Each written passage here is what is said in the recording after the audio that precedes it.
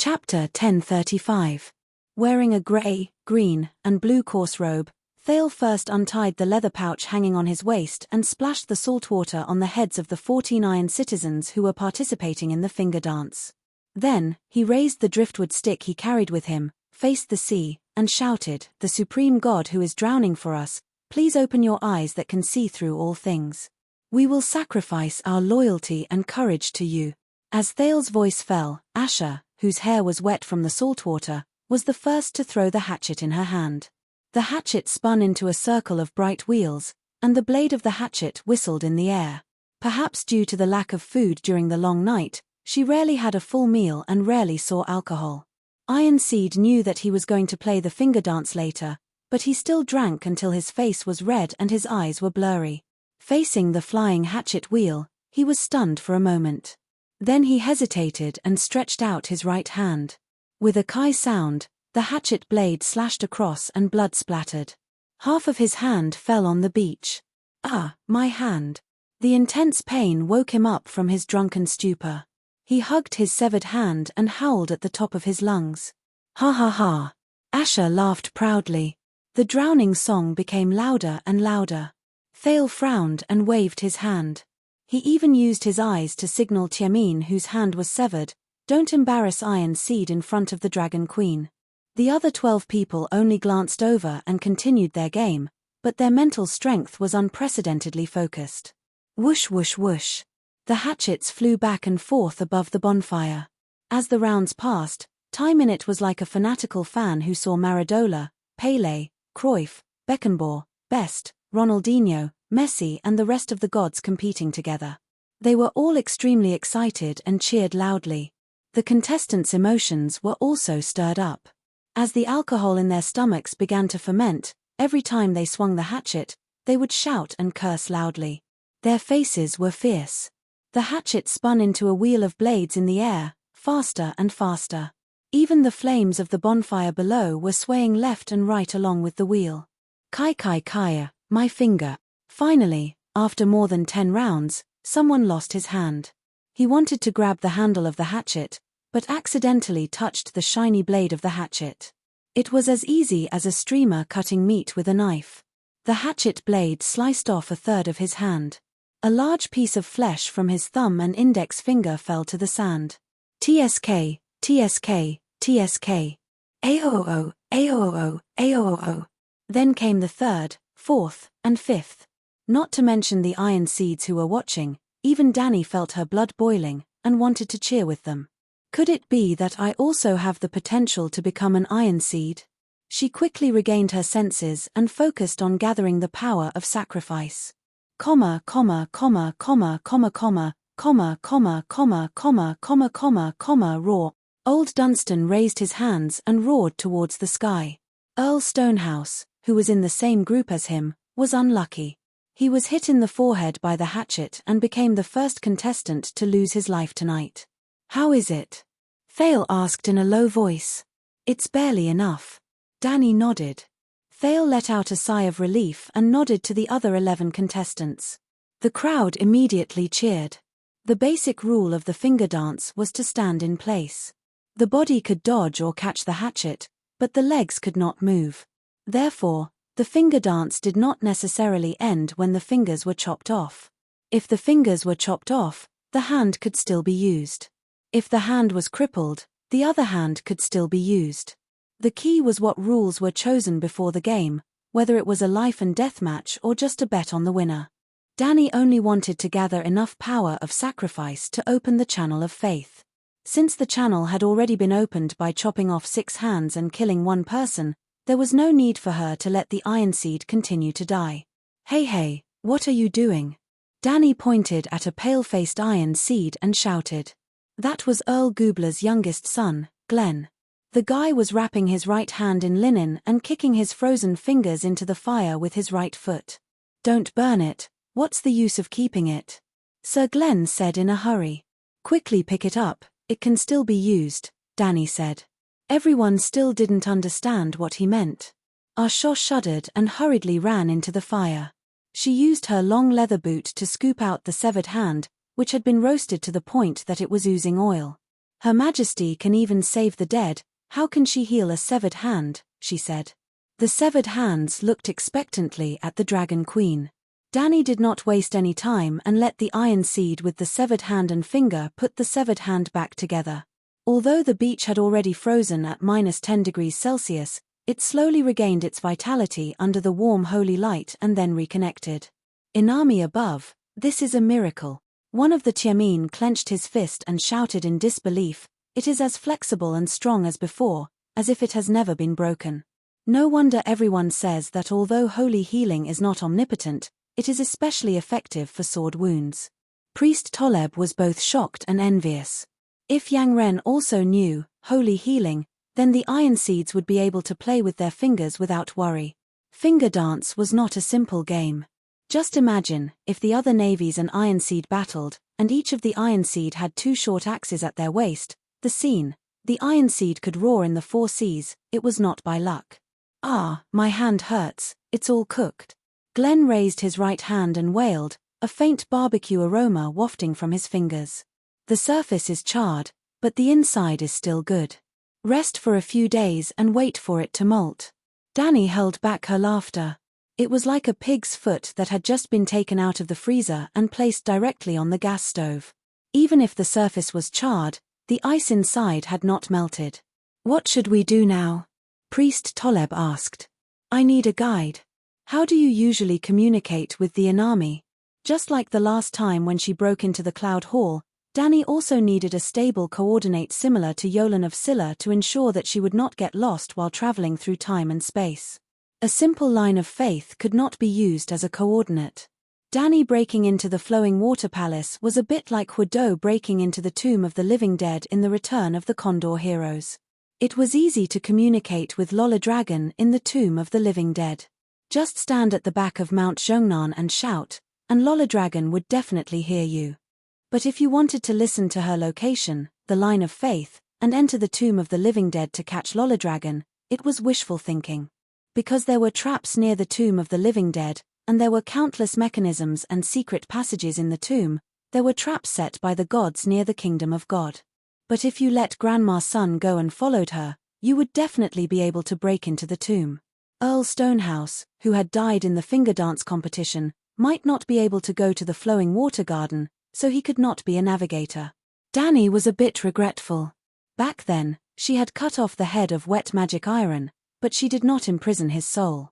But she did not regret it, just as she would not forcibly detain the souls of the believers of the old gods in the north. Inami and the Storm God were both of the old gods' lineage, so she could not mess with her own little brother. If I want to communicate with the Inami, I will go to the beach, stand in the shallows, and pray to the depths of the sea, Thale said. Have you ever succeeded? Dany asked. Thale's expression was awkward. He glanced at Tiamin around him and nodded slightly. Tell me the truth, Dany said in a low voice. Thale still nodded slightly, but his mouth said in a weak voice, I don't think so.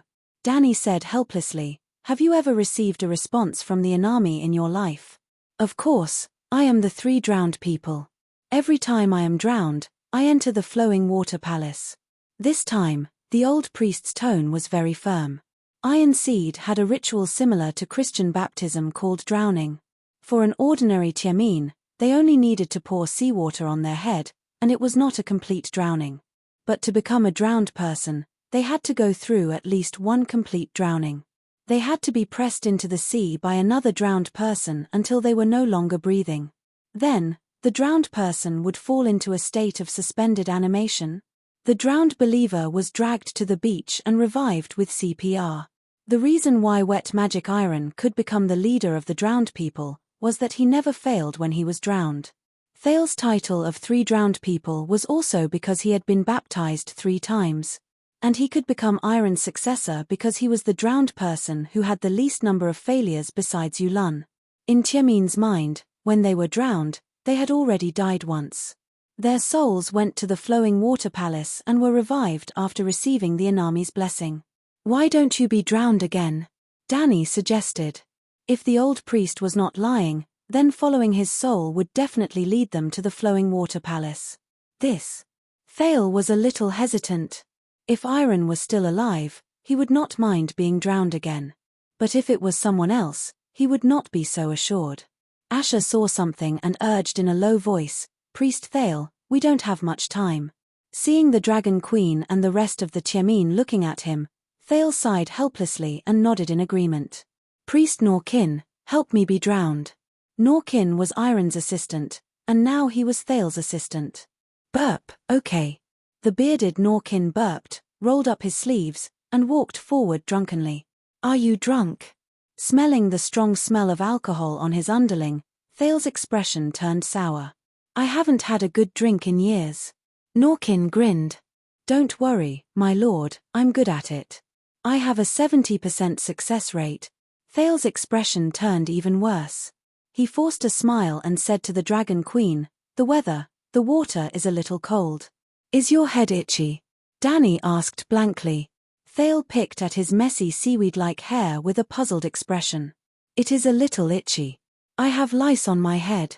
Danny raised her chin towards the sea. "Since it's itchy, then go wash it." "It can't be washed clean." "It can be washed clean," Danny said. "When a person dies, the lice will not survive." Thale walked into the sea helplessly and stopped in the waist-deep water. He was so cold that he was shivering. "Supreme God, please let your servant be reborn from the sea like you. Give him the blessing of sea salt, give him the blessing of rock, give him the blessing of steel." Norkin placed his right hand on his head and chanted loudly. Thale took a deep breath, and said loudly, "The dead will not die." Norkin burped again. He grabbed Thale's hair and pressed it down. Glug, glug. "Fuck, the water is really cold." After a full 15 minutes, Danny finally saw a light grey shadow floating out of Thale's corpse. As expected of Sanyama, Danny exclaimed. She tapped the fishbone staff in her right hand forward. After consuming a third of her god power, a light blue dotted line finally appeared. It pulled open, revealing an oval-shaped door. The winner of the finger dance can enter. Hurry. Chapter 1036. Agitated and nervous, Asha stepped into the green circle of light. The next moment, she felt the world spin around her and she lost consciousness. "Asha, Asha, Asha, you're not dead yet. Why are you in the flowing water palace?" "Asha, wake up, Asha," a noisy voice sounded in her ears. It was a very familiar male voice. Who was it? "Danny Liz, you lost because you were too arrogant." Ha ha ha ha. The sacred and dignified laughter exploded in her ears like thunder. Asha shuddered violently and opened her eyes. Then, she rubbed her eyes in disbelief. The two familiar yet unfamiliar people in front of her had not disappeared. She was not dreaming, nor was she hallucinating. "Dad, Uncle Iron? You. It's us. You've come to the flowing water palace," Iron said in a low voice. "You." Asha looked at her two closest relatives. "You're different." When Iron was alive, he always wore a rough hemp robe and never cut his hair. His hair and beard were full of seaweed. Now, he wore a beautiful robe with gold and silver edges. His hair and beard were still decorated with silver seaweed. He was neat and tidy. King Baron's treatment seemed to be a little poor. He was dressed in a milky white robe with a black iron breastplate over it. He looked like a common soldier. Both of them looked younger than when they were alive. They were about 30 years old, the golden age for men. "This is the flowing water palace. You shouldn't have come in with Danny Liz," Balon said. "I'm here to persuade Her Majesty Inami. The Queen is fierce and should not be provoked," Asher explained. "Sigh, you have no right to interfere with the matters of the gods." Balon sighed. "Where are the others? Where's Dragon Queen?" Only then did Asha realize that there were only 3 of them around. She looked around. She was in a cluster of red coral. There were red jade shells crawling in the soft sand. There were also strips of seaweed that were as wide as a palm and radiated silver light growing on the black reef. They floated in the water, and all kinds of fish swam in them. "Wait, I'm in the water." Only then did Asha notice that there was flowing water around her. It was like the air on the shore. It was inconspicuous, but it was indeed seawater. "Why can I breathe underwater?" She took a deep breath. A series of bubbles appeared around her lips. Iron is a Yang Ren, Her Majesty Inami's priest. He saved you, Balon said. Saved me? Asha's expression changed as a bad premonition arose in her heart. She asked again, where's the Dragon Queen? She fell into a trap. Iron, who was once beheaded by the Dragon Queen, did not gloat. Instead, he showed pity and sighed. Not long after the death of the storm god, Her Majesty Inami had the idea of joining the Alliance of Justice. If the Dragon Queen did not push her too far, perhaps after a while, Her Majesty would have parted ways with the gods. However, the dignity of a true god should not be offended. It's a pity that the 7 kingdoms and the world's humans are going to suffer in the coming long night, an even greater sin. Asha was shocked. How is that possible? Everyone has anger, let alone the gods, Balon said. But the Dragon Queen also wants to save the world. Asha's rough face was pale. She could not accept it and shouted. Yulun became the rightful Iron King in the King Selection Convention. He also wanted to lead the Iron Seed to achieve his ambition. Why were you so determined to rebel against him? Balon asked. There's no such thing as a grand plan for hegemony. He's screwed us over, Asha yelled. If the Dragon Queen did not appear out of nowhere, do you think Yulun would have failed? Balon shook his head. Asha was speechless. Balon continued. When you rebelled against him, you did not know about the existence of the Dragon Queen, did you? The other reasons are false. You are just not convinced. You are not convinced that he stole your crown. Balon said. Asha said angrily, he tried to kill you, and you are still speaking for him. I just want you to understand why Her Majesty Inami did not agree to cooperate with Danny Rise. Balon said helplessly. What's the point of understanding? What happened has already happened. Asha looked around and doubtfully asked, where am I? Where is the Dragon Queen? Did she already get killed by the evil gods? Shut up. Iron was furious and slapped his niece's face. You dare to blaspheme against the gods? Aren't you afraid of being thrown into the flames of the earth and being burned for billions of years? Asha was caught off guard and almost got her head swung 180 degrees. However, she only grimaced and rubbed her dislocated neck, not daring to say anything else. She only asked, the Empress is dead, how do I return? She's not dead yet. Balon looked out of the coral and said, wait until Her Majesty Inami and the gods get rid of Danny Rise. Let's see how she deals with you. Asha followed her father and stood on her tiptoes to look in that direction.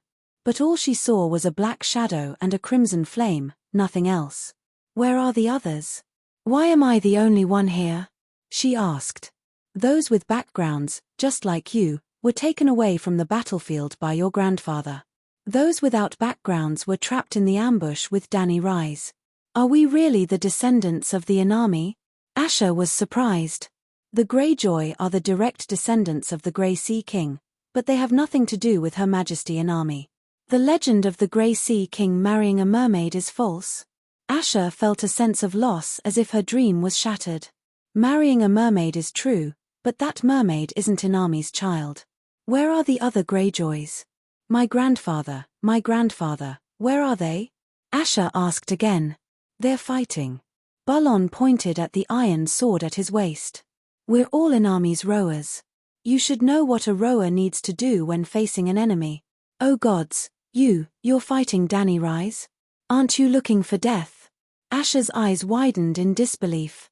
We're just soldiers. Balon sighed. I don't think gods will win. Asha said hesitantly. How about we ask grandfather and the others to step down too? How would you know how cunning gods are? Danny Rise won't be able to escape this time. Iron said with certainty. Boom! The black clouds in the distance suddenly exploded. Flames rolled out in all directions like a tsunami.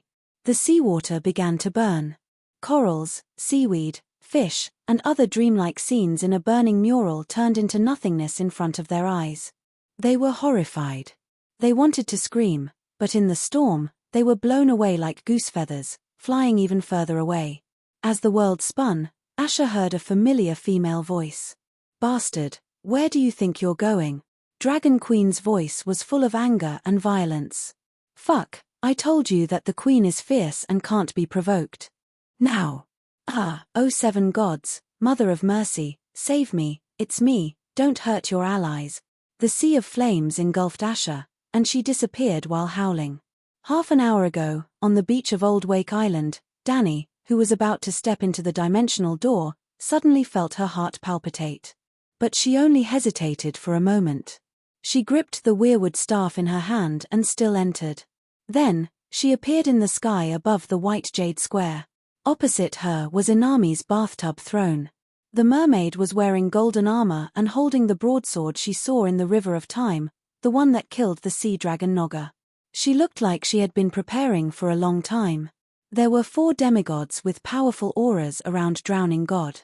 One was a giant, one was a mischievous spirit, and 2 were humans. Dani also knew 2 human demigods. One of them was the White Staff Garin, the founder of the King Selection Association and the first person who wrote the Iron People's Code. The other was the Grey Sea King, the publicly acknowledged ancestor of all Iron Seed nobles. On the square in all directions, there were hundreds of thousands of brave warriors in white robes and black armor with their swords out of their sheaths. In the sky above the square, tens of thousands of mermaid water mags formed a large circular formation, cooperating with the Iron Seed warriors to surround Dragon Queen. You were careless.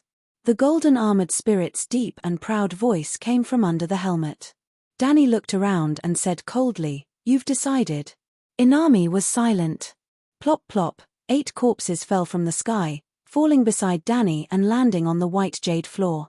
The old scholar of the Drum family, Bruno, Asher, Tanner Drum, Dunstan Drum, and the other 7 Iron Seed. In fact, there was another soul floating in front of Dragon Queen. It was the 3rd drowned man Thale who had finally drowned. Oh, he was now the 4th drowned man. What's going on?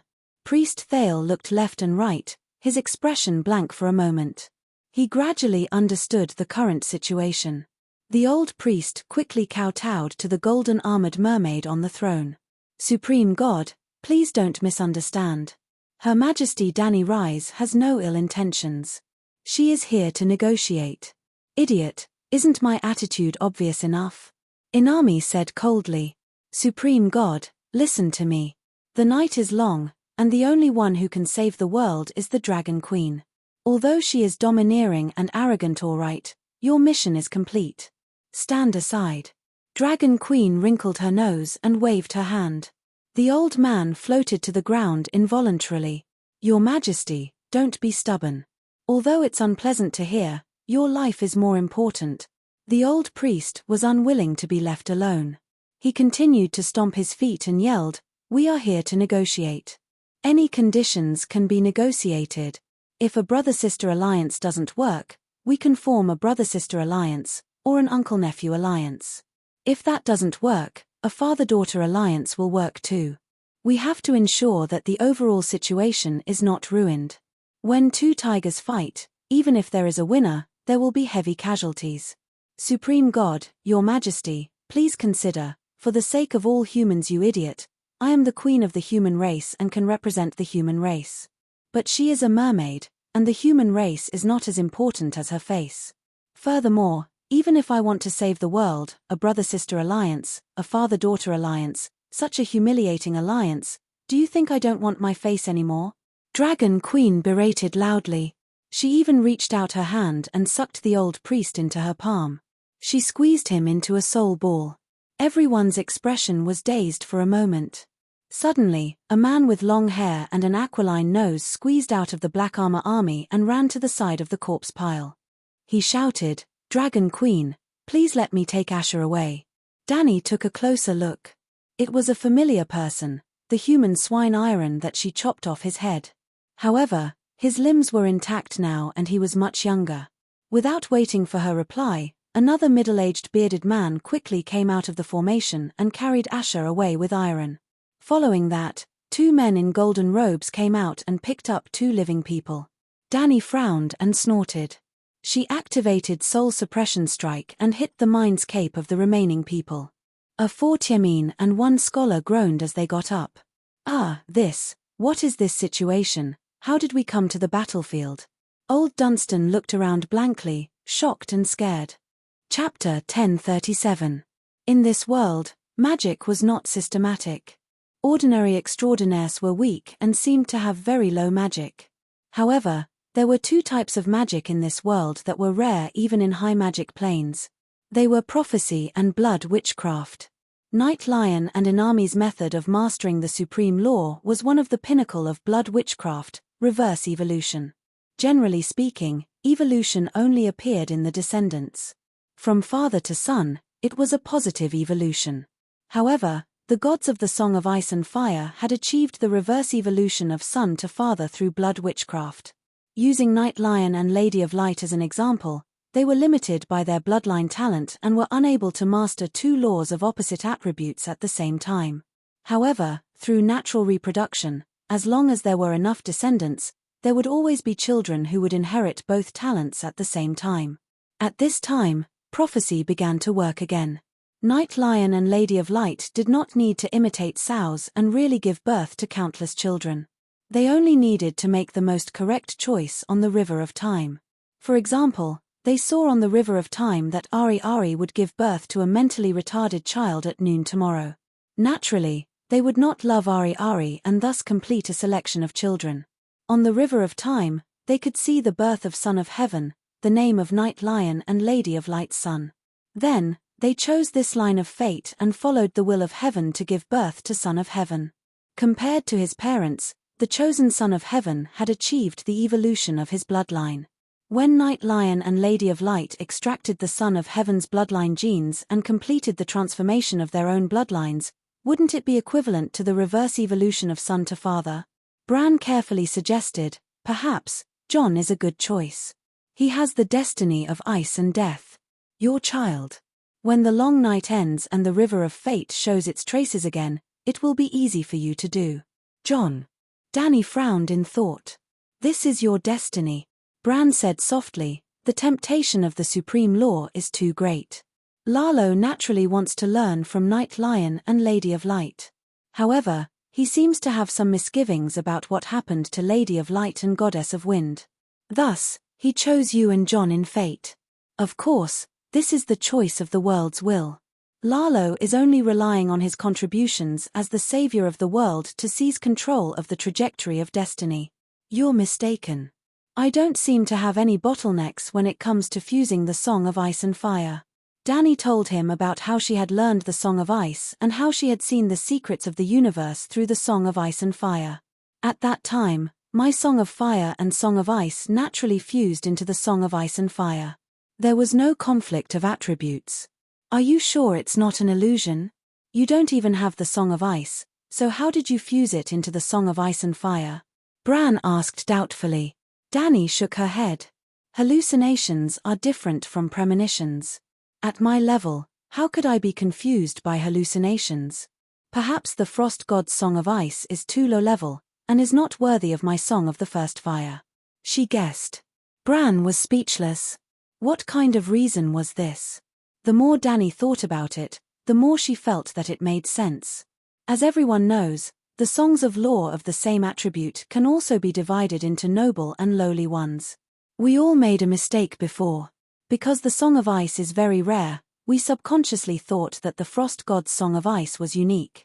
Dany pointed at herself and said with certainty, reality has proven that not only is it not unique, but it's also relatively low level. Its level might be as low as Lalo's Song of Fire. Door God put in so much effort to teach me the Song of Wind, and in the Wind of the World, it still took me more than a year. After a lot of fortuitous encounters, I was lucky enough to get the Song of Wind to the top. Now, I've only heard half of the Frost God's Song of Ice without any fortuitous encounters, and my heart is already restless. What does this mean? It means that the difficulty of comprehending the Song of Ice is much lower than the Song of Wind. It means that the Frost God's Song of Ice is too low level. That seems to make sense, Bran muttered. Human marriages are about matching social status, and the pairing of laws must be balanced. The lowly Song of Ice is not worthy of the noble Song of Fire. The two are out of balance, and my Song of Fire is suppressing the birth of the Song of Ice, Dany concluded. Even if the Frost God's Song of Ice is low level, you're the one who comprehended the Song of Ice. Bran said hesitantly. This isn't contradictory. If I learn from an elementary school teacher, even if I surpass him, I won't be able to get into a famous university. No matter how talented I am, if I learn from the frost god, I won't be able to sing the highest level song of ice, Danny said. Bran roughly understood what she meant. But the frost god is the only god in the world who can sing the song of ice. My song of fire is like a judge, helping to filter out the unqualified songs of ice. If I continue to study it, as my understanding of the laws of ice deepens, I'll be able to sing a high-level song of ice that can be accepted by the song of fire, Danny said. Bran said, maybe Jon can help you. Danny disagreed. The Night Lion's method can only be a knockoff, and they'll never be able to sing the real song of ice and fire. Think about it and you'll understand. The first flame is like the world, and the world can't directly give birth to a life of the same size. Just like a pregnant woman weighing 120 pounds, she'll never be able to give birth to a baby weighing more than 120 pounds. For example, Danny, even with the support of the world's will, she only had the talent of spiritual bestowment. From spiritual bestowment to mastering the first flame was tens of thousands of miles away. Even at her current level of cultivation, she had only mastered a trace of the first flame's characteristics. To put it simply, before she surpassed the world, she would never be able to give birth to a descendant who could naturally master the first flame. However, I can't waste Jon's talent for nothing. Danny's mind was filled with thoughts. The dwarf had lived through Journey to the East, and he was currently doing well in barren land. He did not seem to have any signs of dying, so there was no need for him to fill the hole for now. However, it was not a good idea to stay idle. Perhaps, he had to come out and move around. Bran's heart suddenly turned cold, and he had an ominous feeling. Your Majesty, what do you plan to do? Now that we've fallen out with the frost god, if we can take away his song of ice, how big of a blow would it be to him? However, the seed of the song of ice that I've comprehended is suppressed by the song of fire, and it can't break out of the ground. Why don't we remove the seed and leave it with Jon so that he can help incubate and cultivate it? When the frost god loses the song of ice, he'll be like the Light King without the song of light. It'll be so awkward that he'll die of embarrassment. Let's see how he can still be so arrogant, ha ha ha. Thinking of this, Danny could not help but laugh out loud. How do we leave it with him? Bran asked in surprise. Jon is a believer of the old god, and now I'm the old god. Isn't it common for the main god to divide a part of his song of laws and give it to his believers or subordinate gods to observe and learn? Danny said with a smile. Was Prime Minister Turtle's Song of Water not a gift from Mother Lun River? In the early days, Roth Howl, and now Danny had also received gifts from the Door God. In the Door God's inheritance, there was his Song of Wind. In theory, Danny had always controlled 100% of the Song of Wind. However much her Song of Wind grew, the Door Gods would decrease, but the total number remained the same. It was also because she had been learning the Door God's Song of Wind that Danny's growth was so fast. In just a few years, she had even developed the space polarity. You want to give the Song of Ice to Jon? Bran could not believe that the Dragon Queen would be so kind. My goal is to gather the supreme law Song of Ice and Fire. How can I give the Song of Ice to someone else? Even if you provide the seed of the Song of Ice, once Jon sings the Song of Ice, then the owner of the Song of Ice will be him, right? Bran said. He's my believer, and he used my seed to sing the Song of Ice. When the time comes, his Song of Ice will have no secrets from me. In the end, the Song of Laws is also a kind of knowledge, and knowledge can be shared by more people. With my ability, if I grasp all the information of his Song of Laws, I should be able to sing a more advanced Song of Ice. Then, won't the Song of Laws return to me? Of course, only the most advanced Song of Ice is meaningful to me. If it's not the most advanced, then I'll give the level 2 Song of Ice seed to Jon. Jon will obtain new insights from the Song of Ice from me, and sing the Song of Ice for the second time. This cycle will continue. One day, when we combine our talents and wisdom, we'll be able to sing the most advanced Song of Ice. Then, I'll be able to sing the most powerful Song of Ice and Fire in the universe. Danny did not hide her thoughts. To a smart person, her goal could not be hidden for long. This is really... Bran did not know what to say. Your idea is genius, but Jon's sacrifice is too great. He spent countless time and effort to improve the Song of Ice, but in the end, it was all for you. He's your brother Rhaegar's son, did you know that? He said hesitantly. Sigh, after mastering all the Green Prophet's seals, I knew about Jon's background. It was shocking. Dany was filled with emotions. But in order to save the world, someone has to sacrifice more. I'm willing to sacrifice my own nephew. You can do that. Bran was shocked. This isn't fair to Jon. He could not help but say it. Let me ask you, if I don't give him the Song of Ice seed, even if he has the mandate of heaven, will he be able to comprehend the Song of Ice before the end of the long night? It's almost impossible.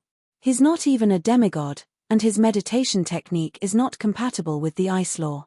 But given time, after a few thousand years, he might be able to sing the Song of Ice, Bran said. You really dare to say that? It's already extremely difficult to survive the long night, let alone a few thousand years. Now, we need to use the great struggle to strip the Frost God of his position as a true god. Fine, he has many laws, and we can't strip him of his position as a true god. But losing his position as the true god of ice will definitely be a heavy blow to him. Forget it, I'll ask him himself. With a thought, Dany traversed hundreds of kilometers and found the King's Landing. Oh, Jon had left the King's Landing, and was leading his troops to set up camp in Twilight Valley.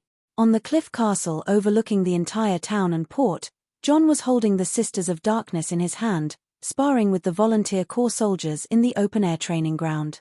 Why did you leave the King's Landing? Dany asked casually. Jon was shocked, and almost dropped his sword. He hurriedly said a few words to the knight opposite him, and took off his heavy combat gear, and came to the empty armory. Your Majesty, is there anything I can help you with? He asked softly. I have a glorious and great mission, and I'm not sure if you're willing to accept it. Dany explained everything, and finally added, if you can take away the Frost God's Song of Ice, even if it's just the beginning, the difficulty of ending the long night will be greatly reduced. Jon did not expect the Dragon Queen to say this to him. He was stunned for a long time, and then said hesitantly, Can I ask Bran? Chapter 1038. Just as they were about to attack, Nightsha stopped them and warned the Dragon Queen, Dany Liz, to tell you the truth, this is the Smoke Sea, the core area that seals Balerion and the Valeglia Peninsula. 400 years ago, the 14 fire peaks erupted at the same time. The Valeglia continent was like cow dung under a firecracker. It collapsed and an immeasurable amount of chaotic high-energy magic gushed out from the core of the earth. Whether it was the tsunami, the volcanic smoke, or the high-energy magic that cursed everything, they could easily destroy all living creatures in the world. The tsunami caused a flood that drowned the entire continent. The volcanic smoke covered the sun, and the world entered a cold and dark night ahead of time. The chaotic curse magic was even more terrifying. Even the gods did not dare to touch too much of it. If the catastrophe was allowed to ravage the world, no one would survive except the gods. It's us, hundreds of us, who set up a super sealing formation around the Valyrian Peninsula, sealing off the long summer and the nearby seas within a few thousand kilometers of it. Just the aftermath of the tsunami destroyed the Free Girls Island in Slavers Bay, washing away the coastal buildings in Slavers Bay, New Gith, Sosros, and Volantis. Now, the tsunami is gone, and most of the volcanic ash has settled. However, the chaotic high-energy fire magic did not leak out at all. It is all gathered in the sky above Long Summer. You should have seen it before. Speaking of this, Nightsha gave Inami a look. The two demon gods drew a mysterious trajectory in the air with their fingers at the same time, chanting an ancient magic spell. Dany held the weirwood staff tightly and looked at them coldly. Pop, pop, pop. The dome that enveloped the battlefield exploded with bubbles one after another. Every time a bubble exploded, it would reveal a different scenery outside. Dany looked around and found that this space was surrounded by dark red magma. The flowing palace stopped at the mouth of the volcano. Below it was a magma pool. There was boiling seawater and thick black smoke in all directions. Rise! Nightsha shouted. His hands seemed to be lifting something heavy. Because he was using too much strength, his furry face started to distort. Along with his actions, a set of magic circles that looked like the atomic structure of organic macromolecules rose from the bottom to the top. The atoms were the size of footballs and colorful. Their spacing varied from a few meters to dozens of meters. There were millions of them, covering the entire battlefield. Watch carefully. The night lion roared again. The bright red atom closest to Danny was suddenly enlarged by hundreds of times. After the fine lines on the surface of the atom were enlarged, countless tadpole-sized mysterious runes appeared. This is the sealing formation. We are all at the core of the formation. Danny sneered. So? Night Lion waved his hand, and atom shrank back to its original size. He said solemnly, since we want to kill you, of course, we have studied all your trump cards. You have the Wind Raven, so you can use the spatial blade that can cut through god nations. I have to say, your cultivation level isn't particularly high, but your strength is exceptionally strong. Even Old Fish and Liang Mu couldn't use the sword that pierced through the cage of wind and the hall in the clouds. Facing it, we can't handle it alone. Even if we swarm you, we will suffer heavy casualties. Besides the Wind Raven, there are also the Fire Raven. Back in Winterfell, only a few dozen Fire Ravens were able to interrupt the Frost God's forbidden spell. If 1,000 Fire Ravens self-destruct at the same time, at least 60% of our 300 gods will die. Besides the Wind Raven and the Fire Raven, you also have the Megalosaurus. You have surpassed Balerion and can use 5 dragon souls at the same time. If you overclocked the 5 dragon souls, even someone as strong as me will ignite the divine power in my body. With just a glance, we will be ignited like torches and suffer heavy casualties. Besides, you have also absorbed more than 80% of the Green Prophet's seal. Now, you are not inferior to any of the previous three-eyed crows. With just a glance, more than 90% of the gods will be affected by your O gods. Is the Dragon Queen really that strong? Old scholar Bruno howled excitedly, even interrupting the words of the gods. No wonder the gods want to form an alliance. Tanner clenched his fists and was extremely excited. He can easily defeat a large number of deities with a single move. Moreover, he only needs a single look. Dunstan's body swayed, his face blank. Are the gods too weak, or is the Dragon Queen too strong? It must be the Dragon Queen that is too strong. Look at the situation around us and think about the lion-headed evil god. He can destroy the world at any time. How can the gods not be strong? Tiamin said from the side. Shut up, ants. Night Lion roared, his voice like thunder. Who are you to interrupt? Thump, thump. Even without using any divine ability, just the pressure of a powerful god caused the group of mortals to fall to the ground and pee in their pants. So strong, the gods are really strong. Dunstan muttered. Then how strong is the Dragon Queen? Night Lion's face was gloomy as he continued, maybe you still have the Storm Giant, the extraordinary sword art, and many other methods that can cause great damage to us. But let me tell you, since we know all of this, how can we not take precautions? We know that you will definitely devour Balerion and step into the trap of the Smoke Sea. So, we have modified the formation here. As long as you use a witchcraft with a strength of more than 0.2 Bailey, PS, or if you dare to forcefully open the space door. Night Sha pointed at the colorful seal rune arrays around him and smiled coldly. The core of the seal will collapse. The volcanic ash and chaotic energy will pour down like a flood from the mountaintop. The whole world will be doomed. This is just the beginning. The external pressure will be removed, and the cracks in the ground below the Smoke Sea will shoot out magma rapidly. It will be like squeezing half an orange, and the juice will spill out. A cataclysm greater than 400 years ago will erupt, and the world may be split in half. We have already told you the consequences, and you were the one who broke the seal. Naturally, you will bear all the sins. Hehe, even if you don't die, you will lose everything. The kingdom, your family, your friends, your people, the responsibility of saving the world, the favor of the world will, the hope of singing the song of the first flame. Danny was dumbfounded. Too vicious, too shameless.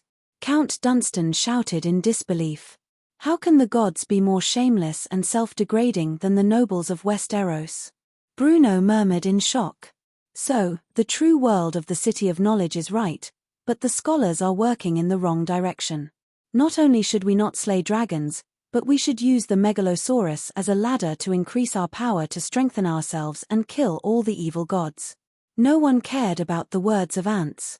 The gods only stared at the Dragon Queen proudly, waiting for her choice. I have said from the beginning, no matter what trump card you have, it will be useless, Lalo said with a sinister smile. You once saved the world, Danny said with a sigh. Not me. The savior is the king of light. Shadow Devil shrugged and said sarcastically, that guy didn't agree with this plan, so as you can see, he didn't come. Night Lion said, he is hiding in the depths of the Earth's core, just in case.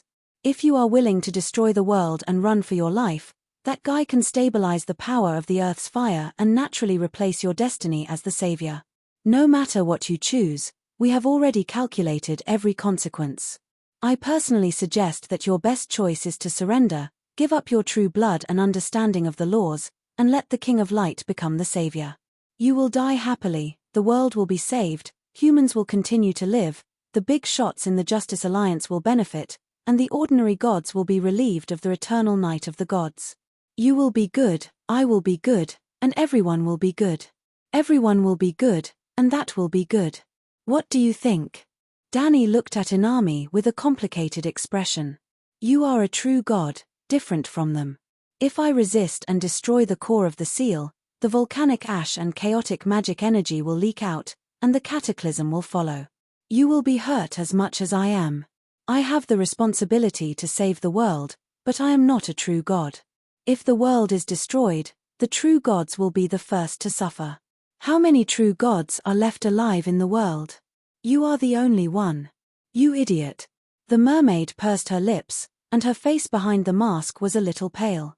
The gods and mermaids around her also looked at each other, not knowing what to do. Night Lion saw this and quickly comforted her. Don't be afraid, she is just bluffing. With her personality, she will definitely sacrifice herself to save the world. Yes, don't bluff me, I know you. Inami swallowed and pointed at the Dragon Queen. Danny Liz, I have seen through you. When you were 3 years old, you saved stray kittens. When you were 4 years old, you helped an old granny pick vegetables. When you were 5, you gave your sausage to your brother who was drooling. When you were 6, you helped an old man cross the road. When you were 7, you cried when you saw a slave girl being separated from her parents. When you were 8. When you were 14, in order to save the zebra women and children who were being bullied by the centaurs, your husband was cursed to death by a witch. Even so, you still have a kind heart.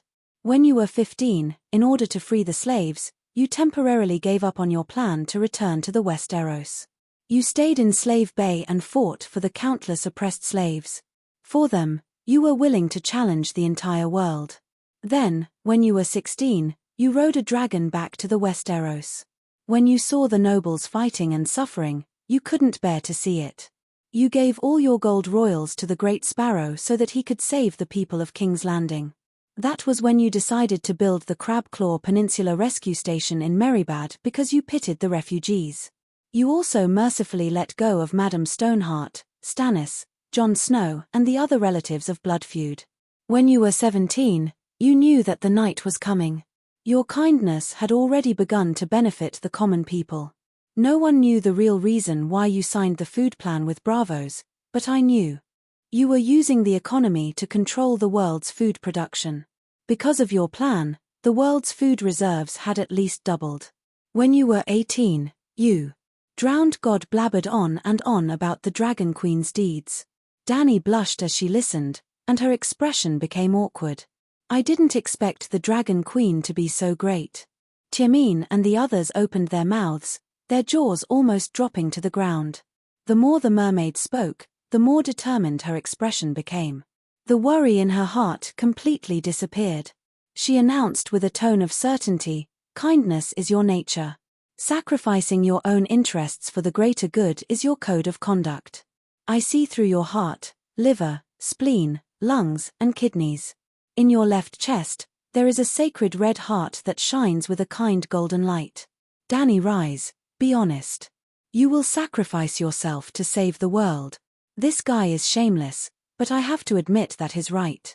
What do you think, Bran? Dany said shyly. Bran hummed. Can we change the topic? For example, I'm already prepared and can start at any time. Chapter 1039. Now I finally understand why the future powerhouses would carve a boat and send a sword to you. Bran's tone was complicated. Unless you completely give up on the plan to devour Balerion, the Smoke Sea will always be a death trap.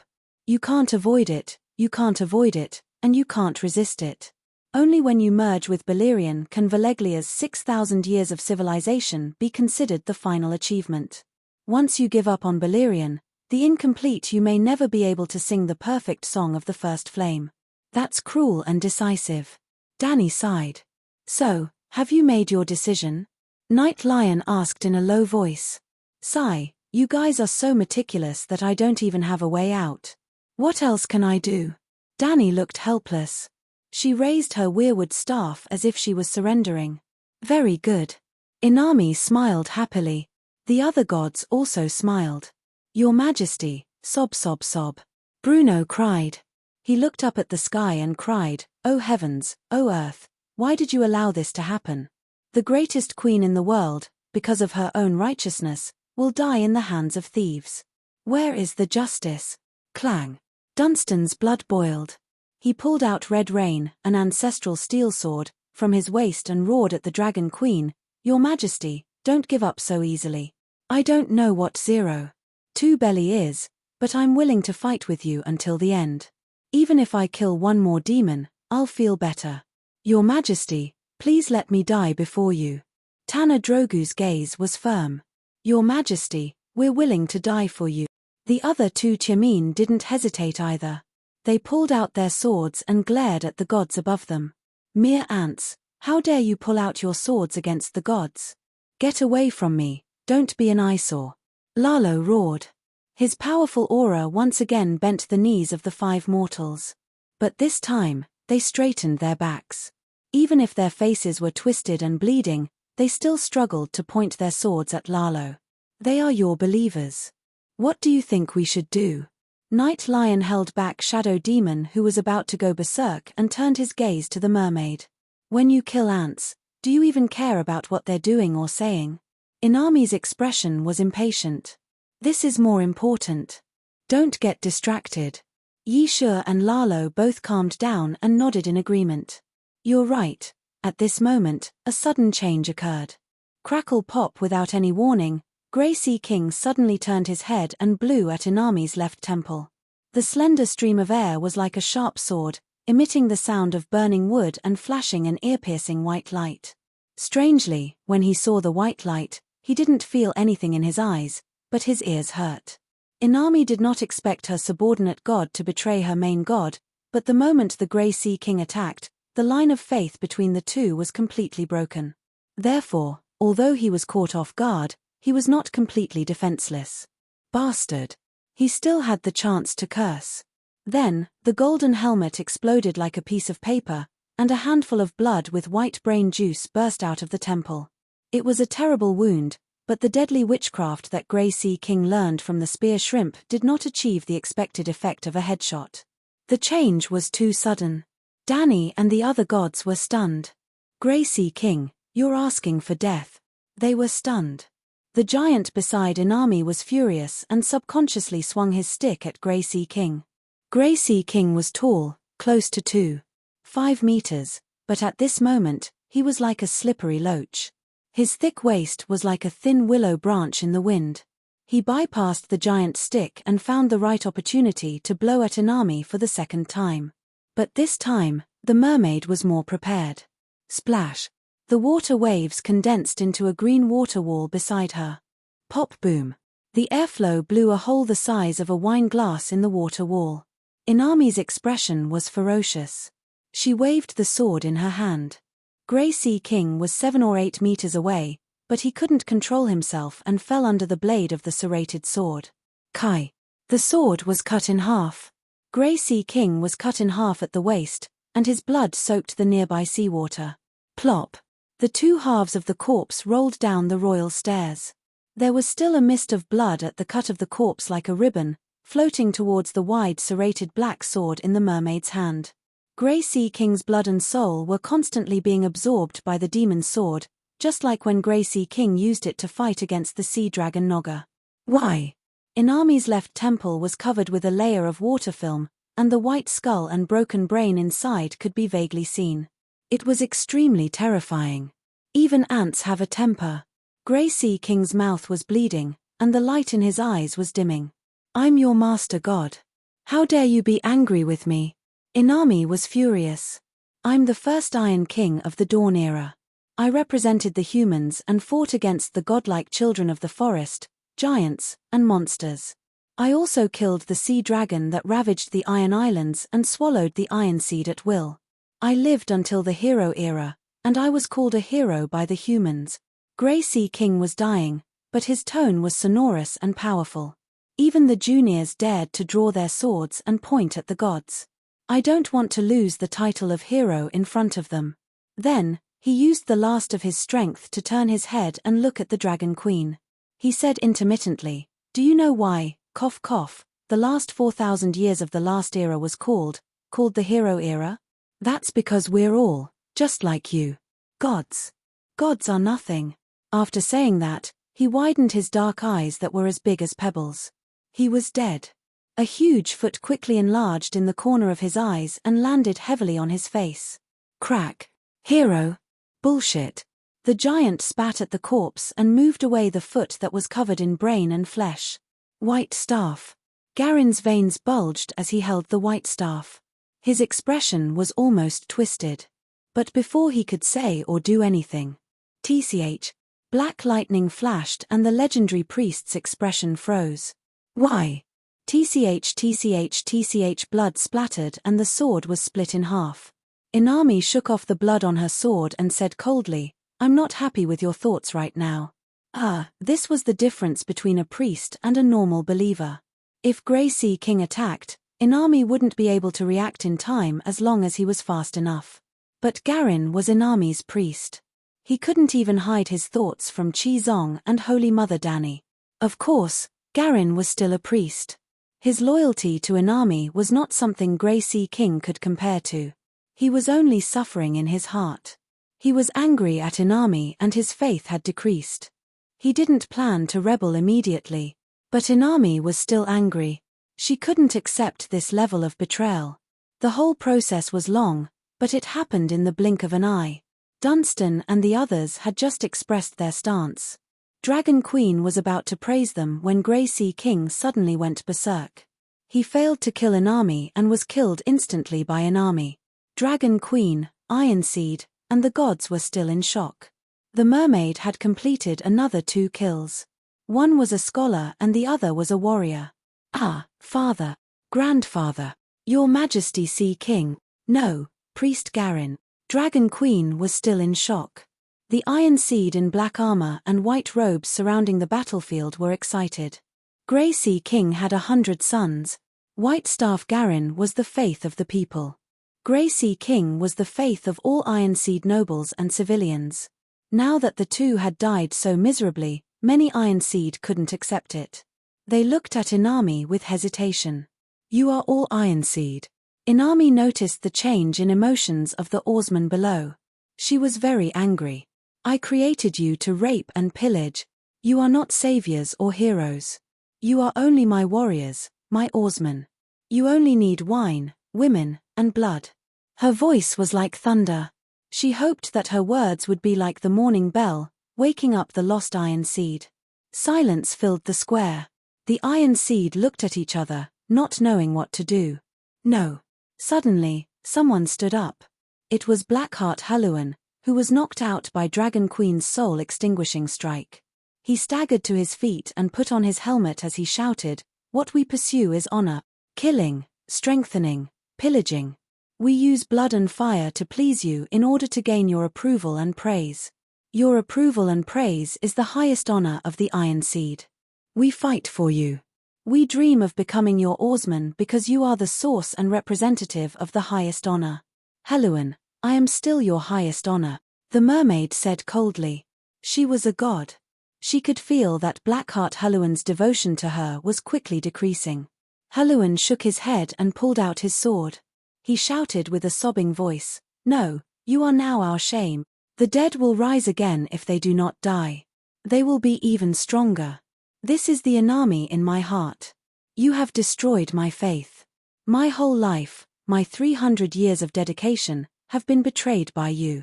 The Iron Seed is proud of using schemes and tricks, but he pointed at Dragon Queen. But what do you prove by using the most despicable methods to exploit a king's kindness and sense of responsibility to his people? It only proves that you are weak, cowardly, and lowly Kai. Inami stood where she was and waved her sword. The water around Blackheart Hulluan stirred up waves and brought him to the bottom of the black sword. The sword was parted in the middle and stopped abruptly. Who else is dissatisfied with my actions? Her hair and beard stood on end. The flowing water palace rippled with her roar. Let the otherworldly chicken tip your eyelid. It was unknown which Iron King in history howled at Inami. Then, like Blackheart Hulluan, he was swept up by the water and sent to the bottom of the black sword. The sword was parted in the middle. Dani watched from the side with a serious expression. Not only did she not stop them, she even stopped releasing her ultimate move. This group of non-mainstream heroes who were not considered heroes were worthy of her giving up the stage for them and giving them the opportunity to shine brightly in their lives. Who else? Suddenly, the flowing water palace became gloomy. Lightning flashed and thunder rumbled. Fuck you, Kai. Fuck Kai. A mermaid without Jiba Kai. Kai. Kai. Kai. Hundreds of thousands of black-armored Iron Seed swarmed toward the divine throne in the center like ants. Inami didn't say a word. Her eyes were red. She was like Lu Bu who had his chi return restriction removed by the modifier. She held the 3-meter-long black sword in her hand and kept cutting grass. The gods, who had been ignored, were at a loss for what to do. This wasn't the right script. Damn it, Inami is suffering from the backlash of her faith and has lost her mind. Red Bull Aken's expression was terrible. That idiot, he should have made things clear to his believers before this. Could she have kept it a secret? Lalo sighed. Why don't we help Inami suppress the rebellion first? An evil god suggested, shit, what if Dani and Rise take the opportunity to escape if we are distracted? Aken scolded in a low voice. Sigh, Dani and Rise agreed to be executed, but this happened. What should we do now? Pale Holy Child said helplessly. Dani heard her name and looked up. At the same time, Night Lion looked over. The two looked at each other. Dani smiled, but Night Lion was very embarrassed. Why don't we let Inami do her own thing and we can talk about our own? He forced a smile. Chapter 1040. Look at these Iron Seed, they sacrificed themselves for you without fear of death. Aren't you touched? Now, you should be able to sacrifice yourself for the humans of the world, right? Nightsha stared into Dragon Queen's eyes and said slowly. What kind of logic is this? Dani's mouth twitched. Not to mention that they are all doing it for their own righteousness and beliefs, even if part of the reason is because of me. But if they sacrifice themselves for me and I sacrifice myself for them, won't everyone be sacrificed? Or do we humans deserve to be sacrificed? Do you want to drag the whole world down with you? Shadow Demon Lalo shouted in disbelief. How can you be so vicious? Dani was speechless for a moment. If you want to distort black and white, just say it. I didn't expect you to believe it yourself. What do you want to do? Nightsha said coldly. It's very simple. I want to clean up all of you demons and return the world to a peaceful state, Dani said righteously. If the strength exceeds 0. 2 Bei Li, it will destroy the seal core. You saw it, I didn't lie to you, Nightsha said in a deep voice. I believe you didn't lie to me. Do you plan to kill all of us with witchcraft that is lower than 0? 2 Bei Li? Lalo laughed and said, if 1,000 fire crows self-destruct together, more than half of our gods will die. If 1,000 fire crows self-destruct one after another, I alone can swallow them all in one gulp. Why bother? Isn't it better to die quietly? Nightsha was worried. What if you get emotional during the battle and don't control your strength well? If it exceeds 0. 2 Bei Li, won't it be too late for regrets? It's better to die peacefully, die a worthy death, and die without regrets. Don't talk nonsense with them. The power projected from upstream is too vast. My soul is almost annihilated, Bran said with difficulty. What power? Dany asked curiously. I don't know, but I have a hunch that it was prepared for this scene. You can use it without worry. You don't have to worry about the core seal. You don't have to worry about anything because the future experts will definitely know about today's battle and make the best choice, Bran said. Dany nodded and landed on the ground beside Dunstan and the others. Under the puzzled gazes of the gods, she raised the weirwood cane with both hands. My eyes are filled with joy. It's time to clean up, she said faintly, but her voice spread in all directions. Although she didn't know what the ultimate weapon was, there was one thing that she was absolutely certain of. It was something that could sweep through 300 gods and demons. It was something that couldn't be faked even after 10,000 years. She definitely couldn't let it go so easily. Arrogant. Everyone, let's attack together. Even if the world explodes, we must kill her today. The horseshoed military god said angrily. Yisha hesitated for a moment before he clenched his teeth and said with hatred, according to the previous plan, the powerful heavenly gods who have comprehended two laws will stand at the front. Everyone, prepare your strongest sorcery. Let's focus on 10 waves of attacks. All right. 300 gods and demons answered in unison. Then, more than 50 demon gods stepped out from the crowd and formed a defensive system according to the formation. At the same time, the Dragon Queen's side was also going all out. For the first time, Blackie, Little White, Little Green, Little Gold, and Little Red, the 5 Megalosaurus dragon souls entered their bodies and fused with Dany with their respective 9-colored vortex meditation foundation. Buzz buzz, the 5 dragon souls were overclocked. The power was too strong. The space around Dany trembled violently, and pitch-black cracks that looked like broken porcelain bowls appeared. Even the drowning god, whose eyes were bloodshot from killing, shuddered and woke up from his stupor. After she woke up, she shouted in horror, "How is this possible? Just the violent aura alone is close to 0. 2 Bei Li. The core of the ceiling formation is really going to break. Dany Leezy, don't go crazy. Where's your kindness? Damn it, we were all wrong about her. She's just like us. Her face is black, but her heart is even blacker." Red Bull Arkuan left the defensive formation formed by the powerful heavenly gods and flew away without looking back. Arkuan, what are you doing? The gods didn't understand. The formation is going to explode. Why aren't you running? Arkuan sped up. Fuck. Night Lion scolded. You stupid bull. The formation isn't broken yet. Dany Leezy is deliberately mystifying things. What? Arkuan slammed on the brakes and looked back. As expected, Dragon Queen's aura had reached its peak, and in an instant, her divine power had been exhausted. It was like she was holding it in with all her might, but all she did was let out a fart. Are you scaring us? He ran back again. As expected, we weren't wrong about you. You are the kind of great hero who is willing to sacrifice yourself for others. Ha ha ha. Shadow Demon Lalo laughed proudly. Sigh, if only everyone was as smart as you. How good would that be? Dany was exhausted and sighed dejectedly. Where did your divine power go? Arkuan asked in shock. It's all here. Dany's own divine power and spirit, together with the divine power and spirit of the 5 Megalosaurus, were like a time-space pump, drawing the sword from the other end of the pipe to the present. Yes, Bran was like a plastic pipe that connected the present and the future. An extremely weak but extremely powerful energy was transmitted from the future to the present. Crack crack crack, it was as if a steel ball with a diameter of 8 centimeters was stuffed into a 5-centimeter pipe. Wherever the steel ball passed, the tunnel cracked. Bran's soul was torn into countless pieces.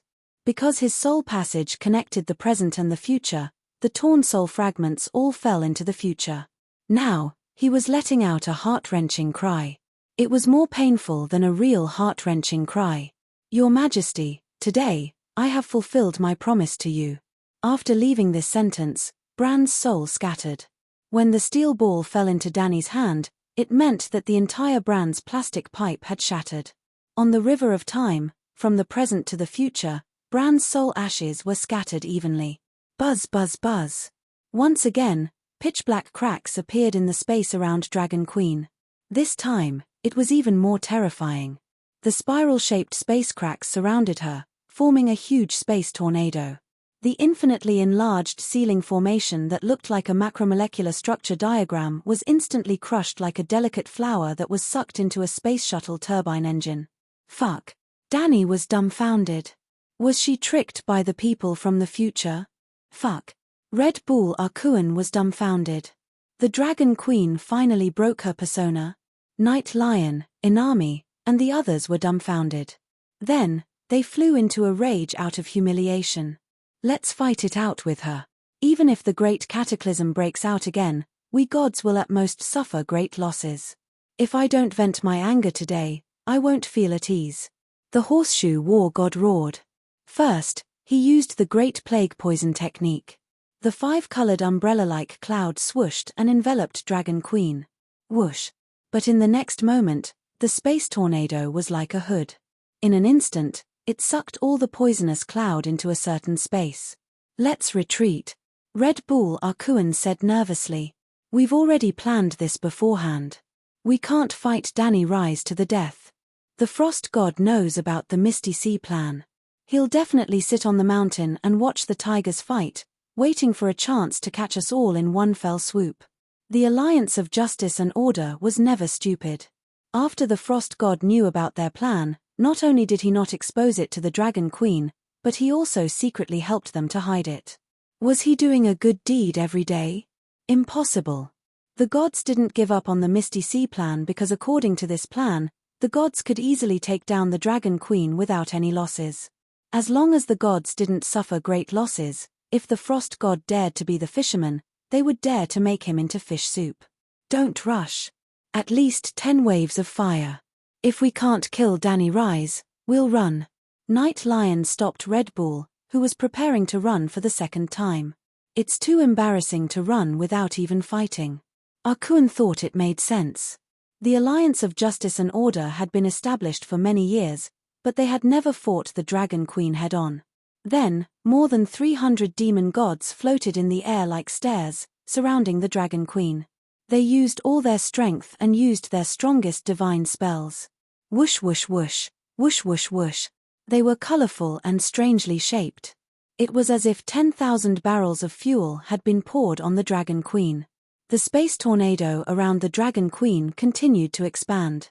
The seawater, the red coral, the white jade slabs, the white-robed and black-armored rowers standing in the square, the various powerful divine spells of the gods, and even the illusory broken seal runes were all sucked into the tornado. It was as if the Dragon Queen had become a black hole. As long as it existed, it would be sucked in. Ah, I can't sense the midnight and noon precepts, Night Lion suddenly shouted in fear. My plague precepts have disappeared too. It seems to have been eaten by something, the goat hoof war god said in disbelief. Mine has disappeared too. I can't use any divine spells. It's as if my precepts have gone blank. It means that the precepts of my divine spells have been erased. Me too. They had planned to attack 10 times, but before they could even attack 5 times, the gods suddenly realized that the precepts they were chanting had disappeared. They couldn't even use their divine spells. What's going on? Night Lion looked at Inami. Of the hundreds of gods and devils present, only Inami was still going bayou. The mermaid also stopped attacking. She looked at the space tornado in the center with a serious expression. She shook her head and said, I don't know. My precepts are also vibrating violently. It's as if a huge mouth is trying to chew them up and swallow them. But my true god status is like a layer of armor, blocking the huge mouth from chewing. Danny Alice, what did you do? Shadow Devil Lalo roared. Damn it, my flowing water palace is being devoured by something, Inami said angrily. Bam! Bam! Bam! Just then, the sound of a rope snapping came from the void. It's over. It's all over. Inami's face was pale. The seal is broken. The chaotic high-energy magic is pouring in from all directions. There will be no more living people in this world. Even the deviant ghosts will be deformed. The world is going to be destroyed. Devil, I'll kill you. In desperation, The mermaid's divine power surged. Giant waves rolled up the lava in the underwater volcano and poured it down on Dragon Queen. But no matter how much lava and seawater came, they were all absorbed by the space tornado around Dani. What kind of space divine spell is this? Akan asked in shock. No, it's not space divine spell. Lalo, Inami, Night Lion, and the other gods who understood the fire chant shook their heads. It's fire. The space can't withstand the power of the fire. Cracks are appearing in it. What fire? The army god asked. The fire that can ignite the entire world. The most powerful fire in the universe. Dani laughed triumphantly. The space tornado disappeared. This meant that she had gained initial control of her new power. It was a light red flame the size of a soybean. Its color was so faint that it looked like a drop of red ink in a basin.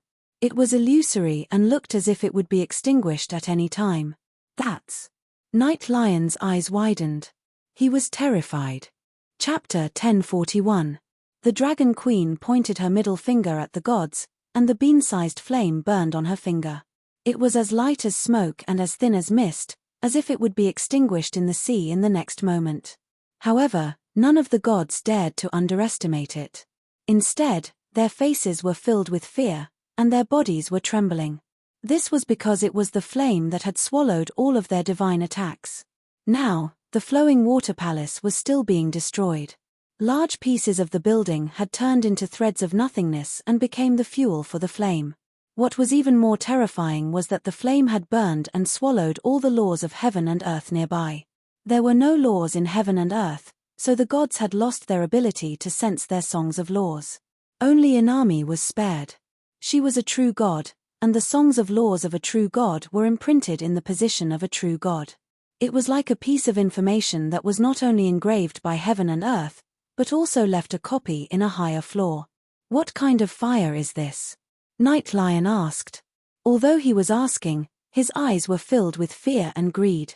The other gods who had comprehended the laws of fire looked at the bean-sized flame. Just as you think. Dani smiled. Impossible, how could you suddenly grasp the power of the first flame? Inami shouted hysterically.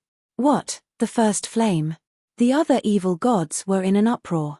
You only had a trace of the characteristics of the first flame before, and you were still a long way from perfecting the Song of Fire.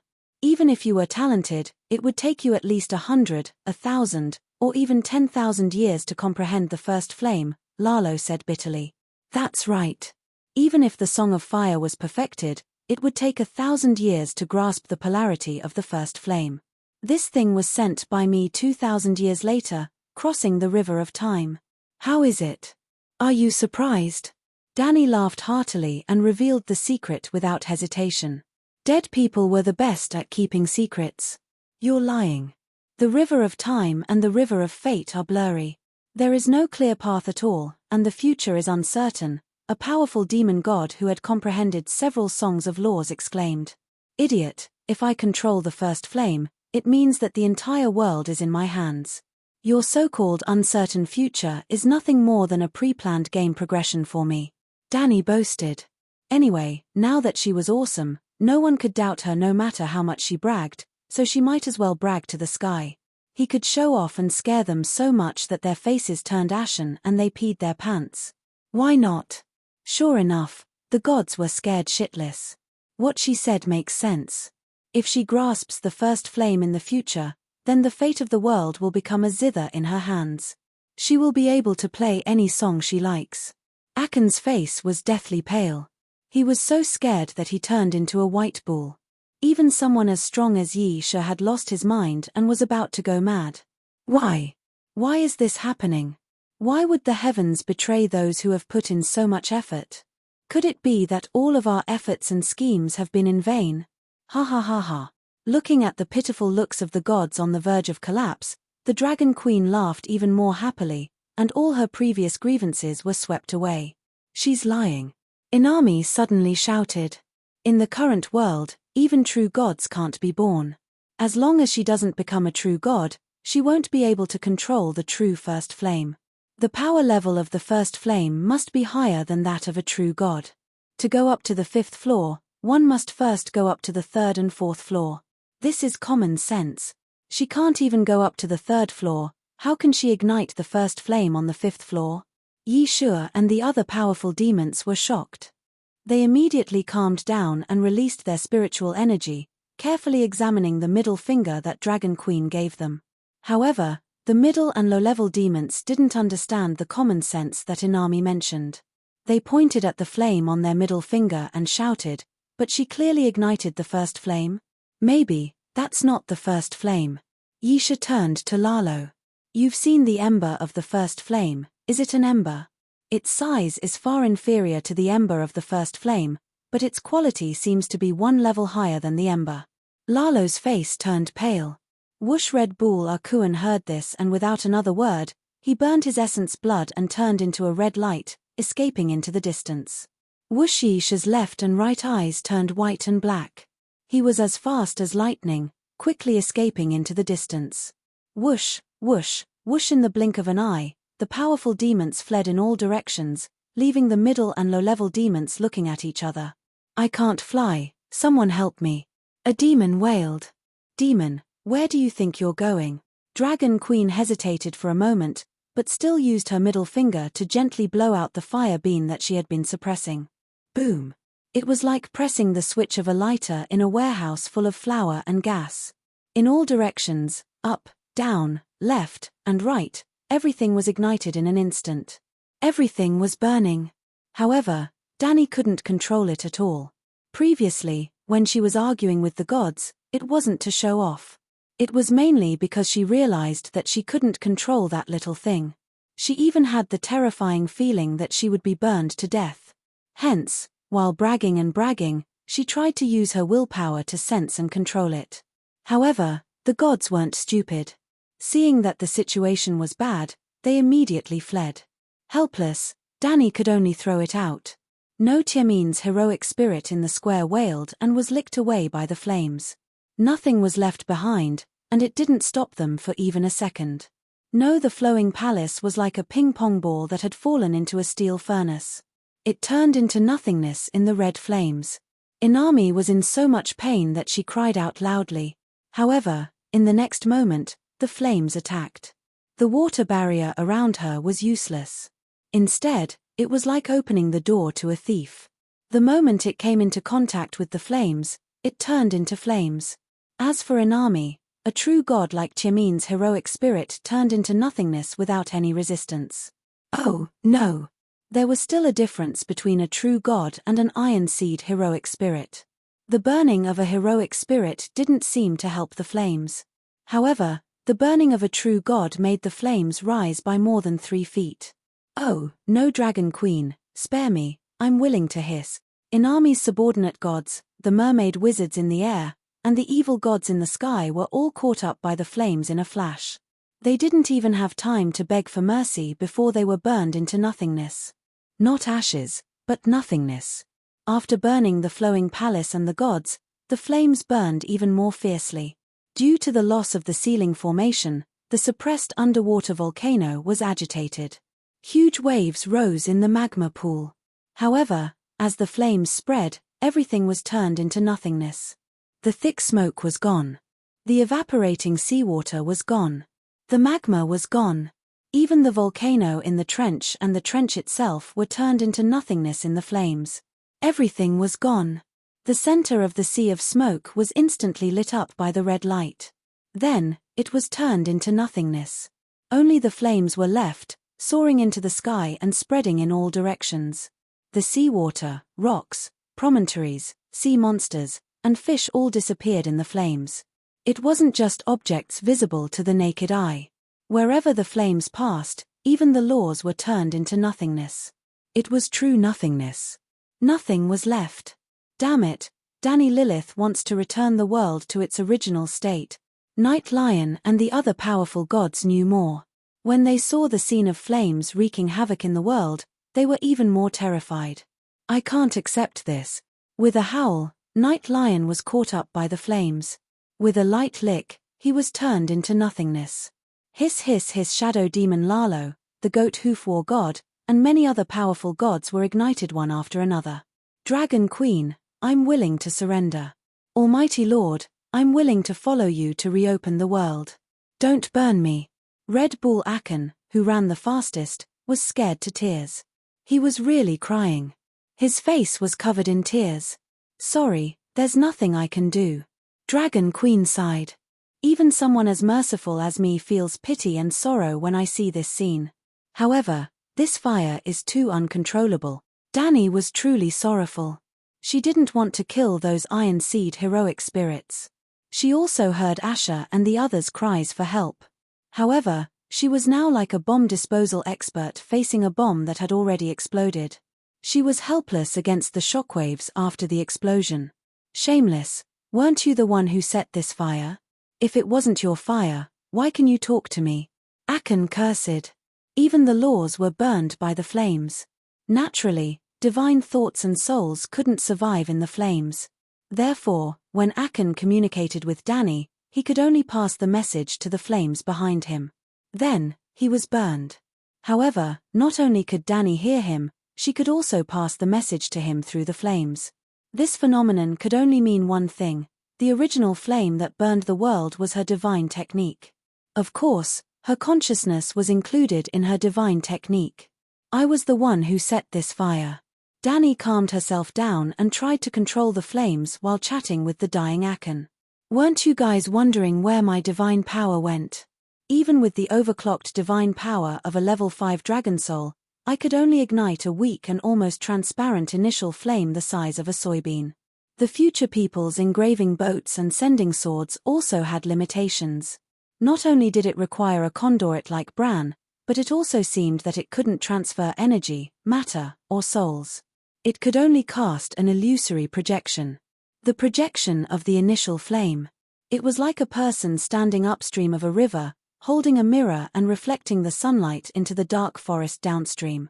For people, there was the future and the present. For a river, there was also upstream and downstream.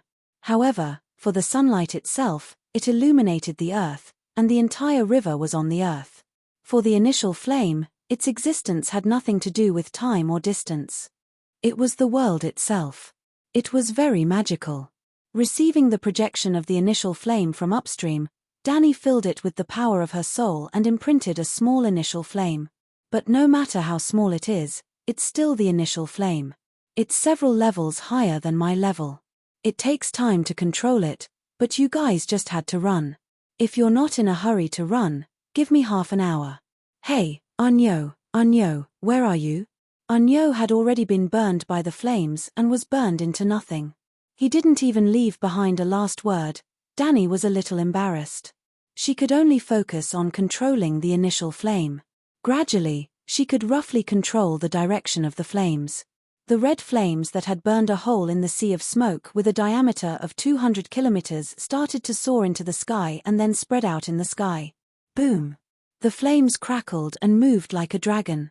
In a flash, it went from the center of the sea of smoke to Mataris in the north, to the ruins of Veleglia in the south. Streaks of red flames traveled across the sky of the land of Long Summer. In an instant, the entire land of Long Summer was covered in flames. The chaotic high-energy magic power was the world's most terrifying poison and pollution source, but now it became the best fuel for the initial flame. Ah, the curse is gone. The curse is burning. I can feel it. In the land of Long Summer, beside the main road of Veleglia, Dani and Beristan used to stay in Blackwater Town, Chapter 177. The old priest with a twisted nose and mouth looked up at the burning sky. His face was filled with tears and excitement. One day, the noble Dragon King will lead the Megalosaurus to reappear in the world. He will help the people of Veleglia break out of their cage. The dragon flames of the Megalosaurus will ignite the sky. The entire land of Long Summer will be purified in the flames. We will be reborn. This is the prophecy from 400 years ago. Today, it has finally come true. It's exactly as described in the prophecy. Balerion bless us. We are reborn. High Priest, it's not good. Balerion's statue has cracked, and my divine arts have been activated. Balerion, he's dead. Suddenly, the little priest's heart-wrenching wail came from the temple in the center of the village. The old priest. Chapter 1042. After the long night ended, The merchants opened up the Smoke Sea route from Slavers Bay to Volantis. The sea journey was reduced by a few thousand kilometers. But until a few hundred years later, an adventurous Targaryen discovered to his horror that under the Smoke Sea, there was a 120-kilometer deep abyss under the Smoke Sea when he was looking at the remains of the battlefield where Elder Dany List fought. Even further back in the past, there were 14 fire peaks there. Later on, the hemispherical abyss was named Dany List Canyon. The volcano where Sheepegg was sealed was at the top of Dany List Canyon. So, his ending was predictable. He couldn't even wait for the Dragon Queen to devour him. At the beginning of the first flame, he was burned into nothingness along with the flowing water palace and an army. However, the old priest of Blackwater Town didn't have to despair too much. At this moment, there were countless priests wailing with him. Inside the anti-ghost steel fortress modified from the Bravo's iron vault. Sea King Tormo exclaimed, "Isn't the phenomenon in the sky a sign of the fall of a true god? Why did the pale holy child fall? It had been 2 years since the long night." The Sea King also understood the difference between a demigod, a powerful sky god, and a true god. Just now, the earth shook and the sky cracked. Ghosts cried and gods wept. The rain of blood was majestic. Lightning flashed and thunder roared. Although the intensity was greater, the style was similar to when the storm god fell. So, even without consulting the old zebra man Moonsinger, the Sea King himself guessed that another true god had fallen. He called the old woman Moon Chant over because he wanted to know which true god had died and who had killed him. All right, he had more or less guessed the murderer.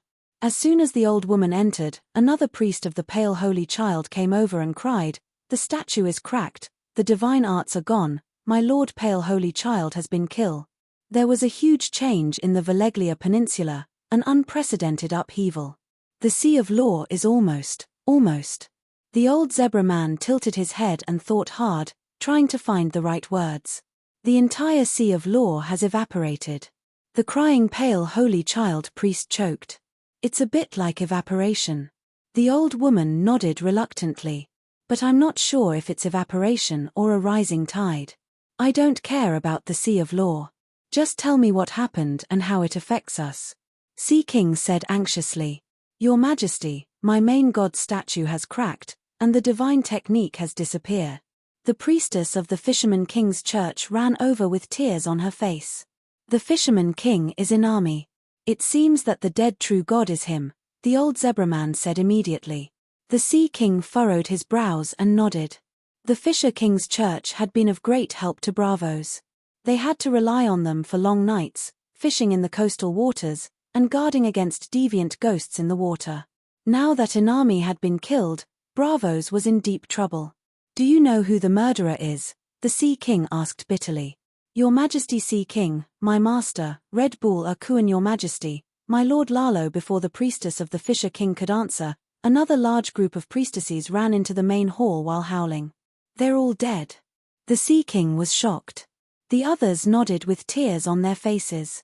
Only the Red God priestess shook her head and said hesitantly, my main god statue hasn't completely cracked, and I haven't completely lost my divine technique, but I can't use it. I don't know what happened. The Sea King furrowed his brows and scanned the crowd before asking, where's Archbishop Stelling? The chief swordsman whispered, Archbishop Stelling isn't here. Then, has the Tower of Holy Light been extinguished? The Sea King asked again. It's brilliant, shining in all directions. It seems to be even brighter, the chief swordsman replied. The Sea King nodded silently. He knew what was going on. After that, he tried his best to persuade the priestesses who had lost their god to leave. Then, he tiredly ordered his attendants, invite the keykeeper and the professors here. Now that most of the nobles were hiding in the Iron Treasury mine, everyone arrived very quickly. The Sea King did not hesitate and said directly, I've decided to convert to the 7 gods. Tonight, I'll find Archbishop Stelling to be baptized into the church. Everyone looked at each other, not knowing what was going on. The keykeeper, Bisaro, was puzzled and said, you can decide on this matter yourself. Why do you need to bring us here? Even before the outbreak of the faceless ghosts, the Sea King's decision to convert to the 7 gods would only cause a commotion. It was not a big problem. The religion of Bravos was very open because everyone came from different races. Each race had their own beliefs. It's not just me. In the future, no one who is not a believer of the 7 gods can become the Sea King, the Sea King said in a deep voice. Ah, you want to establish the Church of the 7 gods as the national religion? This time, everyone was agitated and expressed their opposition. The Sea King did not think it was enough. He pressed down with both hands and waited for the keykeeper and the professors to calm down. Then, he said in a deep voice, I think the statues of the 7 gods of the Holy Church have been there for a long time. Most of the wood is rotten and the paint is mottled. I plan to use gold, jade, and the best gems to recast the Holy Mother's golden body. If possible, the Titan statue at the entrance of the Great Lagoon should be modified to look like the Holy Mother. Well, it should be completely based on Danny Lee's appearance. This. Everyone was stunned. Why do you have to do this? In addition, the Holy Church is too small. It is not worthy of the majesty and great achievements of the Holy Mother. I want to draw a new piece of land on the island of gods and build a great holy church that surpasses the Moonchanter Temple. It should be more luxurious and magnificent than the great holy church of Baylor at the King's Landing. In addition to the gold used to repay the Dragon Queen, 90% of the remaining gold in the Iron Vault will be used to decorate the great holy church of the 7 gods. Your Majesty, are you crazy? The professors cried out. Why don't you understand? The school of black and white is abolished. Bravo's strength has been greatly reduced in the corpse tide. We can't keep so much gold. It's better to put the gold in the holy church of the 7 gods. Who dares to touch the gold in the holy church? Who can touch it? The Sea King sighed helplessly and continued, in addition, the Archbishop of the Holy Church will have the authority of the professors and the leader of the keykeepers. In other words, the power of the school of black and white will be transferred to the Church of the 7 gods. Of course, from now on, the nobles of Bravos will choose the best children to enter the Church of the 7 gods and try to occupy the positions of bishops and archbishops.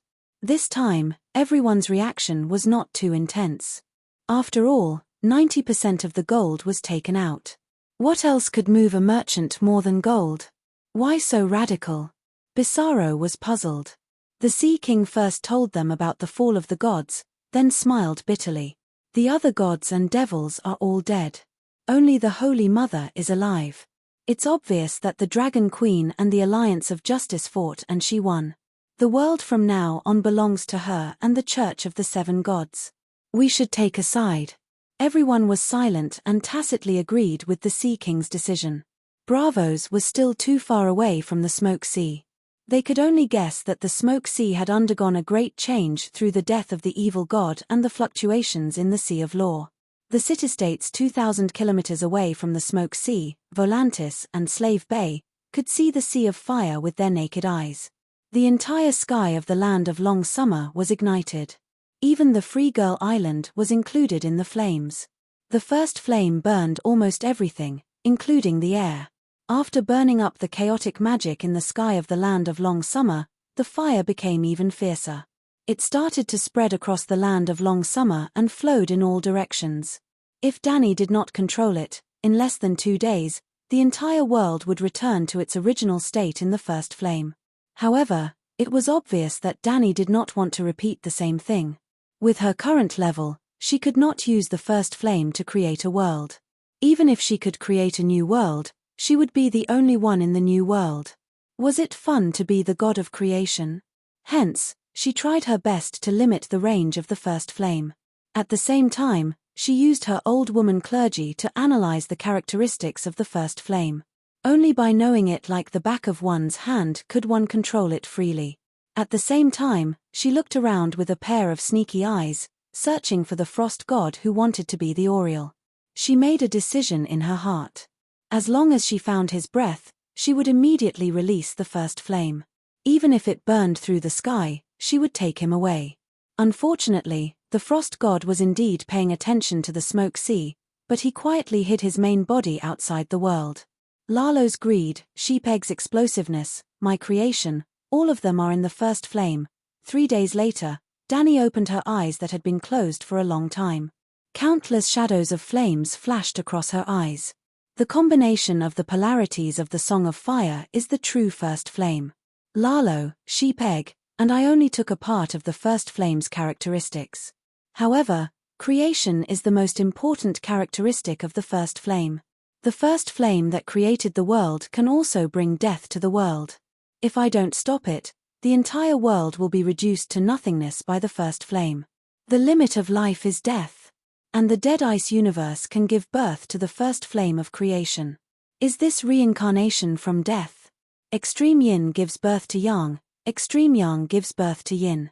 The so-called Song of Ice and Fire was so similar to the yin-yang study of the Eastern Xianxia universe.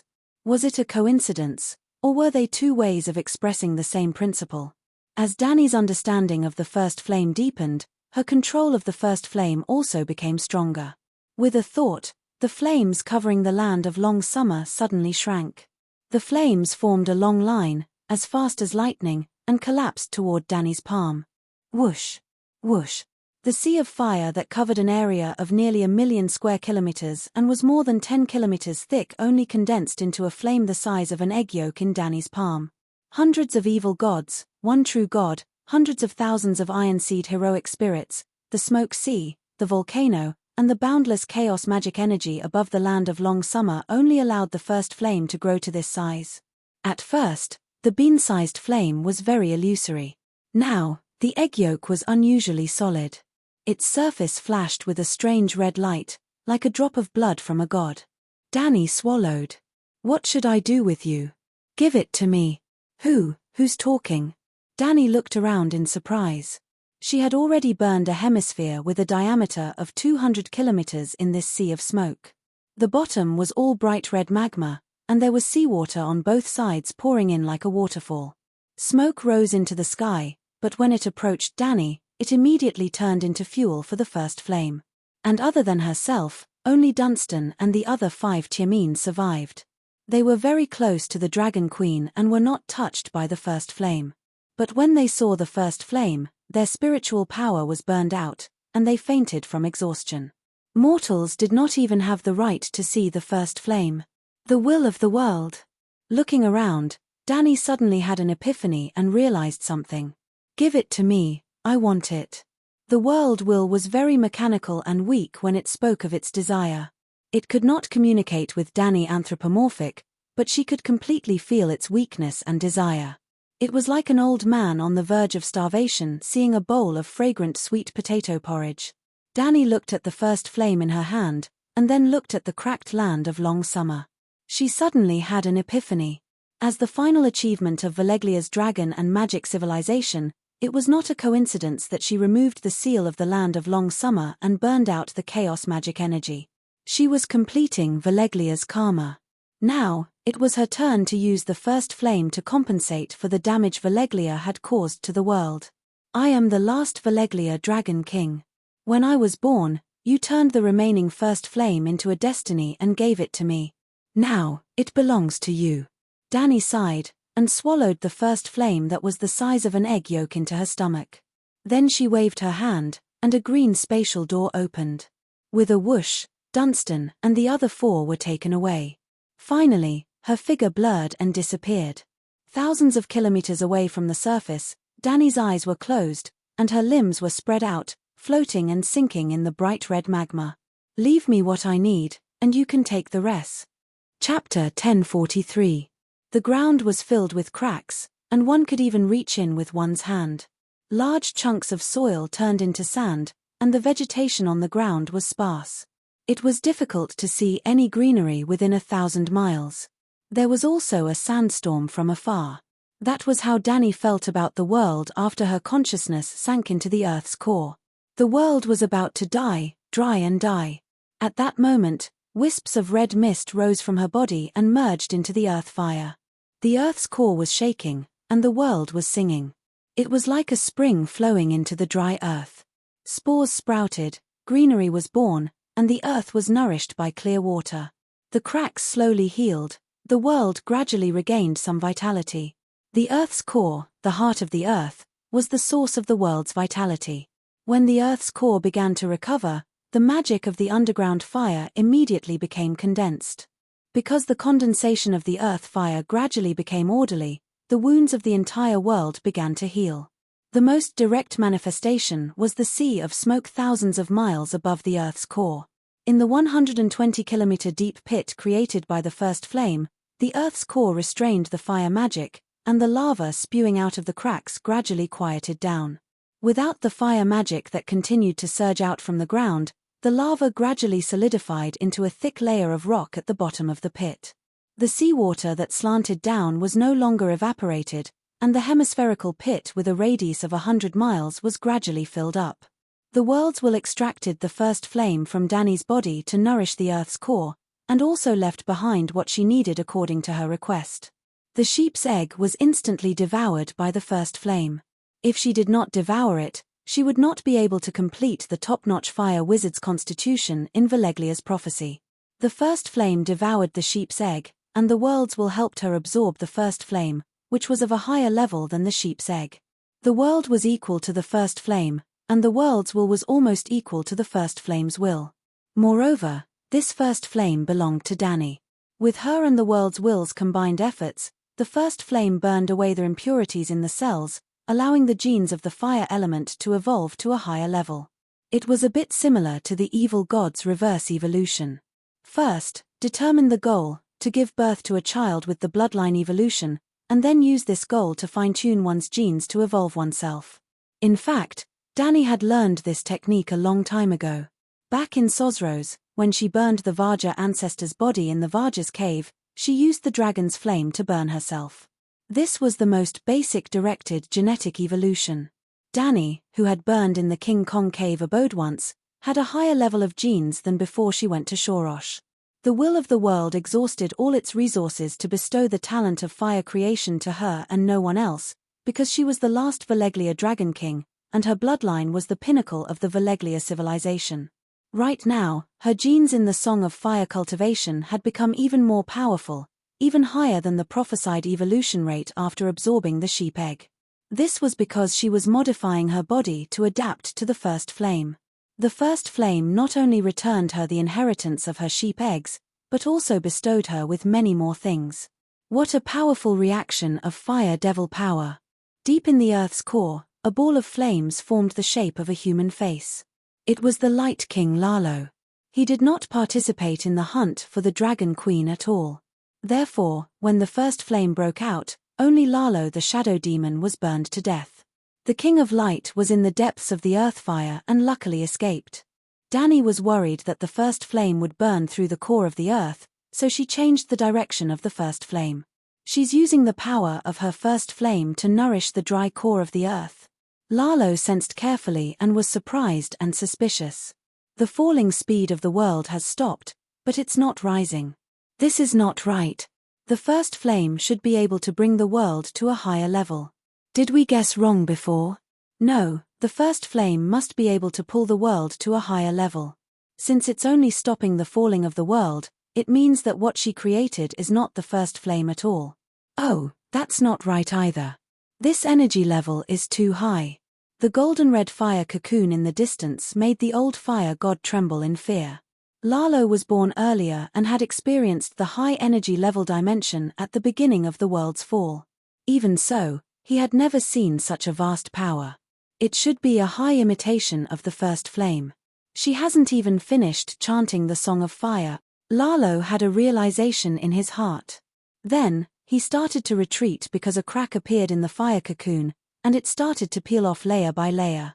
The Dragon Queen was coming out. He had to run away. The Justice League is finished and wiped out. But in the deepest part of the Dark World, there's still a group of ancient demon gods guarding the edge of the world. Let's ask them what plans they have, and the Frost God. Lalo was conflicted. As the Frost God's lifelong enemy, he thought, Lalo did not want to work with him. But the world was so difficult that he had to compromise with reality. The Frost God is still my mortal enemy. I'll only work with him to plot against Jon Snow and kill that bastard. I'll find a chance to stab the Frost God in the back. After finding a reason to comfort himself, Lalo gradually made a decision in his heart. The shadow demon was completely annihilated and not even ashes were left. Lalo's power was reduced by 60%, the shadow demon had the Song of Law, but the Light King did not. The destiny that was entrusted to John became more important. If he could devour John, he could at least split out another shadow Lalo. Catcher. The eggshell-like flame shattered and a bright red flame floated out. Someone seemed to be spying on me. Could it be Lalo? The flame muttered. Boom. The flames exploded, and Danny's body slowly condensed from nothing. There was a red light flowing under her white skin, and her silver hair seemed to be covered in a layer of boiling flames.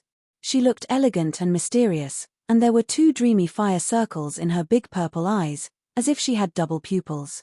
Compared to before, her height did not change. She was about 173 centimeters, but her body was more in line with the golden ratio. She was beautiful but did not lack power. She did not leave immediately. Instead, she gathered the remnants of the fire cocoon and set up a powerful seal. Lalo was right. Her first flame was an imitation.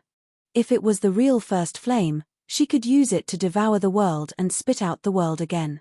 More directly, if the first flame devoured Asher and the Iron Seed hero spirit, Danny could easily extract them from the fire. It was like recording and playing a tape. Danny could not do it now because this first flame was a shadow of the first flame 2,000 years in the future. Keeping this imitation first flame residue, Danny could sing the complete Song of Fire and control the real first flame in the future. Then, she could save the Iron Seed hero spirit in the residue. This included Grey Sea King and Garin, whose soul and bloodline were absorbed by the Anami demon sword. Danny felt that she should give them an explanation. Or rather, give herself an explanation. She wanted to clear her mind. She wondered if Asher would feel uncomfortable when she returned to the new world a few hundred years later. After doing all this, half a month had passed. Jumping out of the magma layer naked, Danny found her armor, great sword, and weirwood staff at the bottom of the sea before heading to the Hell's Gate. It was a black reef island at the entrance to the Smoke Sea from the Bay of Sorrows.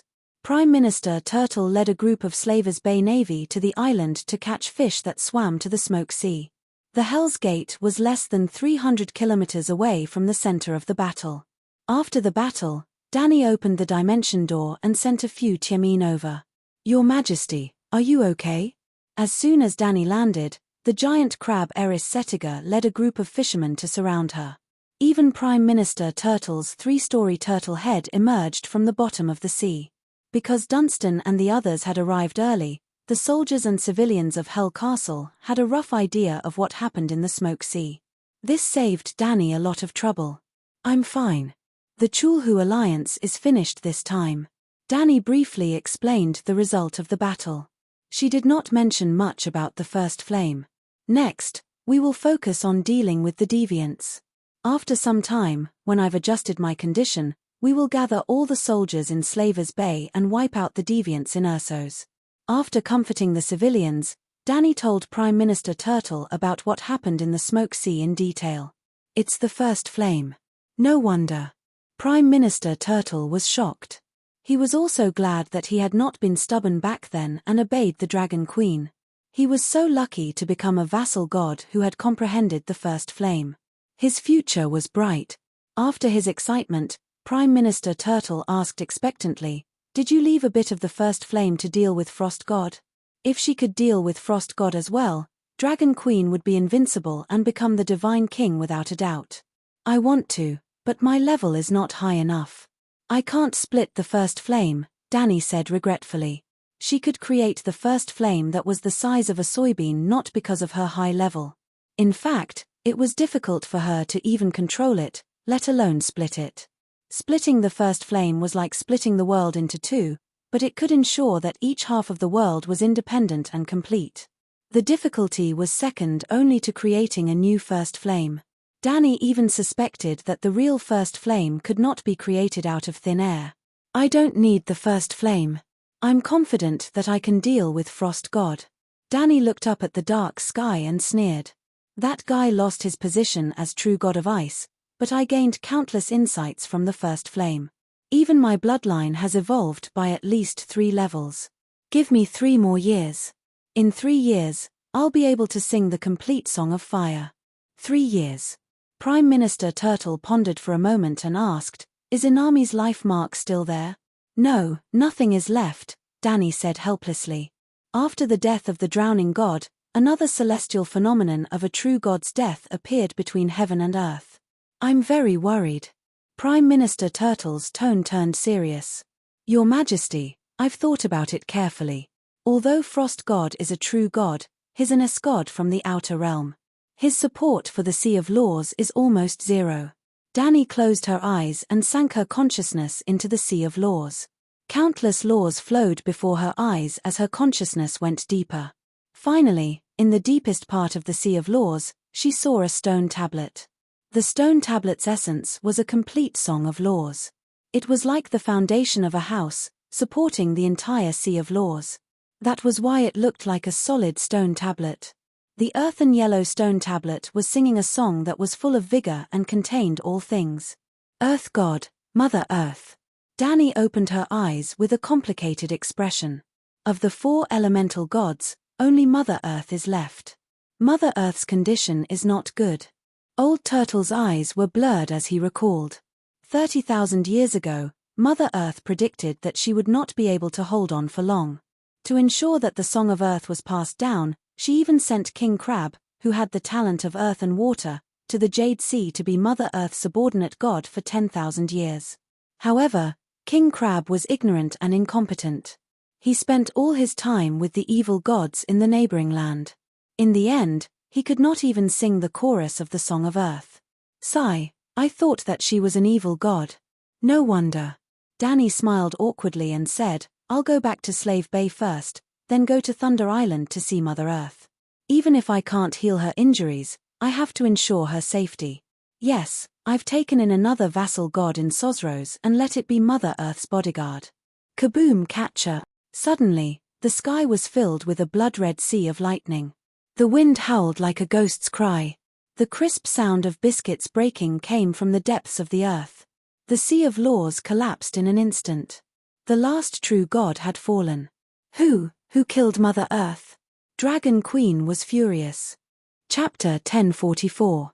In the dark and empty stomach, the chewed food particles would move in a disorderly manner, but they would also move in an orderly manner along with the stomach's peristalsis. There were cakes, apples, and roasted meat in the stomach. The food particles would often collide with each other. Sometimes, they would separate after a collision. Sometimes, they would stick together after a collision. Sometimes, they would merge together. Sometimes, the apple particles would collide with the roasted meat particles.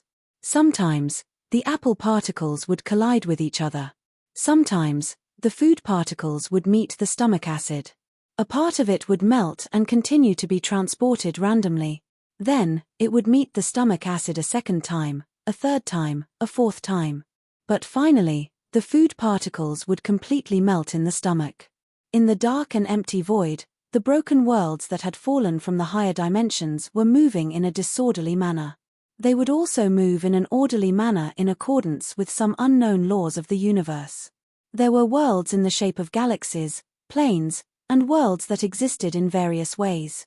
Broken worlds would often collide with each other. Sometimes, they would stagger after a collision. Sometimes, they would stick together after a collision. Sometimes, one world would merge into another world. Sometimes, the astral world would collide with the plane-dimensional world. Sometimes, the astral bodies would collide with the astral bodies. The broken worlds would encounter white frost. Every time they encountered it, the world's fire would dim a little. They would continue their celestial bodies' movements. Then, they would encounter white frost a second time, a third time, a fourth time. But one day, the broken worlds would enter the end of the world in the ice of death. The world of the Song of Ice and Fire was not low-level or ordinary. It had its own characteristics. It allowed the birth of the supreme law of the universe, the Song of Ice and Fire, in the world. Even Danny did not realize how precious this characteristic was at this time. However, the world of the Song of Ice and Fire was not the most special one.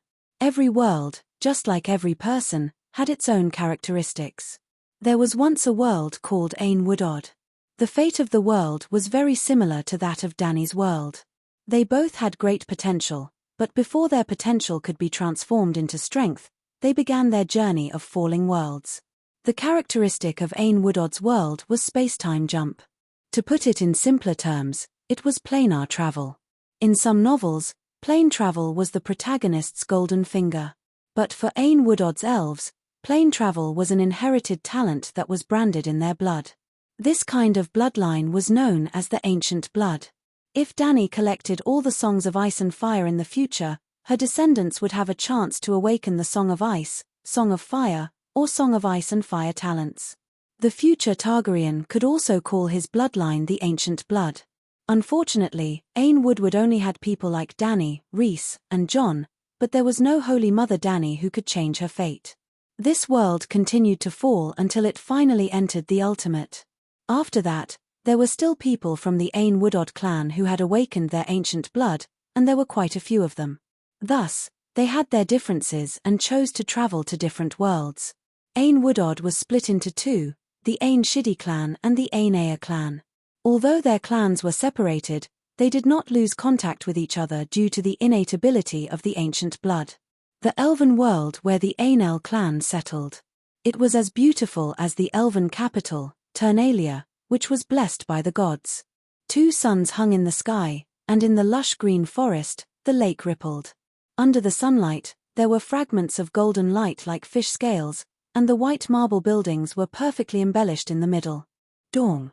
A beautiful girl with pointed ears leaned on the railing, her eyebrows furrowed as she threw pine nuts into the lake. A graceful woman wearing a crown walked over and stroked the girl's head. She said softly, "Laura, as you can see, Avarak is a handsome, noble, and knowledgeable wise man. In Ternalia, who knows how many elven girls are infatuated with him?" The elven girl, Laura, pouted. "That guy is like a piece of wood. I don't have any feelings for wood." The woman sighed. "Your union is not only because of love, but also because of a more important responsibility. The Ain Ea clan has lost their ancient talent, but we don't know when the next white frost will come. We need your descendants to inherit the ancient blood. In this way, when this world is destroyed in the ice, the clan can migrate to a new world." Laura lowered her head and said sullenly, "Mother, I can open the world gate now. Otherwise, I can leave this world before I die of old age. Then I won't have to marry Avarak." The elegant queen smiled bitterly and shook her head. "But what will happen after you die? 10,000 years, 100,000 years, 1,000,000 years later? Our descendants also need the ancient blood. It would be best if the ancient blood could be passed on from generation to generation, never ending." The girl's mood was depressed.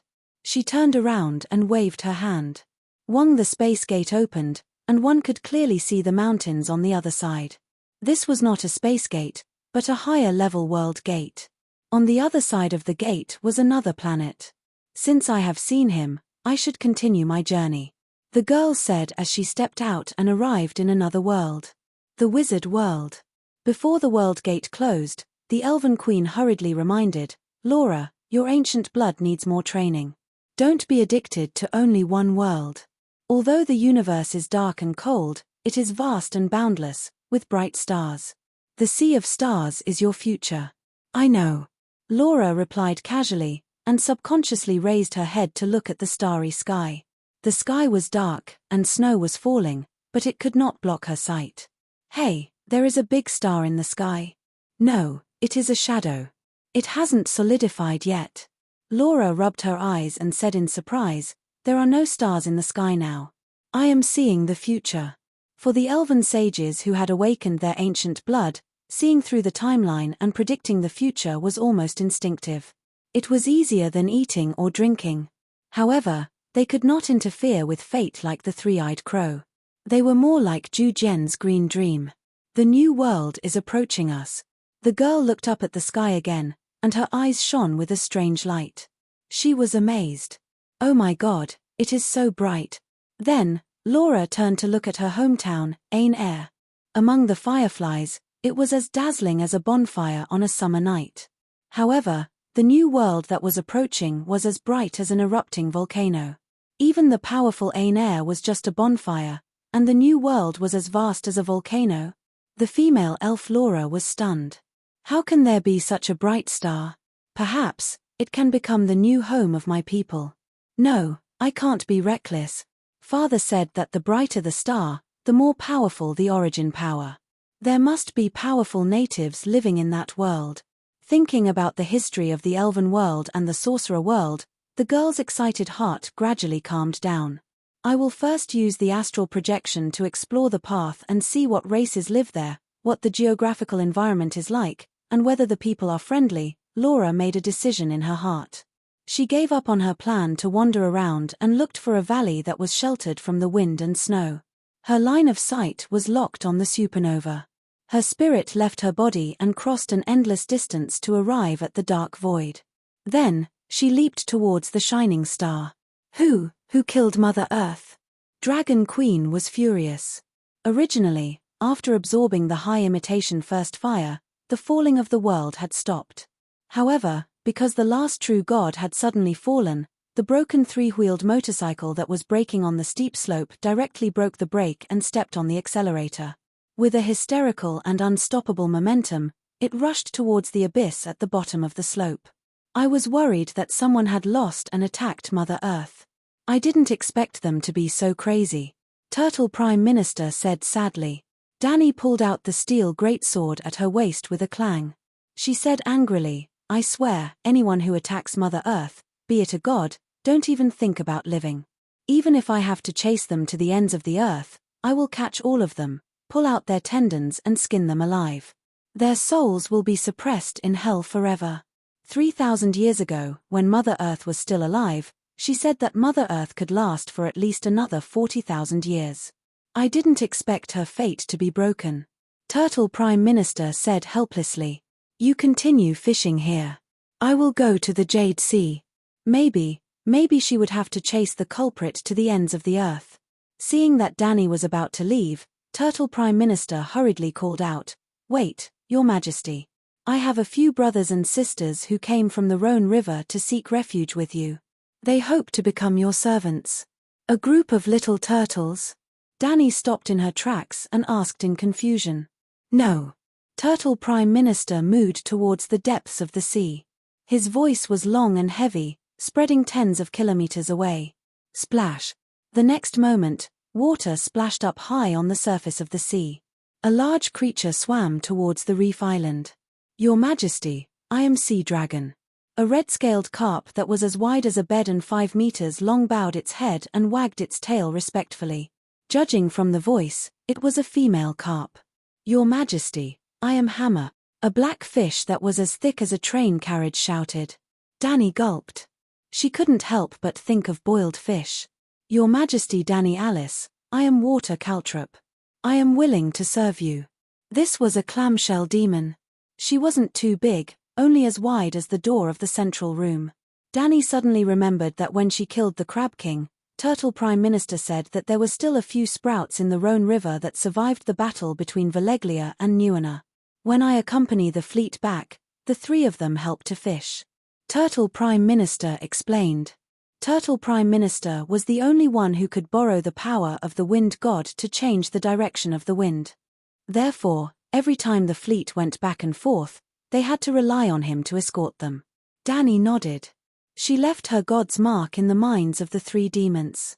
From now on, they could also borrow her wind-fire divine art. Your Iron Seed should be able to adapt to the environment here, right? Stay here for a few days. I have something to do in the Jade Sea. After that, she comforted Dunstan and the others. She disappeared and reappeared at, Why are you hiding here? Dani teleported to the top of King Kong's head. It had been more than 20 days since the meat boat strength. That guy crossed thousands of miles of sea and came to Old Gith. Roar. My lord, I saw the sky in the west was lit up. I was scared and didn't dare to go near. Then I came here. King Kong sat on the Great Pyramid. As it explained, it fearfully glanced in the direction of the land of long summer. Obviously, it was scared out of its wits. You idiot, didn't you sense my presence in the fire? Dani landed on its shoulder and kicked its neck. King Kong was stunned for a moment. It immediately turned over and prostrated on the ground. It said in awe, "My lord, you are so powerful." Danny's mood improved. Go to Slaver's Bay. Cooperate with the Megalosaurus and Fire Raven to resist the possible frost god. At least hold on until I return. Chapter 1045. The Thunder Island in the south of the Barren Land was covered with dense forests. It was in between spring and summer all year round and was like a big piece of jade in a sea of jade. However, this was all a long time ago. Now, it was covered in snow like countless other city-states. The whole world was only left with a monotonous grayish-white color. When Danny arrived at the Thunder Island Palace, it was less than half an hour since the fall of Mother Earth. The dark and gloomy sky was like a big pot covered with a thick layer of ashes that was placed on top of everyone's head. At this moment, the Thunder Island Queen's imperial city was exceptionally lively. Heads were moving and voices were chaotic. Torches came from all directions like a long dragon, shuttling between the palaces like greedy snakes. Finally, they gathered near an altar-like structure in the West Palace. Battle cries, the clashing of swords, the whistling of arrows, the thunderous roars of the gods and the sound and light effects of large-scale divine spells. When the Dragon Queen arrived, she was just in time to see the battle between the gods and humans. Thousands of long-legged warriors of the Thunder Island were risking their lives to besiege the army formed by more than 30 demigods. The average height of the people of the Thunder Island was between 2.1 m and 2.4 m. They had long legs and slim limbs. Their skin was brown like oiled teak. The altar was not a high platform. Instead, it was similar to the centaurs. The altar was built lower than the ground. It was 10 feet deep and had a radius of 200 meters. There were steps leading down to a huge pentagram at the bottom of the pit. In the center of the pentagram, a round hole with a diameter of 10 meters was opened. The evil gods rushed out from the hole, trying to escape. Under the command of the general, the guards of the Thunder Island attacked the evil gods who had intruded into the sacred land of the Thunder Island. The long-legged warriors were equipped with armor. The sword-shield soldiers were in front, the spear-wielding soldiers were in the middle, and the archers were 100 meters away from them. They stood on the higher steps and shot wildly at the center of the battlefield. Almost all of the evil gods were hit by arrows and were injured. However, they were also releasing acid, poisonous fire, and black smoke in a large area. The soldiers' eyes were blinded by the smoke. Their exposed skin was festering and rotting. Their battle robes and capes were ignited by the demonic flames. It was a horrible sight. An evil god with a chicken head and a human body was shot in his left eye. He howled in pain and said with resentment, "Bastard, how dare you provoke the gods? I swear, your dynasty has come to an end." Another one-eyed black-scaled giant with one eye between his eyebrows smashed 3 or 4 armored warriors into meat paste with one swing of his stick. He shouted towards the outside of the altar, "Galoya, the ancient god is dead. The outcome has been decided. There is no point in stopping us. Let us go, and I'll let this go. Otherwise. Or else what?" A female voice that could not suppress her anger appeared in his ears. "Otherwise, who are the Black Mountain and the Son of Heaven?" The Cyclops sensed that something was wrong and turned around abruptly, only to see a silver-haired woman in blue and white armor looking at him coldly. "Who are you?" The giant raised his wooden club in front of his chest and became vigilant. The person who came was naturally Danny. When she saw this scene in midair, how could she not understand who the murderer of Mother Earth was? Some of the soldiers outside didn't see Danny, and some saw Danny suddenly appear like a phantom, but they still didn't care. The attack didn't stop. The sky was filled with arrows and steel crossbow bolts, bringing with it a sharp whistling sound. Danny only stretched out her left hand slowly and clenched it in the air. "Catcher, catcher, catcher." The arrows seemed to have hit an invisible turbine blade. Whether it was the hardwood arrows or the steel crossbow bolts, they all broke in the air. The steel was cut into several sections, and the wood and bamboo arrows were crushed into powder, as if they were biscuits in scallion oil in the hands of a strong man. This time, everyone was intimidated. The battlefield seemed to have been paused by someone, and all eyes fell on the tall silver-haired swordswoman. Who are you?" The giant swallowed his saliva and stepped back with a trembling voice, leaning against the sword and shield formation of the Thunder Island soldiers.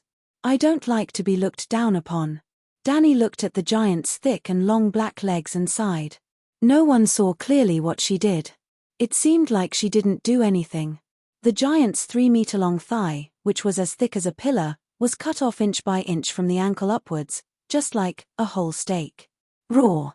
The giant wailed miserably, but it seemed to be bound by an invisible rope and nailed there, being cut into sections of steak. In the end, only a neck and a head were left on the spot. The giant was 1.5 meters in total, shorter than the Dragon Queen. There was a headless corpse beside it, a human figure that was reconstructed using pieces of steak like building blocks.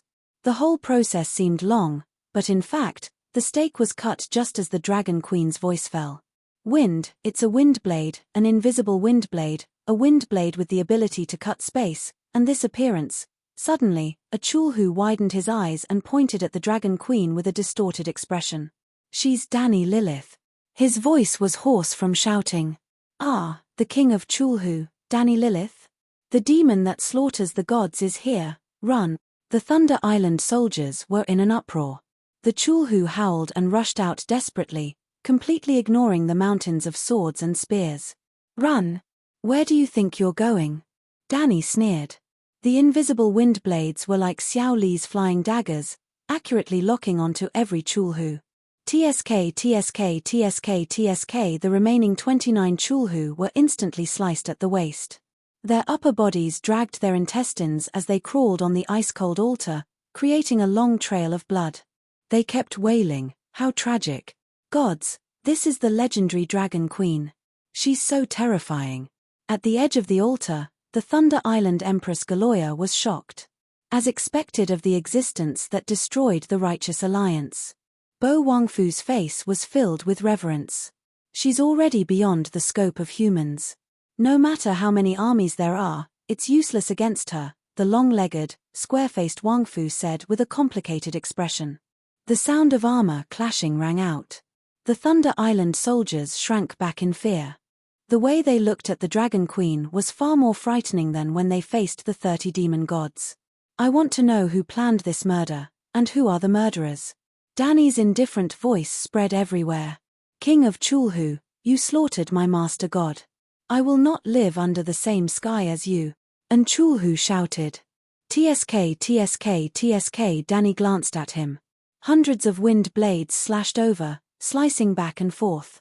Within a few seconds, there was a pile of dark red meat stuffing on the ground. Dragon Queen, I don't know. TSK, TSK, TSK, TSK. Another pile of meat stuffing. Your Majesty, please spare my life. I really don't know. TSK, TSK, TSK, TSK. The third pile of meat stuffing. Danny Leezy, fuck TSK, TSK, TSK. Fight it out with her. TSK, TSK, TSK, TSK. I can't beat you. Can't I kill myself? TSK, TSK, TSK. I won't talk nonsense. I'll kill myself immediately. Is this good enough? TSK, TSK, TSK, TSK. She didn't even let go of the corpse, and it was still a pile of meat stuffing. I'll talk. TSK, TSK, TSK. Oh, sorry, I failed. Danny smiled without sincerity. She glanced at the remaining Chulhu. Resist or confess? I'll confess. I'll tell you everything. The Chulhu cried with snot and tears all over his face. Empress Galoya was in a daze. The great being in front of her did not seem to be a god. Instead, she seemed to have become a cowardly child. She and the people around her started to have a breakdown in their worldview. I am His Majesty Night Lion's vassal god. He died in the smoke sea. The Son of Heaven brought me here to take revenge on you.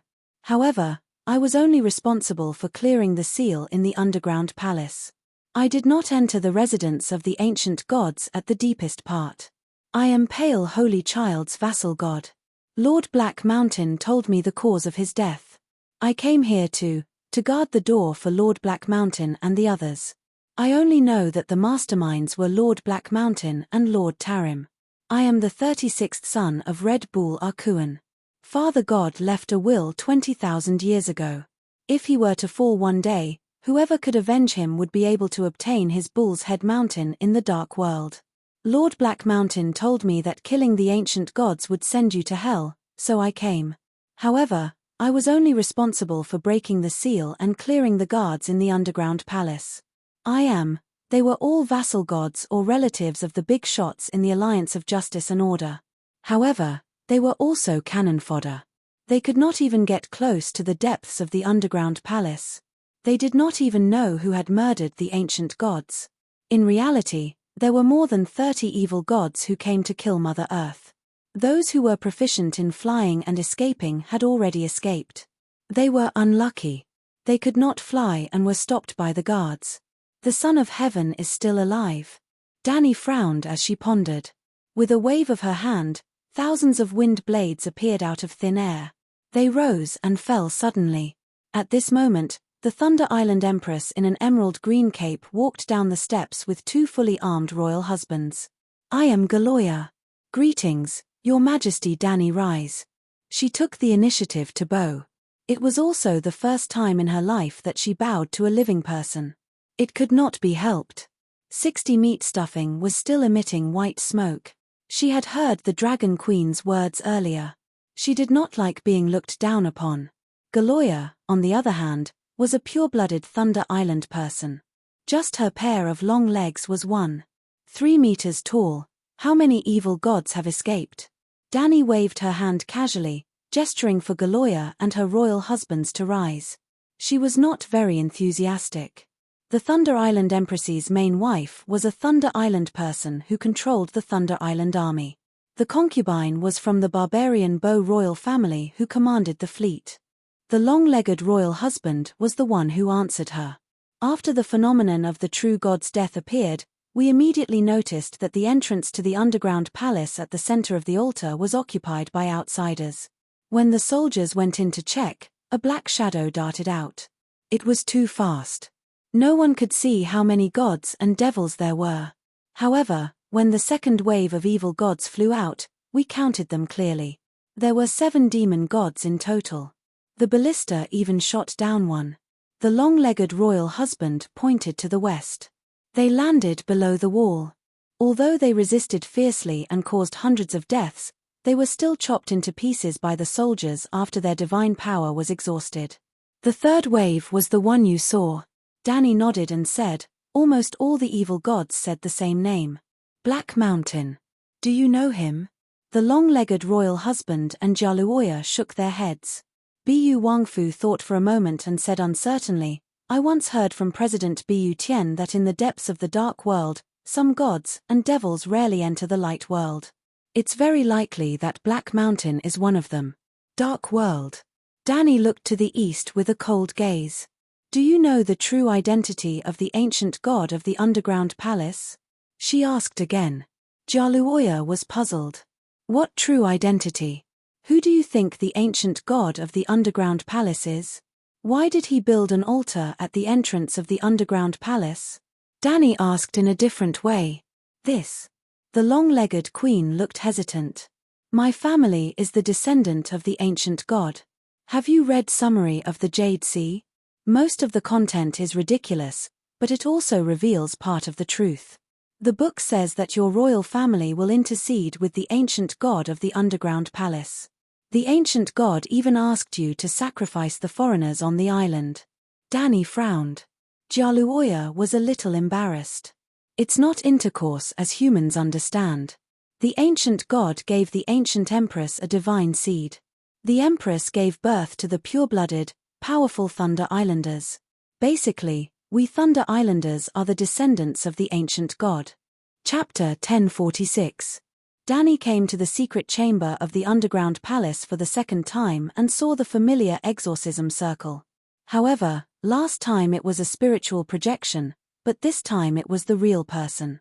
Up, down, left, and right, there were stone walls on all sides, and the corners and the top were covered with a thick layer of withered moss. The floor was soaked with water, and now it had solidified into a hard and smooth ice stone road. Dani felt like she had entered the intestines of a dark beast. The underground palace was dark and gloomy, without any light, but there was chaotic magic power seeping out from the stone walls, and strange sounds were constantly in her ears. It was illusory like catkins by the river. Once you tried to listen carefully, the chaotic magic power would merge with your spiritual power like sugar in water, and then flow back into your mind through your spiritual power, and finally contaminate your soul. This was the terrifying plague of the ancient gods in the underground palace of Thunder Island, also known as Whisper of the Evil God.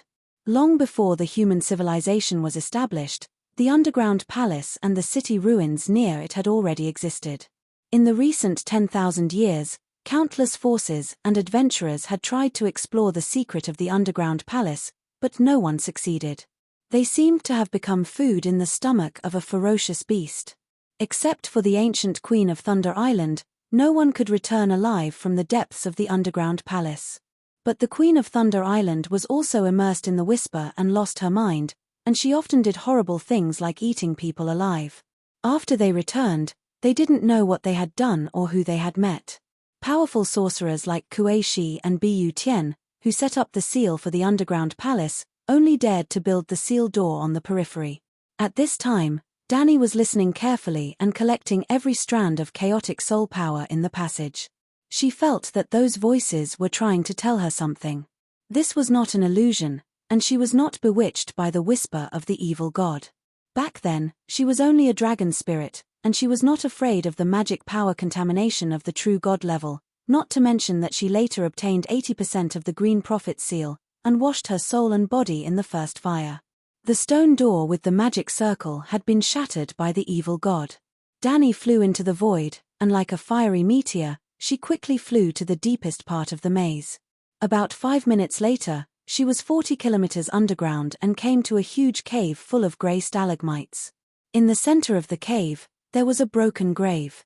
The 10-meter-tall black mound looked like someone had stuffed a detonator on top of it and then detonated it. There was also a ring of radiating black soil around it. It looked more like a type of black flesh. Along the way, Danny condensed a grayish-yellow chaotic soul in the palm of her hand. After she entered the cave, the divine soul began to stir. She let go of her hand, and the chaotic energy flew into the grave. A deep voice sounded in the cave. "You're here, Danny Leasy." Danny knew that he was dead. His current state was similar to that of Door God. All that was left of them was a wisp of consciousness that lingered in their divine bodies. "Are you Mother Earth?" Danny asked despite knowing the answer. She wasn't asking the obvious. She really had a lot of questions about the ancient evil god. A long time ago, she had heard of the famous Thunder Island underground palace. In the beginning, it was through Kuei Shi that he first came into contact with the underground palace. After that, she flipped through books such as Overview of the Jade Sea and researched the history of Thunder Island and the underground palace. Later on, she came to the underground palace as a spiritual projection and personally experienced the mind-disturbing evil god's whispers. At that time, Danny even suggested to Kuei Shi with a smile, "Why don't I help you kill the evil god deep in the underground palace?" Thinking back, it was a little awkward. As you can see, I'm the Earth demon who comprehended the Song of Earth. Because of the Song of Earth's special polarity, I'm also called Mother Earth, the consciousness said with difficulty. "I've never seen the Earth demon," Danny said honestly. "That's not important. Hurry up and dig out my divine body. My Song of Earth has been taken away. With my divine body, you should be able to catch up to them," the Earth demon said hurriedly. "You're not small. How do I get it?" Danny was puzzled. The Earth demon thought for a while and said, "I originally had a soul core that contained a divine kingdom. Unfortunately, it was taken away by Black Mountain. So, use your method to devour the rest of my divine body. Then, through divine resonance, find the demon god who took away my divinity, divine power, soul core, and song of laws. All of my inheritance should belong to you. Thank you for your gift, but my method." Danny had a strange expression. "After burning you into spiritual substance, you'll really be dead. 100,000 years ago, I should have rested. I've only been at death's door all these years. I still have a lot of questions," Danny said. The Earth demon said helplessly, "Time waits for no one. I heard that group of ancient gods say that after this, they will wander outside the realm. You need my crystal core to stabilize the Sea of Laws. You must not let them take it away from this world. Danny thought for a while and said, "Let me see if I can let you take a few more breaths." Then, a flame ignited in her purple eyes. The earth demon's mud body was like an oily sponge, instantly igniting into a raging fire. There is indeed a trace of the characteristics of the first flame. If only it had appeared tens of thousands of years ago.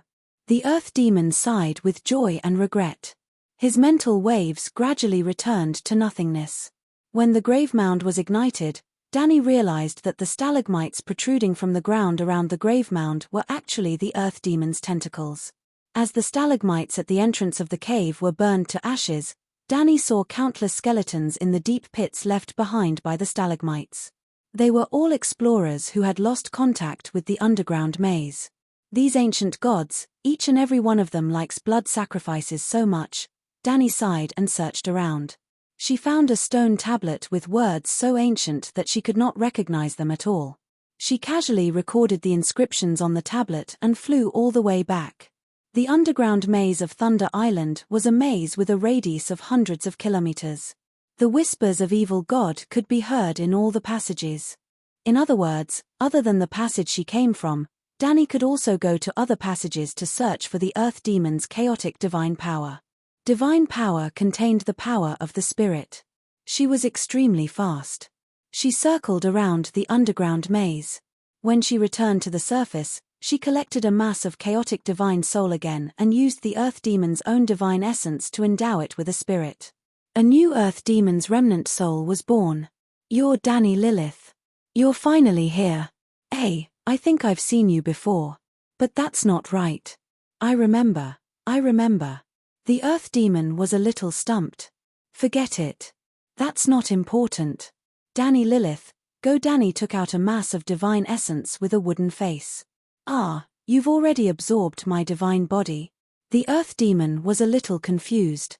However, he was no ordinary person. He quickly figured out the reason for this through his own state. Good technique. Fire creation is too powerful. No wonder the gods covet it. The earth demon sighed. After fusing with a certain amount of the earth demon's divine essence, Danny could vaguely sense the location of her target. The waves emitted from it could slightly resonate with the earth demon's divine essence. However, this was the first time Danny tried this method of sensing. She could not lock onto the target's spatial location.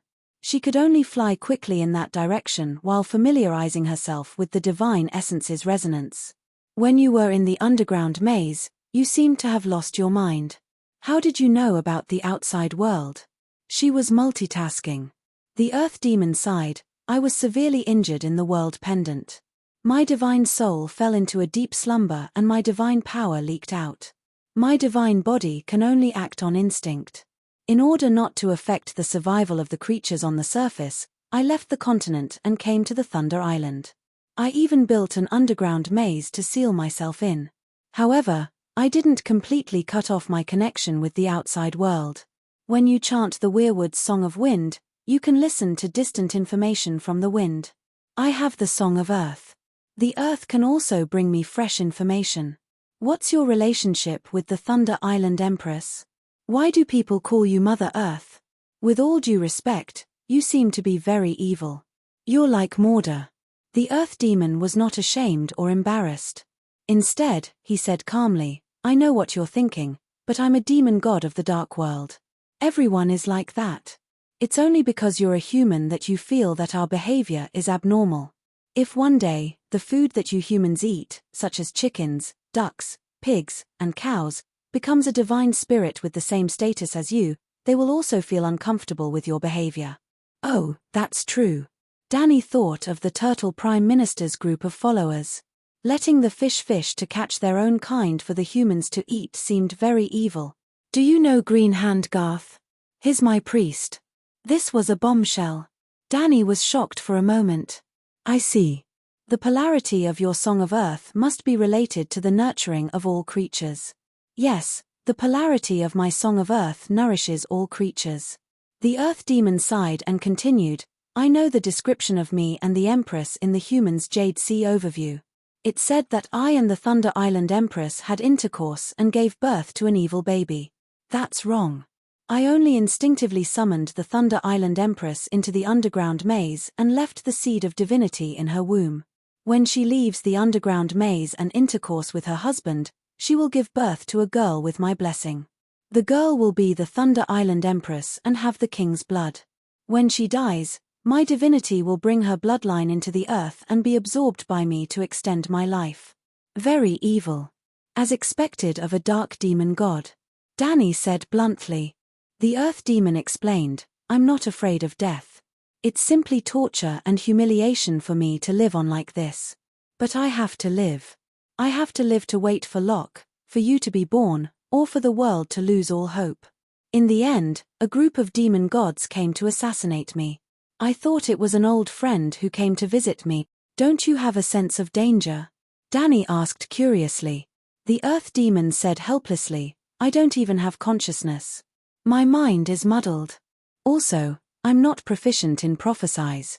For example, I once thought that Lalo would devour you and the Savior, master the power of ice and fire, and become the world's first divine king and the final savior. Who knew that he was no match for you? To be honest, I've always seen you as Lalo's chess piece. If I knew you would have today's achievements, I would have chosen you as my successor earlier than Old would. Unfortunately, at that time, I even predicted that I would be able to live for at least a few thousand years. Who knew that I wouldn't even be able to see the sun of the next era? Danny's mouth twitched. She didn't know what to say. After a long time, she asked again, who are the old friends who murdered you? What are their ultimate moves? How should I guard against them? That group of bastards. Old Demon was full of resentment as he introduced the several leaders of the group. Whoosh. The next moment, Danny locked onto a target and appeared in a palace in Asher. Boom. The shadowy Asher exploded into fireworks. Then, she ignored the many extraordinaires who were attracted by the flames and explosion. Without stopping, she came to the Daybreak Mountains. After killing 7 evil gods who divided the Earth Demon's divinity of death, Danny stopped at the border of the Dark World. Chapter 1047. A month after the fall of the Earth Demon, at the border between the Dark World and the Outer Realm, on the summit of the Lone Peak, there was a blazing fire, as if many suns were resting on it, dispelling the darkness and coldness within 100 kilometers. Looking from afar, one could vaguely see the shadow of a person in the fire, and there was also the sound of hammering coming from inside. What is she doing on the sacred mountain? 3 dark creatures hid in a crack in the ground, carefully peeping at the sun on the summit. Seems like she is forging a powerful artifact. I once saw the 5-colored light piercing through heaven and earth, the demon in human form said. Asia was the ideal home of all the dark wizards in the world. In the shadow of Asia, they could unscrupulously and openly carry out the most unethical, bloody, and cruel sacrifices and experiments. And the Dark World was the final destination of countless dark wizards. Some dark wizards took the initiative to go to the Dark World to seek power, while some were followers of evil gods, or had borrowed the power of evil gods when they were alive. After death, their souls returned to the kingdom of evil gods. There were also wizards who rushed to enter the Dark World before death to accept the transformation of evil gods and dark rules, turning themselves into dark monsters. Therefore, there were many human-like monsters in the Dark World. They used to be human wizards, and there were even descendants of gods from the last era. For example, the purple-black toad-skinned monster peeping at the Lone Peak was a necromancer who came from the barren land 10,000 years ago. Its companions were the Cerberus and the Blade Demon, who looked like a hunched old man and had arms made of bone blades. The Cerberus had a complicated expression on its face, and there was deep fear in its hatred. She is too savage. This is the Dark World, but she lit up a big fireball. She purposely placed it on the Lone Peak. The Lone Peak is our sacred mountain. The Blade Demon said helplessly, not to mention the sacred mountain, even the council of ancient gods on the sacred mountain was wiped out by her. She is ruthless and merciless. But what can we do? My ancestor was guarding the gate at the foot of the mountain. I know some of the situation on the sacred mountain. The ancient gods have all gone to join the alliance of justice and order, so the Lone Peak is empty, the Cerberus said. No matter how empty it is, there is still your ancestor. He is a powerful demon who has comprehended the law. So what? Isn't he burned to ashes? The necromancer sneered. The Cerberus bared its fangs in anger, but it was unable to retort. The old ancestors' cries for mercy spread out for dozens of li, and everyone heard it. The woman's disdainful snort of trash also spread far and wide in the quiet plains at the foot of the mountain. It's not like there are no powerful demon gods besieging her, the necromancer sighed and said, not only do we dislike her arrogance, but some of the surviving ancient demon gods also can't stand such naked provocation. However, they were furious and attacked with torrential demonic flames, but after a series of mournful howls, they could no longer walk down the lonely peak. That woman is too scary, the necromancer said in awe. She's a living person from a world of sunlight. Why would she come to the world of darkness to cause trouble? Cerberus asked curiously. After the Righteous Alliance collapsed, Lalo was unwilling to admit defeat.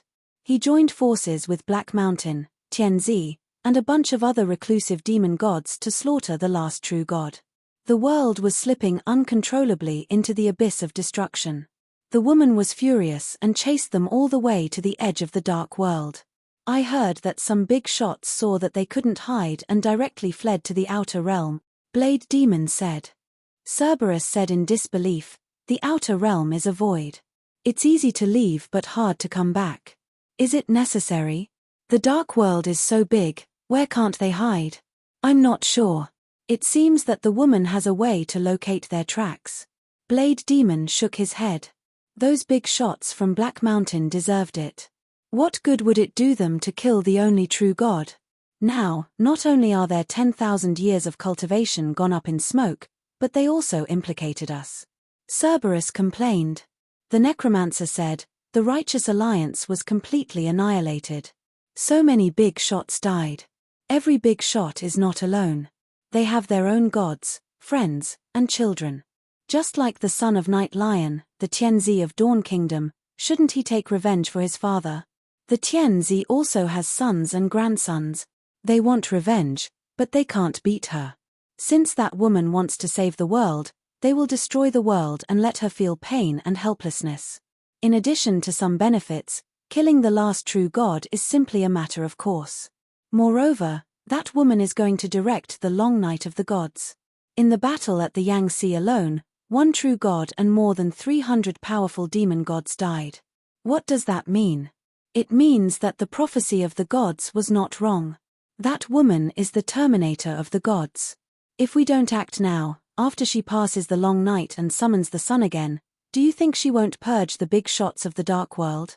The demon gods must have sensed the danger, so they took the risk and directly pulled the world into the dark and cold abyss. But they still died.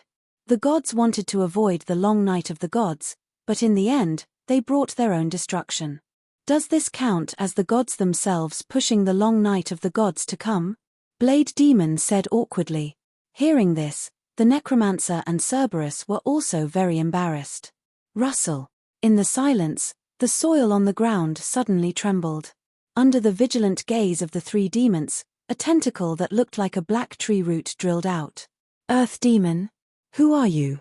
Why are you here? Blade Demon asked.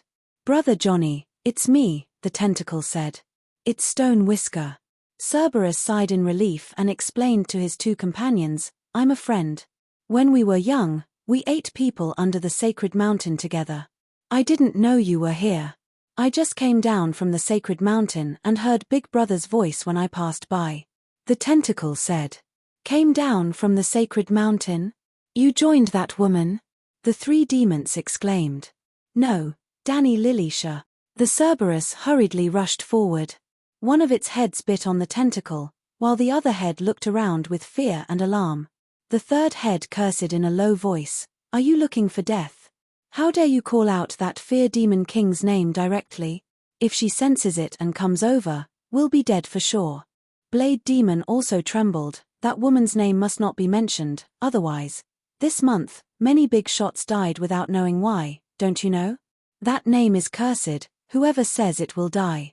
Necromancer said with difficulty. Kai Kai. Another black root-like tentacle drilled out of the ground. Earth Demon Stone Whisker was displeased. What are you talking about? Those big shots were a woo. Cerberus leapt forward again and bit the tentacle, begging, "Brother, Big Brother is begging you, can you not say that name? I'm scared." Kai Kai. A third tentacle drilled out and spoke helplessly, "Brother Cheong, let me go, I won't mention Danny again." A woo. Cerberus had no mouth to speak, so he could only wink. Kai Kai. A fourth tentacle drilled out and spoke, "That woman, I understand, that woman." Cerberus finally let go. "There's no curse. That woman was able to find the big shots because they divided up my ancestors' divinity, divine power, soul core, and song of laws. In truth, she's gentle, kind, and polite, a good person." Stone Whisker sighed. "So that's how it is." The three demon brats suddenly realized, then looked at Earth Demon in disbelief, exclaiming, "You really joined her?" "I wanted to, but she didn't want to take me in." Earth Demon sighed in self-pity. Cerberus' face twisted. "Do you even know what's right and wrong? Do you have any integrity? Big Brother, do you know why I immediately rushed over as soon as I heard your voice?" Without waiting for Cerberus to answer, Earth Demon continued, "Because you're my brother, I thought of you first when something good happened." "What good thing?" Cerberus asked curiously. "I want to join that woman, but she thinks I'm not vigilant enough, and wants a Cerberus to guard the door. Since you're not willing, I'll find someone else." "Don't, brother. I'll go, I'm willing to guard the door for the Almighty Lord." The Cerberus took another step forward. One of its heads bit on the tentacle and shook it vigorously. The other two heads said excitedly, "Good brother, you are my blood brother. I will remember this kindness for the rest of my life." "Bastard, do you even know what's right and wrong? Do you have any integrity?" Blade Demon cursed with righteous indignation. "A wise man submits to circumstances. I want to be a wise man." Cerberus raised his head and said, "That woman killed your ancestor. Do you want to be a traitor?" Necromancer was full of resentment. "If my ancestor knows that I've surpassed him, he'll definitely smile in the underworld." "I'm afraid not." Earth Demon shook his head. "Why?" "Your ancestor's blood, divinity, and 3 laws were drained by that woman. If you're willing to join her, she'll give you all those things. Your ancestor definitely won't be willing to be devoured by a junior." Earth Demon explained. Cerberus' 6 eyes were shining, his voice trembling. He prostrated himself on the ground facing the holy mountain and kowtowed again and again. "Danny Lilith, my lord, thank you, I swear, I'll be your dog forever." "Why did you call her by her name?" Earth Demon was surprised. "If I don't call her by her name, how can she feel my sincerity?" Cerberus said matter-of-factly. Necromancer's face changed. He asked in a low voice, "Brother Earth Demon, does the Almighty Lord need a butler? I was a wise and mighty king back then." Blade Demon's eyes widened. He pointed at his companion in disbelief. "You, if possible, I also want to be a hero. Being a hero is better than hiding like a mouse." Necromancer said helplessly. Earth Demon shook his head. "I only spoke a few words with that woman. I can't represent her, let alone help her recruit a butler." "How did you meet her?" Cerberus asked curiously. "I was originally serving His Majesty Black Mountain on the Holy Mountain, then she came. Because of Earth Demon's identity, I was lucky enough to survive. Well, you may not know, but the true god who died before was Earth Demon's ancestor, Mother Earth. Oh, it's 9 feet tall and 8 feet long. Its fur is glossy, and it's even dyed with a strand of blood-red demonic markings. Not bad. Its bell-sized eyes are filled with malevolence and malice. Good. Its teeth are sharp like daggers, and it can crush an iron sword with a single bite." On the peak of the lonely mountain, Dragon Queen threw her iron hammer aside. Like an old farmer in a cowshed, she carefully looked at the guard dog who volunteered himself. "Wang Cai, you're accepted." Cerberus was both happy and suspicious. "Master, my name is Johnny. Now you're called Wang Cai, is there a problem?" Danny glanced at it. Cerberus immediately prostrated on the ground. "Wang Cai is willing to serve you. I heard that the hell dog's sense of smell is the sharpest. It can even smell the fluctuations of divine sense." Danny said. Chapter 1048. Wang Tsai said, "Master, not all Cerberus have the same ability, just like how not all humans are as noble as you. I'm considered to be talented in the Cerberus race, but I can only smell and sense life aura. I can find any mortal within a few hundred miles through body odor, and I can also smell whether the other party is alive or undead. But to sense the fluctuation of divine soul power, other than my ancestor Balos, the guard dog you burned to death under the holy mountain, no one can do it. Sigh, I made a mistake. I shouldn't have burned him.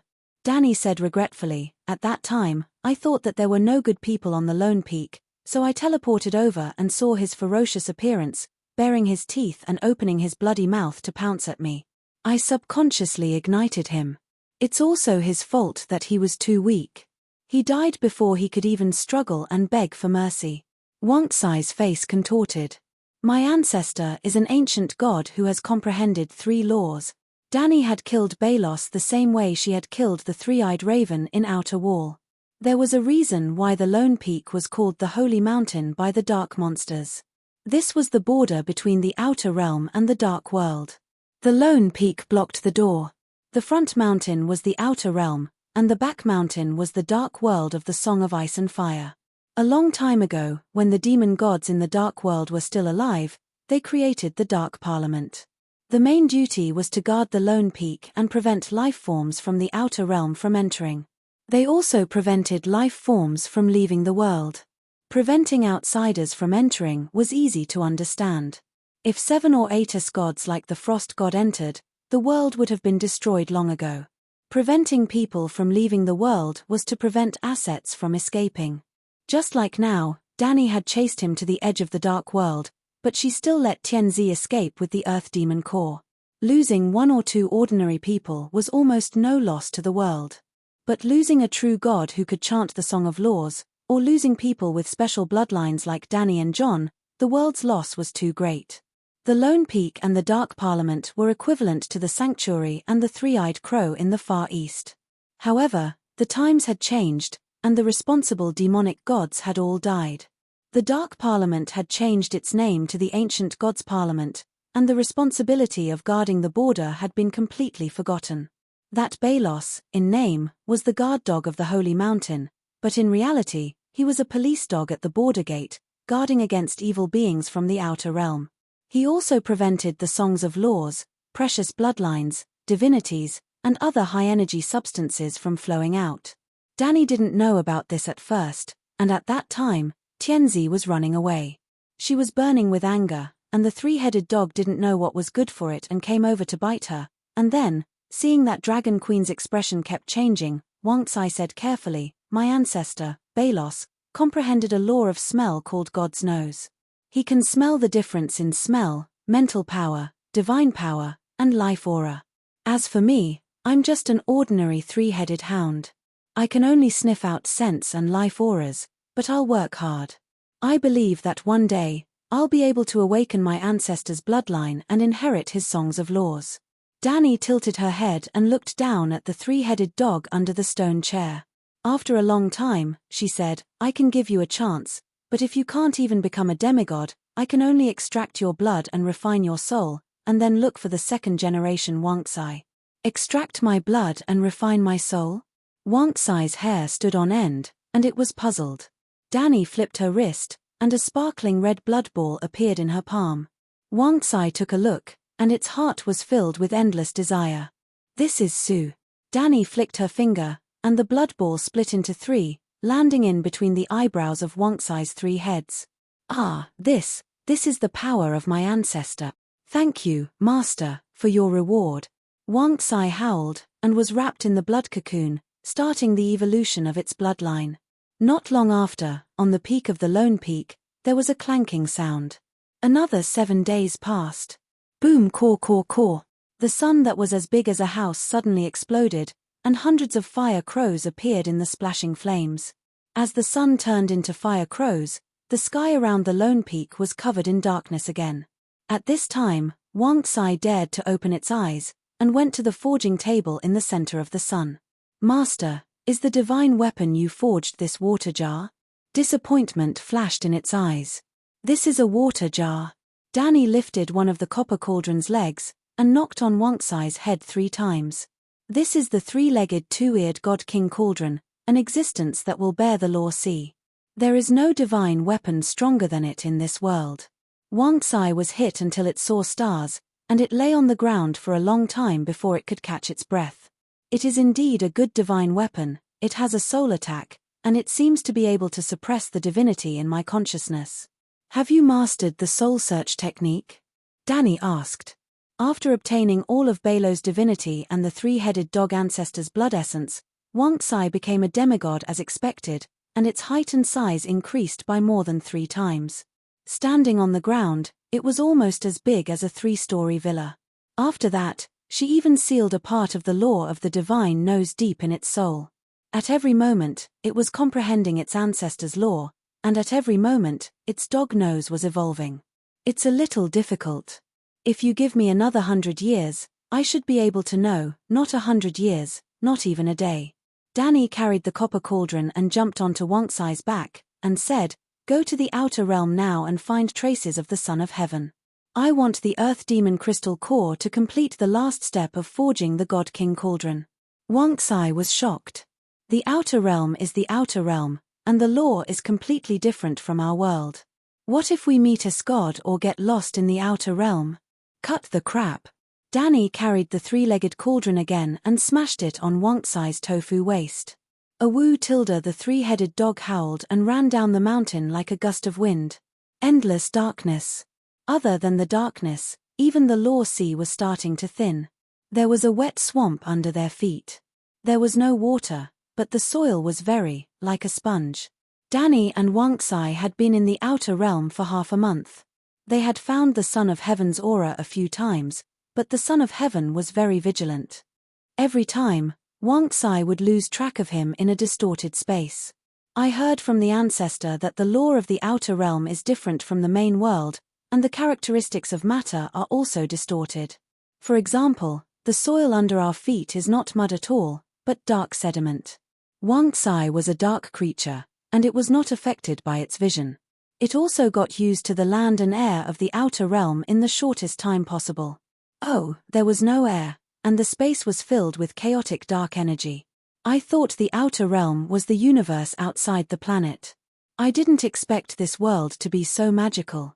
This is also a universe formed by dark energy. Danny lay on Wang's eye's furry back, and an ethereal flame gathered in her palm. She was enjoying the scenery of the outer realm. The scenery here was monotonous, and the natural scenery was zero. However, just the law of the outer realm was enough for her to feast her eyes. The east is the dark universe. What about the north, the universe of ice? And the west, the land of the far west, is full of oceans. The universe of water. I heard that the south of Sosrose is the land of infinity. Danny fell into deep thought. If the 4 directions were connected to 4 different universes, then what universe was this world in? It was certain that the universe of the Song of Ice and Fire world was different from the 4 universes. There's the aura of a living person. Master, I smell a living person. Wang's eye barked excitedly, interrupting Dragon Queen's reverie. A living person, is not the Son of Heaven? Danny turned over and sat up. Ah, what a big 3-headed dog. A clear and melodious female voice sounded in front of her. Danny could not understand her language, but she had added mental waves to her voice. Wang's eye slammed on the brakes and shouted, "How can she be so fast? When I smelled her aura a moment ago, she was at least 200 kilometers away. How can she be here in the next moment? You don't have a physical body. You can talk. You haven't lost your mind yet. You can communicate. That's great." It was a beautiful girl with pointy ears. Her face was delicate, and her silver hair was draped over her shoulders. Her tight leather armor accentuated her curvy figure. When she smiled, there was a dimple on each of her cheeks. Not only can it talk, but it also has a master. Danny jumped on Wang's eye's head and stomped her feet. Wang's eye crawled on the ground. You're a human too. You're so beautiful. Why didn't I sense you before? The girl's expression changed several times. First, she was envious. Then, she came back to her senses and began to be alert. You're immortal. It would be strange if you could sense me. By the way, are you an elf? Danny sat on the dog's nose. The flame in her hand suddenly expanded. The elf girl's body was like a 3D projection that was disturbed. Ripples appeared on her body. The elf girl looked at the fireball floating in the air with longing. She hesitated and said, "I'm the elf princess of Ain Air." "You said mortal. Aren't you immortal?" Danny turned on her holy mother Danny mode and gave a smile that could warm anyone's heart. She explained sincerely, "I'm a mortal, a human. It's just that this is the dark universe. There are many powerful monsters with twisted minds. You're just a mental projection, but I came into this universe with my original body. In order to not attract attention like a torch, I deliberately used divine spells to hide my presence. Even a god won't be able to discover me on the back of the Cerberus." The girl was indeed infected by her smile. Half of the alert on her face was gone. "Are there gods in your world? How do you define gods?" She asked a question that surprised Danny.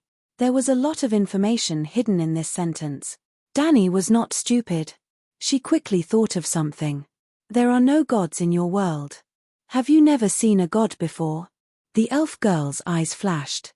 "My father lived for 500 years. In the eyes of mortals, he's a god." Danny smiled with a sense of superiority. "Wonksai, how old are you this year?" 2,200 years old? 300 years old? "I can't remember," Wonksai said in confusion. "Are you a god?" Danny asked again. "I'm just a minion. I was lucky to meet my master." The elf girl puffed up her cheeks and said with some dissatisfaction, "My father didn't just live for a long time." Danny nodded.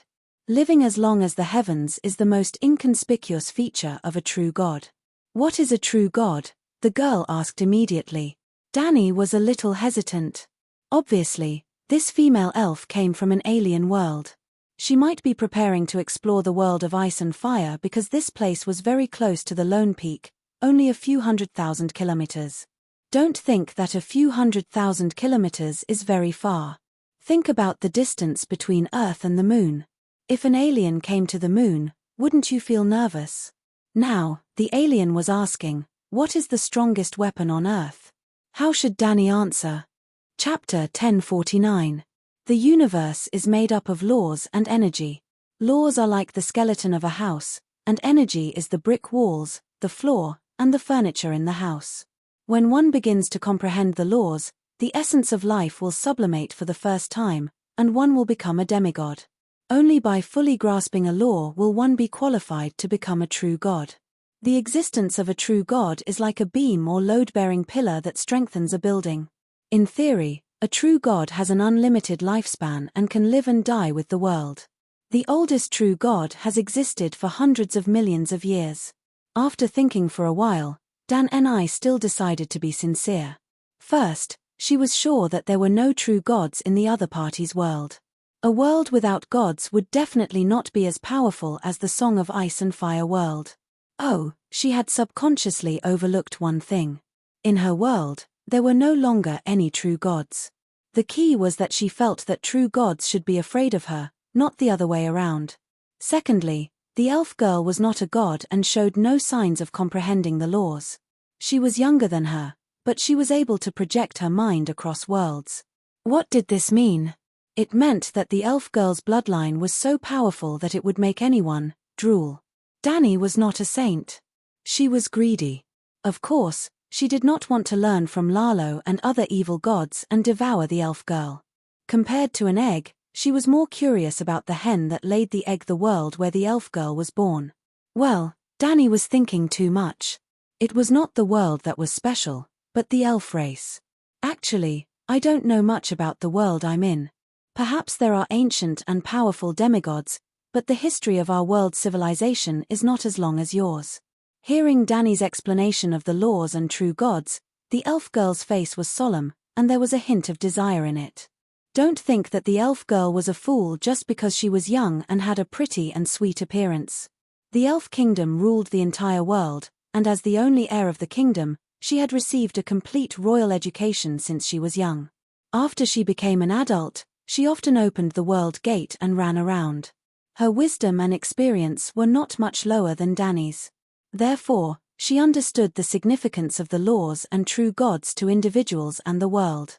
The elf girl's ears twitched as she suddenly said, "The true gods in your world should all be dead, right?" Danny was stunned. Then, she suddenly realized something and said, "You're from the lower universe?" "Lower universe." The elf girl thought about it carefully and nodded. "That's right. It's very likely that our universe is even lower. Your world is falling from the gap between energy levels to a low-level universe. About 30 years later, your world and our world will be in the same universe. About 100 years later, your world will be parallel to the world I'm in now, and there might be a convergence of celestial spheres." Celestial sphere convergence. Danny was puzzled. When two or more worlds collide with each other, the people of your world will fall into our world, and the people of our world can also migrate into your world. Other than the exchange of species, it could also change the topography of the world, and even laws. The elf girl hesitantly uttered the last word. After listening to Danny's explanation of the laws, she wasn't sure if the world they were in still had complete laws. "My name is Danny Liz. Danny Liz Targaryen, human," Danny said. The elf girl was stunned. She smiled and said, "Hello, Danny. My name is Laura. Laura Doran, elf. Laura, your talent is really powerful. I'm also proficient in spatial teleportation and mental projection, but in this dark universe, the spatial door can't be opened at all. But you can cross worlds and even universes, and perform extra-dimensional spatial projection." "Amazing," Danny praised with a smile. "Danny, your strength is also shocking." Laura pointed at the flame above her head and exclaimed, "I was attracted by this flame. In the entire dark universe, only this place has fire and light. If I'm not wrong, only the law of fire can suppress the origin of darkness here to ignite the flame. Even your flame can interfere with my extra-dimensional projection. You can control such a powerful flame so easily. This shows that your understanding of flame has reached a terrifying level. Also, there's a special aura in the flame that makes me yearn for it, but also fear it." The two girls looked at each other and seemed to see something in each other's eyes. They both laughed. Wang Tsai was baffled. It had two heads, one looking at its master and the other at the pointy-eared girl. "Laura, come and sit with me." Danny warmly invited the elf girl. Wang Tsai was very tactful and lowered its middle head even more. Laura excitedly jumped onto Wang Tsai's nose and then climbed onto the back of the blanket with Dragon Queen. They sat opposite each other. The two chatted as Wang Tsai continued to move forward. "My world is in danger." Dragon Queen's face was full of worry. She told her about the cold god's invasion. She didn't hide her own experience in the past few years. Laura's face turned pale. She said in horror, "The cold god can casually release white frost that can freeze the world." White frost. Danny was stunned. She did not expect that the female elf would only be sensitive to the unremarkable forbidden spell, white frost, after all the legendary stories she had told her. The cold god can only gather the power of ice from other areas. It can't freeze the entire world. If there is white frost here, the temperature of other places will increase. Overall, it can only move the power of ice. What if the cold god can move the infinite power of ice from the universe? Laura asked. "It can't," Danny said with certainty. Laura's expression was dignified. "It couldn't before, but it doesn't mean it can't in the future. In our universe, there is an infinite gap between the worlds. In this empty void, there are infinitely small particles that absorb warmth like a sponge absorbing water. Countless particles gather together to form a storm, which is the white frost. It has already destroyed countless worlds. In fact, in the lower universe, the destruction of all worlds originated from the white frost. As long as the white frost approaches a star system or plane, in just a few decades, the entire planet or plane will turn into a lifeless ice lump. The world's fire has been taken away by the white frost." Laura pointed at the fireball in front of her and emphasized with a complicated expression. Danny was shocked. She muttered, "Every time a world falls, the cold air from beyond the Great Wall is the white frost. In your world, how often does the cold wave that freezes the world appear?" Laura asked. "The last time it appeared was 8,000 years ago. The last time was at least 50,000 years ago. Laura smiled bitterly. Take a guess. How long has the history of the wizard world that I'm currently in? The recorded history is only a little more than 1,000 years. It is said that civilization began 3,000 years ago, but it is only a legend. No one can be sure. Danny's heart moved. Because of the white frost. The white frost and the sky sphere converge. The white frost can destroy civilization, and so can the sky sphere. It is like two carriages meeting at a crossroads and then colliding. Wood shavings fly and the carriages are damaged. In the upper universe where you were before, the white frost should be rare. But as the world falls, the lower the level of the universe, the higher the density of the white frost. When we reach the lower universe, the void is full of white frost, and the sky sphere converges often appear. Catastrophes are too frequent. What can be done in 1,000 years? Danny said with a dignified expression. What do you want to do? Lead the world to ascend and break away from the lower universe. The so-called lower universe is likely to be the graveyard of the world, the stomach of the universe, Danny said in a deep voice. Graveyard of the world. It is really appropriate. Just 1,000 years ago, the wizard world had a sky sphere converge. About 100 years later, it will appear again, and the white frost may descend. I don't know if the world has successfully ascended, but we elves will open the door of the world before the white frost arrives and migrate to a new world, Laura said faintly. You are here to find a new world. You have your eyes on our world. Lauren lowered her eyes and said in a low voice, your world is very advanced. It is the brightest star in the night sky. Everyone can see it. The humans in this world are very cruel. Many powerful races were destroyed by the humans. Even the gods were ended by the humans, Danny said strangely.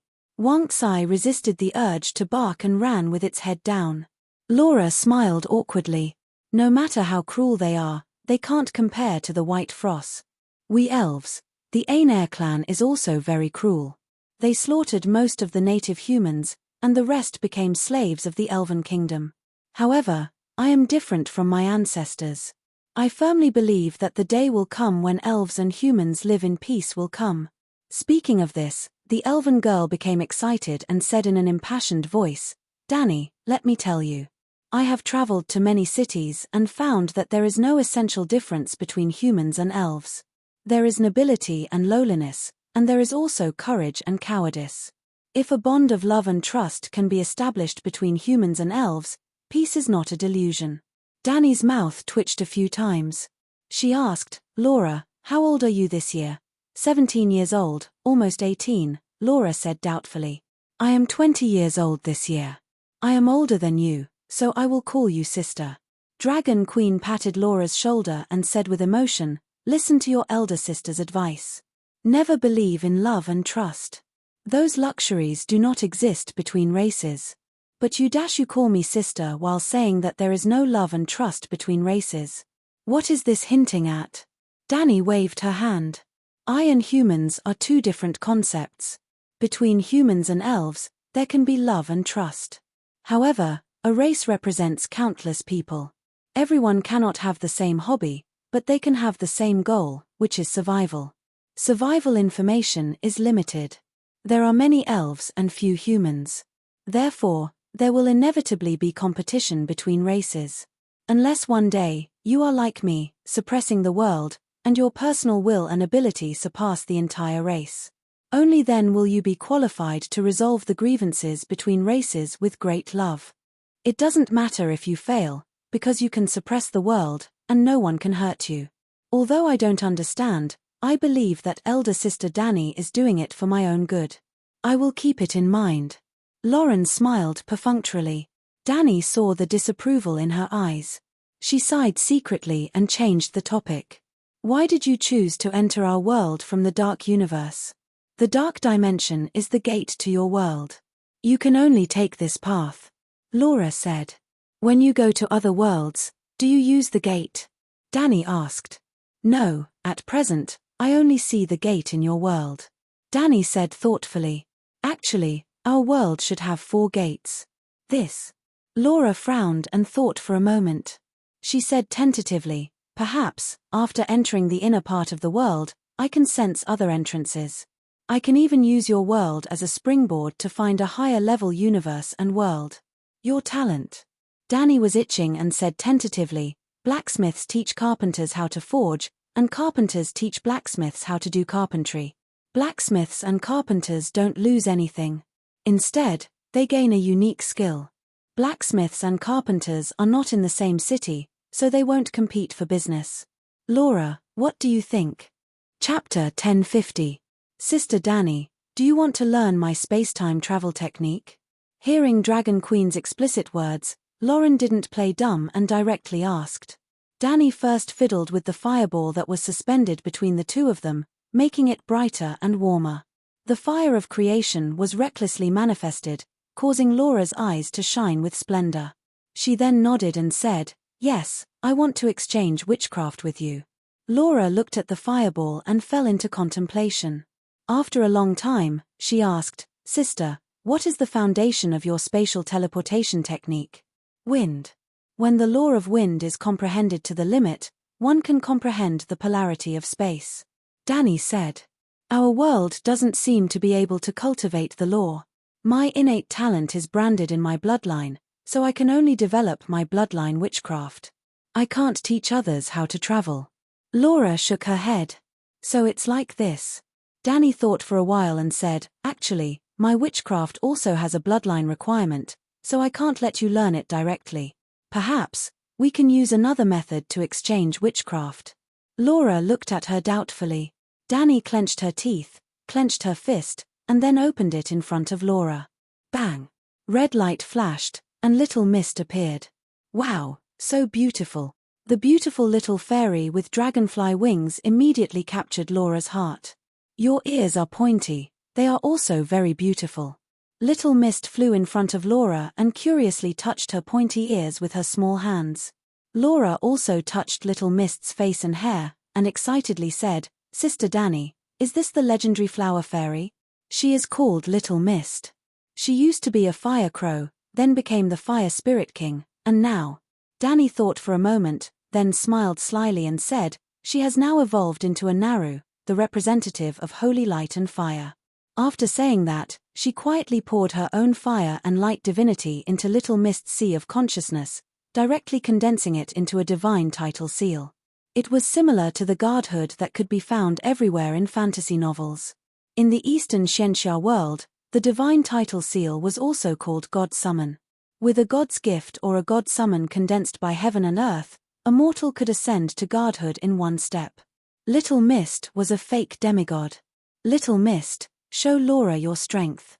Buzz. In the next moment, Xiao Wu's entire body ignited like a ball of red and scorching lava.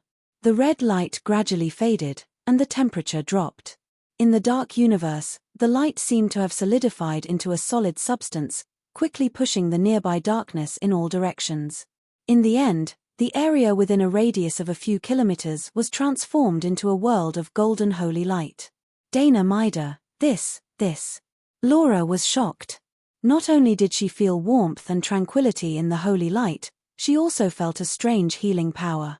"This is the purest Guan Hui I've ever seen, just like Danamida's eyes," she exclaimed in fascination. "Is Danamida the god of the elves?" Danny asked. "Yes, Danamida has 3 forms, a carefree young girl, a mature pregnant woman, and a hunchbacked old woman. Not only the elves, even the humans believe in Merit Lay, and the dwarfs believe in Blom Magda, which is another name for Danamida." Danny asked with a strange expression, "Have you seen Danamida? Does she often show miracles? Does her priest know divine magic?" The 3 questions made Laura's expression change several times. After a while, she shook her head hesitantly and said, No. But we believe in Danamida's teachings, not a real god." Even Meritlay's priest made it clear that Meritlay symbolizes the mother of all people. She represents birth, love, labor, and the stove. In Meritlay's temple, the nuns learn about herbs, medicine, and biology. They will become herbalists, doctors, and midwives in the future. Laura explained Danamida's teachings, the church, and the range of its spread. Generally speaking, Danamida was a feminist version of the 7 gods. In the teachings, the three men, the father, the warrior, and the blacksmith, were deleted, keeping the female faith. But in function, Danameda's priestesses were a combination of medical scholars and monks. So to say, our world also has a Danameda. Dani also explained the teachings of the seven gods. What a coincidence. Well, it's not a coincidence. Every world has women and children. Every woman will also experience the three stages of life: a young girl, a mother, and an old woman. Laura said thoughtfully. The seven gods don't just have faith. Look at this Naru, she is the source of holy light. Dani pointed to the little sun. Laura's expression was complicated. There was expectation and hesitation. Does Sister Dani want to give Little Mist to me? Let Little Mist be your soul partner. Through the soul link, you can feel the laws of light and fire. At the same time, you can also borrow the power of your soul partner to use holy light and fire divine magic. Dani smiled. This. Laura was happy at first, but then she frowned and asked doubtfully, what can Sister get? Little Mist is your soul partner. You can feel her laws of light and fire, and she can also learn your planar travel technique. If Little Mist has some achievements, she can pass on her insights to me. Dani said. When Laura heard this, she looked hesitant. My talent comes from the ancient blood. The ancient blood is the greatest secret of the elves. It is related to the future of the elves. Dani thought for a moment and said, first, let Little Mist form a soul contract with you. Then you can take her to see your parents and explain the reason to them. If they firmly oppose, you can immediately cancel the contract with Little Mist and leave her in the sorcerer world. After 100 years, I will take her home. If your clansmen agree to exchange their lore insights with me, the soul contract will automatically take effect and be upgraded to a holy oath. After 100 years, I will invite the elves to my world. You can choose to settle here or use my world as a springboard to ascend to a higher dimension. Right, do you pay attention to holy oaths? Dani suddenly reacted. Every world had different traditions. The holy oath that they regarded as the highest law might be worthless in the sorcerer world. Of course we understand the sanctity of oaths. Laura said affirmatively. Dani said, in our world, oaths are recorded in the river of fate. No one dares to break an oath. Those who break an oath will be punished by the heavens. Danameda will bear witness to our oath. Laura said with a serious expression. This. All right. Dani was stunned. She reluctantly accepted and asked, what do you think of my proposal? I don't know much about soul contracts. Laura said awkwardly. It's very simple. You give Little Mist a part of your soul, and she will give you a part of her soul. Then you will integrate each other's soul into your own. Isn't that too simple and crude? Laura's mouth twitched. This is just the basic principle. The optimization of the details will be very complicated. I just learned it from an ancient god. If your relationship with Little Mist gets better, your souls will be more compatible. The compatibility between your souls will promote the fusion of your bloodline. With this virtuous cycle, one day, you will be able to truly grasp the power of light and fire. Dani said seriously. Let me think about it. Laura hesitated. Right, Sister Dani, what are you doing in the dark universe? She asked curiously. Dani said, I'm chasing a devil. The reason why our world fell into the lower universe was because it joined forces with other devils to murder the last true god. Ah, doesn't it know the danger of a falling world? Laura said in disbelief. It did it on purpose. Dani then explained her conflict with the Justice League. However, she didn't explain in detail how strong the evil god was. She also didn't explain the first flame and the engraved boat sword after 1,000 years. I didn't expect Sister Dani to be so strong. Even so, the elf girl was very shocked. She looked at Dani with eyes full of admiration. Master, I found that guy's aura again. Suddenly, Wang Tsai howled and began to madly accelerate. Dani immediately waved her hand and collected Little Mist. The fireball floating in the air was also extinguished. Cerberus's sense of smell is far beyond the area affected by the flames. But once you get close, it will alert him. Seeing Laura's puzzled expression, she casually explained. Bastard, get lost. After running for another 200 kilometers, Danny heard the man's angry shout. The next moment, a circle of dazzling white light suddenly exploded in the darkness ahead. It was as if 10,000 flash bombs had exploded at the same time. This light! Laura was shocked. To be able to explode with such dazzling light in the dark universe, this is the power of law. Danny nodded with a strange expression. It is indeed the law of light and darkness, but, the black shadow that looked like a standing wolf howled in pain and turned into nothingness in the explosion of light. Laura, wait for me for a moment. Laura heard this and subconsciously looked back. However, she had lost track of Dragon Queen. She quickly turned her head and looked forward. The dazzling white light had disappeared. After blinking a few times, Dragon Queen's voice came from behind her. Are you the son of heaven or the night lion? Laura looked back blankly. She didn't know when the Dragon Queen had returned. Under her tall silver boots, she was stepping on a handsome young man who looked like a prince in a girl's dream. Just as she turned back, Sister Danny had finished fighting and stopped. Laura was somewhat at a loss. But then, her attention was attracted by the pitiful prince under Sister Danny's feet. His figure was taller than the male elves. Compared to humans, he had a more dignified appearance and was extraordinary. His face was as bright as the rosy moonlight, without a trace of flaw. Just a glance was enough to make people intoxicated. His body also had the aura of a king who had lived for a long time. He was more domineering and dignified than his father, the Elf King. But at this time, his skin was sickly pale, making people feel pity for him. Boom! The godlike man's head exploded. His dignified body was set on fire, and his illusory soul twisted and howled. Laura, who was blushing and feeling hot, shuddered. The romantic thoughts in her mind were frozen by the white frost. Sister Danny, why did you kill him? She cried. I came to kill him, Danny said strangely. Saying this, she pinched the Son of Heaven's soul in her hand in front of the female elf and forcibly pulled out a yellow crystal from it. During this time, the Son of Heaven's handsome face twisted into an evil spirit's appearance. His mouth let out the most hysterical howls. He looks like an elegant prince. Is there some misunderstanding? Laura couldn't bear it. This body is indeed the king, but his soul has long been refined by his father. Laura didn't understand, but Cerberus exclaimed, so the legend is true. The Son of Heaven is actually a clone of the Night Lion. Chapter 1051. At first, I was prepared to decline, but then I met the Son of Heaven.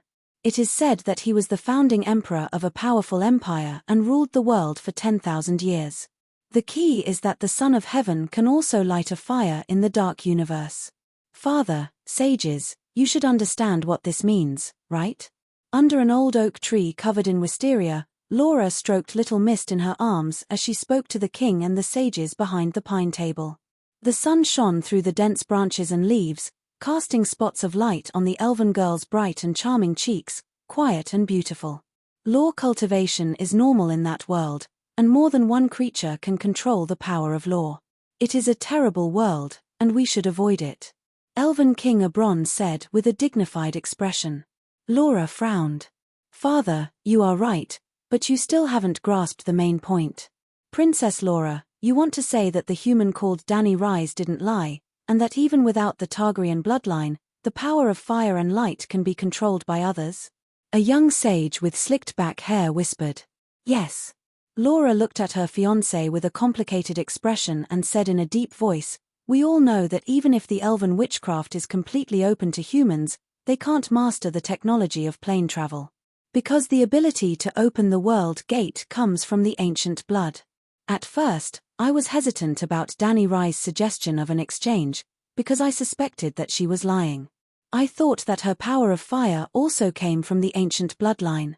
But that Son of Heaven certainly doesn't have any blood relationship with her, but the two of them have mastered similar powers of fire and light. Laura's perception was too sharp. The similarity she spoke of wasn't the powerful law of fire that Dragon Queen and Son of Heaven had mastered, which could suppress dark energy, but the aura of the supreme law of the Song of Ice and Fire. There must be similarities between the counterfeit and the original. What moved her was not ordinary fire. In the sorcerer world, there were warlocks who played with fire, but it was the first time Laura had encountered a high-level fire involving the Song of Ice and Fire. She had encountered it twice in a day. After Laura explained her feelings about fire, she concluded, since Son of Heaven can do it, why can't we? The elven sages gently nodded, satisfied with her rational analysis. You let this. Naru, right? The elven king pointed to Little Mist. Laura nodded. Let this Nalu display the strange flame you speak of, the king of elves said. Little Mist glanced at Laura, and after getting the hint, it immediately jumped high into the sky and exploded into a fireball. It was Dragon Queen's first flame divinity. Buzz-tilde the thin void began to distort. Ah, a third sun has appeared in the sky. Oh my god, the sun is so close to us. It's so hot. The leaves are burning. The elves of Ternalia clamored in fear. Clang. The elven sage's teacup fell on the table, but he didn't notice it. He looked at the small sun in shock and excitedly said, Princess Laura was right, this isn't an ordinary fire, it's the legendary eternal fire. The elf king's eyes were filled with fervor. According to the ancient records, the eternal fire will never be extinguished. It can dispel the cold and darkness and lead the world to hope and new life. Naru's fire is not the eternal fire. We have never seen the eternal fire, but it does have a trace of aura that surpasses all the flames in the world. Avarak also lost his usual calmness and said with a trembling voice, there is no flame more noble and powerful than this. After the excitement, an old sage hesitated and said, Naru is very good, but do we really want to reveal the secret of the ancient blood to outsiders? What do you mean? Laura frowned. The elf king slowly said, Laura, you have been to the wizard world. You know how our cousins, the elves of Ain Shidi, live. In the beginning, they were like us, ruling the entire world. When the humans began to grasp the magic knowledge of the elves, and when the human warlocks rose, the elven empire was immediately destroyed and the elves were wantonly massacred. Now, only a small number of elves are left. They are like lowly beggars, struggling at death's door in the most desolate corners of the world. A bronze tone was heavy. Father, this is a fair trade. We also have the opportunity to control the eternal fire. Laura looked at the sages around her and said, if you don't agree, I can cancel the soul contract with Little Mist.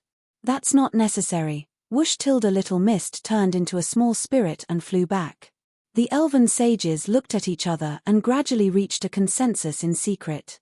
In the end, the elf king said, we need the law of fire. It is very possible that Danny Liz's flame is related to the first flame of the ancient legends.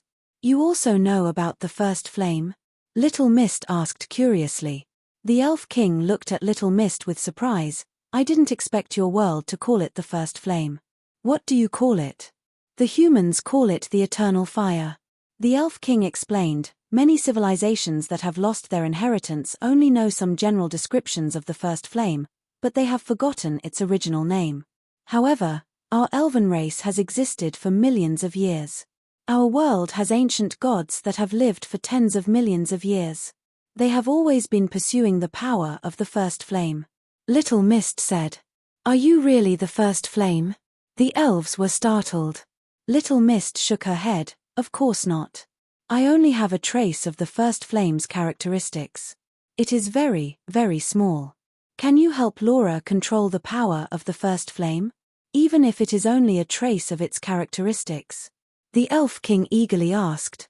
I will continue to transform Laura's bloodline and guarantee that she will become a demigod of fire. However, whether she can comprehend the law of fire or not depends on her comprehension of fire magic. The law of fire is only the starting point, it is still very far from the first flame. Little Mist honestly said. That is very reasonable. The elf king's expression dimmed for a moment, then he looked strangely at Little Mist and said, I thought that you would try your best to facilitate this transaction and then say that Laura will definitely be able to comprehend the power of the first flame. I made a sacred oath that I would never deceive Laura. Sacred oath? The elf king didn't understand. The people of that world attach great importance to oaths. As long as one goes back on an oath, they will never have a good end. Laura explained. You also made a sacred oath to Danny Liz. Backcomb suddenly asked. Of course, the oath is mutual. Backcomb frowned as he looked at the Elf King.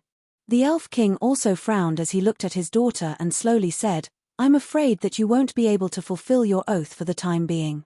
Laura's heart thumped as she hugged Little Mist and asked, "What do you want to do?" The Elf King slowly said, "We aren't natives of this world. I don't even know how many worlds the elves have migrated to. In the world where we were first born, our ancestors were extremely fanatical about obtaining the power of the first flame. Therefore, Laura, we can't give up this opportunity, but..." Seeing the Elf King's ugly expression, an elf sage spoke for him, "But the ancient blood is the foundation of the elves' existence, we can't let others get it. We will seal this Naru and let you extract its power to obtain its comprehension of the law of fire. However, its power and comprehension will only be released, it won't be able to come in contact with the secrets of the ancient blood." "Ah, you want to break your oath?" Little Mist covered her mouth with her small hand, her apple-like face was full of shock. Laura patted her little head to appease her and sternly said, "Father, sages, are you sure you understand the consequences of offending Danny Liz? We can leave this world ahead of time. The universe is so big, where would she find us?" a sage asked. Auburn raised his hand to stop his daughter's angry words and said, "We won't completely break our oath." "What?" A sage was shocked. "Didn't we need the first flame?" But this Naru also said that Laura might not be able to comprehend the law of fire. "We might have to deal with Danny Liz in the future, so we can't go too far." Auburn helplessly said. If the Naru itself was a first flame, they would certainly snatch it and run. The Elf King stood up and said to the fire elf, "Little Mist, I will seal you for 10 or 20 years until Laura becomes a demigod. Don't blame me, Laura is just a mortal, the difference between your realms is too big. It's like an elephant and a mouse, each person gets a bite, a big piece of cake. It's obviously unfair to the mouse. I believe that even if Danny Liz knows about this, she would understand the difficulties of the elves. Little Mist has been sealed. What a powerful sealing technique, completely isolating me from her." In the dark world, on the summit of a lonely mountain, Danny suddenly stopped what she was doing and closed her eyes to meditate. After a long time, she opened her eyes. "Laura, that little bitch, dares to break her oath." Wang Tsai bared its teeth, its eyes revealing an ominous glint. "Master, wait for the sky sphere to converge, then I will go to that world and help you kill all the pointy ears." Danny glanced at it indifferently, a dog trying to catch a mouse, meddling in other people's business. "Remember, your task is to guard hell forever." Wang Tsai looked at the doghouse left behind by its ancestor with some reluctance, a short but wide cave. "Master, I'm willing to go to the 7th layer of hell to guard the gate, but this sacred mountain, don't you care about it? As a small boss of hell's first level, it's too difficult for the dog to bear the burden of guarding the world." Dragon Queen sighed. "What do you mean?" Wang Tsai was puzzled. "Previously in the Dark Universe, we encountered 7 or 8 waves of dark evil creatures, but you were beaten to a pulp every time. Even fighting one-on-one was difficult. Isn't letting you guard the gate the same as giving a hot dog to the evil creatures?" Danny said helplessly. "If you recruit a group of warriors in the dark world in your name, I should be able to guard the sacred mountain." Wang Tsai said. "Can you fly?" Danny asked. Wang Tsai shook its head. "I can run fast." Hiss a loud and clear dragon's cry suddenly spread throughout the lonely mountain. "Megalosaurus?" Wang Tsai was surprised to see an emerald-green dragon flying from the west. "Hiss Danny, I'm here." Little Green landed on the summit and took the initiative to stretch its head to let Mother Dragon stroke it. It spoke Chinese. You've recuperated well." Sensing Little Green's vigorous breath and vigorous vitality, Danny couldn't help but be very happy. That time in the Smoke Sea, she used 5 overclocking, and the 5 Megalosaurus souls were injured, and their blood essence was greatly damaged. But at that time, she was busy dealing with the first flame, and didn't have time to personally endow them with spirituality and recuperate. She could only let the Megalosaurus learn to be priests of the 7 gods, and use the dragon spirit to replace the line of faith, and borrow the divine spell slots of the main gods to heal themselves. This process involved the complicated application of divine spells, and humans needed more practice to master it. Megalosaurus. Maybe they weren't so stupid that they couldn't even learn divine spells, but they were too young, only 6 years old. Divine spells were much harder to learn than talking, and now among the 5 dragons, only Blackie had obtained a primary school diploma. Chapter 1052. Edu. South City, Wizard Legion's encampment. In the courtyard of the Royal Wizard Legion's leader. Master Kuei-shi, why is the potion's effect getting worse? At first, it could last for 5 minutes, but since a month ago, it's been 4.5 minutes, 4 minutes, 3.5 minutes. Last night at Green Fragrance Pavilion, it only took 30 seconds, just. The dwarf's face flushed red.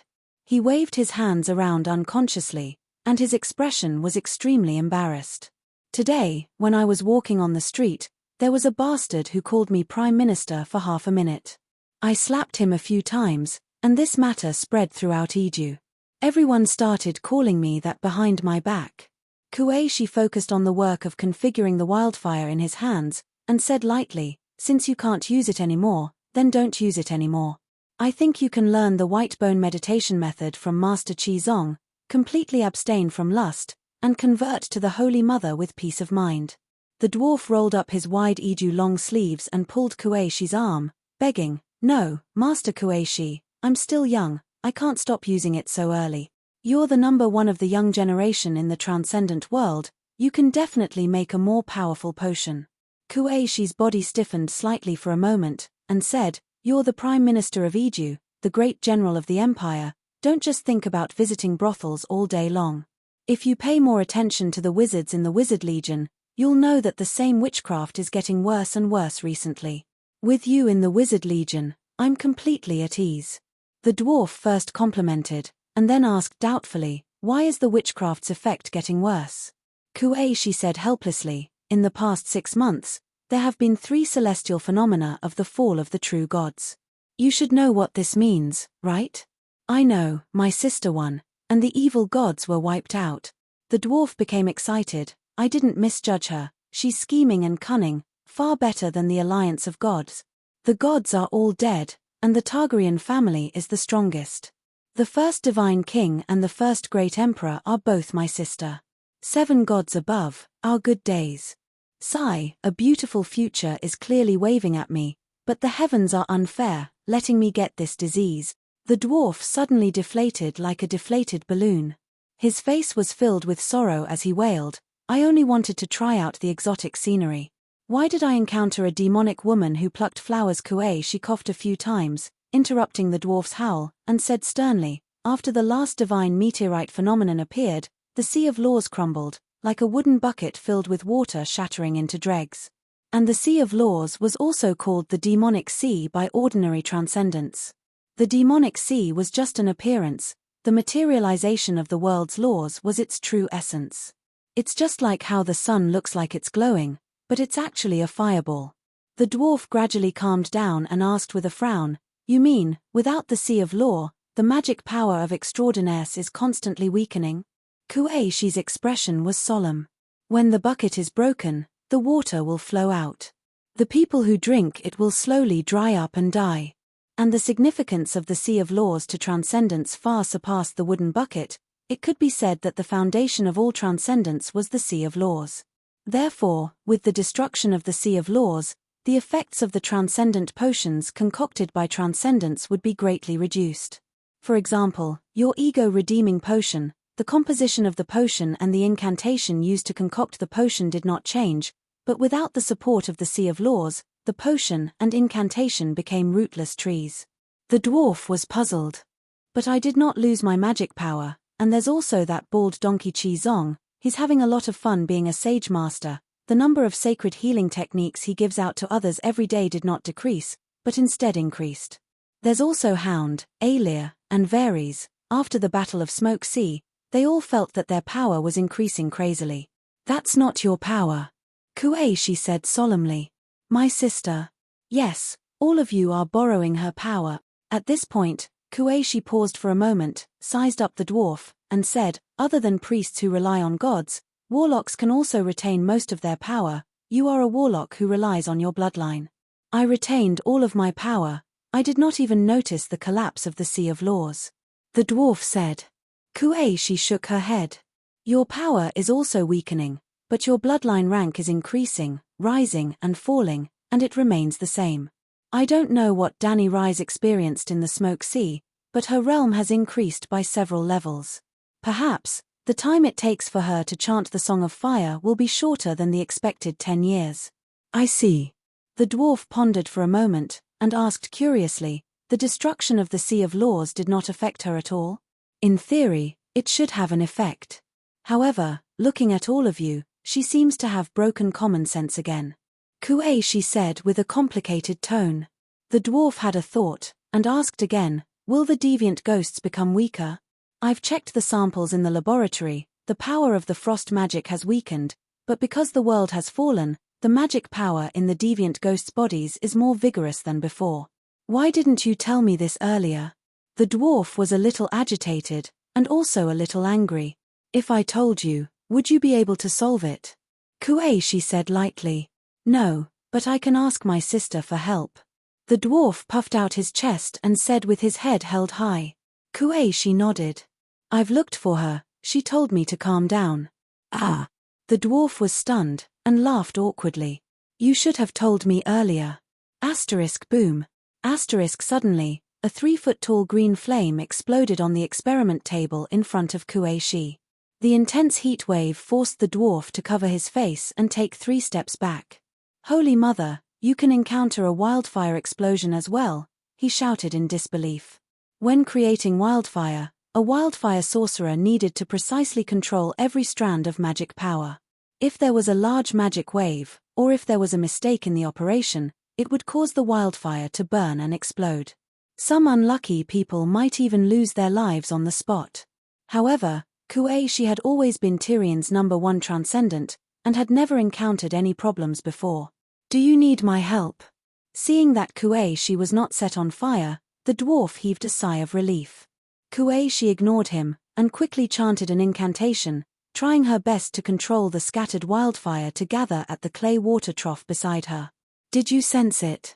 When the fire was under control, the Shadowbind sorcerer asked in an uncertain tone. What? The dwarf was confused.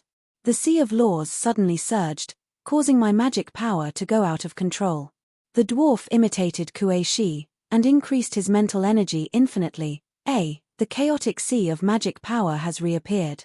Strange, there seems to be an additional layer of cover outside the sea of magic power, and my mental energy is blocked outside.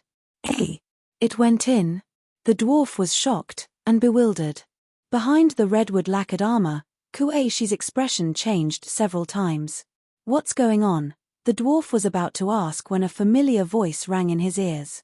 As you can see, the true gods have all fallen, and the Sea of Laws has been destroyed.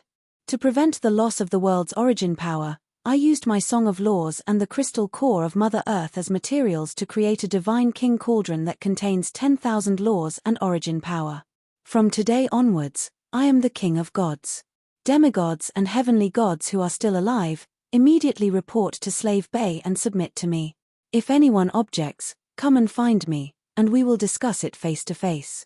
From today onwards, until the end of the following week, all gods who are not registered will be excluded from the Divine King Cauldron, and will not be able to extract a drop of origin power from the Sea of Laws. Extraordinaires who have not become demigods can continue to use the magic power of the Sea of Laws, but from now on, every time you cast magic, you must recite Holy Mother of Mercy, Long Live the Queen, Chinese, as the secret key to enter the Sea of Laws. The Prime Minister looked at the shadow-binding knight. This isn't a hallucination, right? She shook her head lightly, and said strangely, anyone who enters the Sea of Laws for the first time will hear this notice, and it's engraved on the Divine King Cauldron. The dwarf's mouth gradually cracked open, and he laughed foolishly. Too shameless, too domineering, too powerful, too awesome. My sister is invincible. Very invincible, but the price to pay is a little high. Without any warning, Dani's figure suddenly appeared in the room. The dwarf exclaimed, rubbed his eyes, and asked, are you a real person or a mental projection? I just finished my business in the Dark World, and went to the underground palace of Thunder Island, so I wanted to visit you on my way back. As Dani spoke, she sized up the strange-looking dwarf. He wore a golden crown, a purple python robe, and a belt with a picot head inlaid with gold and jade around his waist. He actually gave off a sense of suaveness. All right, Tyrion had to thank her for changing his plum face, and even adjusting his deformed leg bones. You're doing well. The dwarf also lowered his head to look at his court attire, and sighed in satisfaction. Today, I finally know how noble the Prime Minister is. Prince Beau is far more obedient than Joffrey, and the court officials all respect and trust me. Without Littlefinger and Old Rose plotting outside, and without someone like Cersei holding me back, it's too comfortable. Is there really a true god sealed in the underground palace of Thunder Island? Kuei asked. The Mother Earth who sings the Song of Earth. I thought it was an evil god, Dany nodded. It is an evil god. His main consciousness is asleep, and he only acts on instinct. He can't control the high-energy chaotic earth god power, so he's no different from an evil god.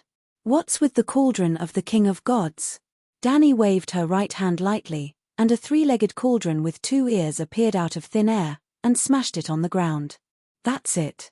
You're using this thing to store the Sea of Laws? Tyrion was dumbfounded. The cauldron was made of red copper, and its entire body was red with a tinge of yellow. It was thicker than an ordinary water bucket, and looked round and chubby. Including the ears, it was about the same height as a dwarf, about 1.3 meters. There were simple lines carved on the surface of the cauldron. That's it. It was a very ordinary bronze artifact. Kuei circled the bronze cauldron, and said with a complicated tone, "You're really arrogant." There were a total of 8 paintings on the surface of the bronze cauldron, and they recorded 8 glorious moments of the Dragon Queen: Purgatory Wasteland hatching a dragon in the fire, Aposta's uprising, Poplar Slope sweeping through the enemy camp, Slaver's Bay, Meereen's drowning of the 7 armies, Winterfell's resistance against the White Frost, and Sea of Smoke burning the gods. There were only 7 paintings, 7 scenes. The key was in the last painting. The Dragon Queen was sitting high in the clouds, with 5 dragons circling around her, and the sun rising from behind her throne. The gods in the sky were worshipping her, and the countless citizens on the ground were cheering for her. In the future, you will be one of these people. Dany pointed to the citizens on the ground in the last painting. It's pitch black, I can't see anything. The dwarf tiptoed, and tried his best to look inside the cauldron. Kuei also went over, and asked suspiciously, "Is there a different space inside the cauldron?" Dany laughed without saying a word, and only flicked her finger on the cauldron. Dong, the sound was melodious, like the chime of a bell. It spread out far outside the house, and even spread along the ground for a few hundred kilometers, a few thousand kilometers. At this moment, as long as one's consciousness was in the Sea of Laws, they would be able to hear the sound of the cauldron being knocked. Boom. In the next moment, the cauldron spewed out a 3-meter-tall flame pillar, as though a turbine engine had been activated. The dwarf wailed, his eyes rolled back, and he fainted. Chapter 1053. Tyrion howled. His body twitched a few times as if he had been electrocuted. He fell to the ground with blood flowing out of his 7 orifices and stopped breathing. What happened to him? Kuei was shocked. Although the dwarf was close to the godly king's cauldron, he had already retracted his head. He wasn't affected by the fire. He shouldn't have touched the godly king's cauldron. The cauldron contains the Sea of Laws. Touching the cauldron is equivalent to touching countless laws. His soul will shatter. Dany narrowed her eyes. She activated Soul Subduing Strike and sent her thoughts into the dwarf's mind. She spent some effort to repair his soul core that was on the verge of collapse. It's not a big deal. He'll wake up in half an hour. He'll be fine after resting for half a month. Dany knocked on the cauldron again. The flames retracted into the cauldron, but the cauldron projected a myriad of colors on the roof. It was like a dreamy radiance. Take a look again. Dany smiled. She raised her head and gestured. Kuei only hesitated for a moment before carefully stretching her head over. Endless flames entered her eyes. The next moment. Boom. It was as if a volcano had erupted in her mind. Countless fire-type insights surged into her mind. Kuei felt dizzy. Her body swayed as if she was drunk. She had a splitting headache. She held her forehead and groaned. However, she felt as if she had chewed a bunch of peppercorns in her mouth. She couldn't utter a single word. After a long time, the shadow-binding warrior finally recovered from the feeling of fullness in her mind. A dazzling flame lit up on her shadowy meditation foundation. She was probably at the same level as John a few months ago before he started cultivating the Song of Ice. She realized the shadow-binding warrior's dream of cultivating both fire and shadow at the same time. She was no longer afraid of light. Her deathly pale face became normal. She could control the flames more easily. Kuei, she looked at the smiling dragon queen with a complicated expression. She said softly, "Thank you." Danny shrugged. She said casually, "Your level is too low. If you cultivate normally, you won't have any hope of becoming a demigod. I don't want to lose a friend like you in a mere 100 years. That's not what you said back then." Kuei, she was touched and upset. Back then, the dragon queen had leaned over and called her big boss. Sigh, how many years has it been since then? Danny lamented. For example, Kuei, she was already a prodigy of the generation, but it was still extremely difficult for her to become a demigod. Not even 1 out of 100 geniuses would succeed. The shadow-binding knight's talent wasn't bad. It was just that his luck wasn't good enough. Danny herself didn't need to be mentioned.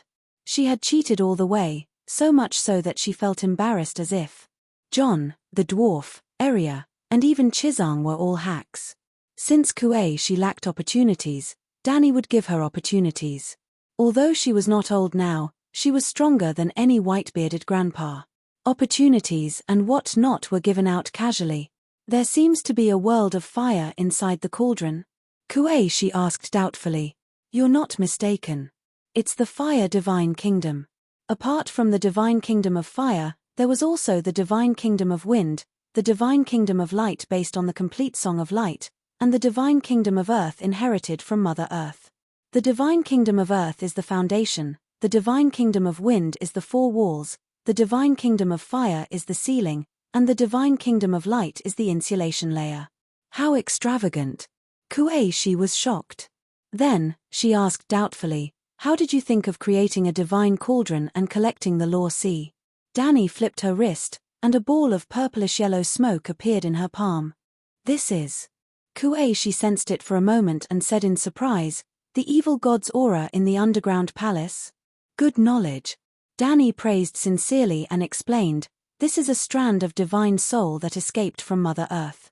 To others, it's just a chaotic magic power that pollutes the divine soul, but I can extract a true god's soul from it. When the law sea collapsed, I had the thought of rebuilding it, but I didn't know how to do it.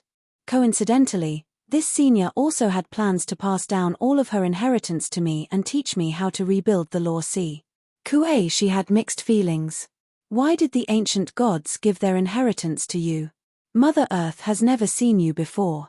I stayed in the underground palace for a few years, but I didn't know the true identity of the evil god.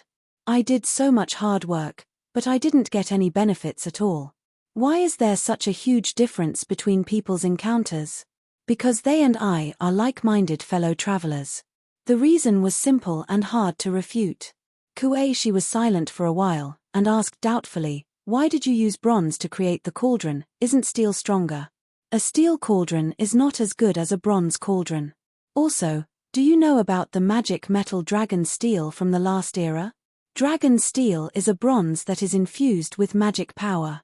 Danny patted the 3-legged cauldron, and said proudly, this bronze cauldron of mine is made from the bronze peak at the edge of the world, fused with the bodies of Mother Earth and dozens of dark demon gods, and forged with the remains of the first flame for 49 days.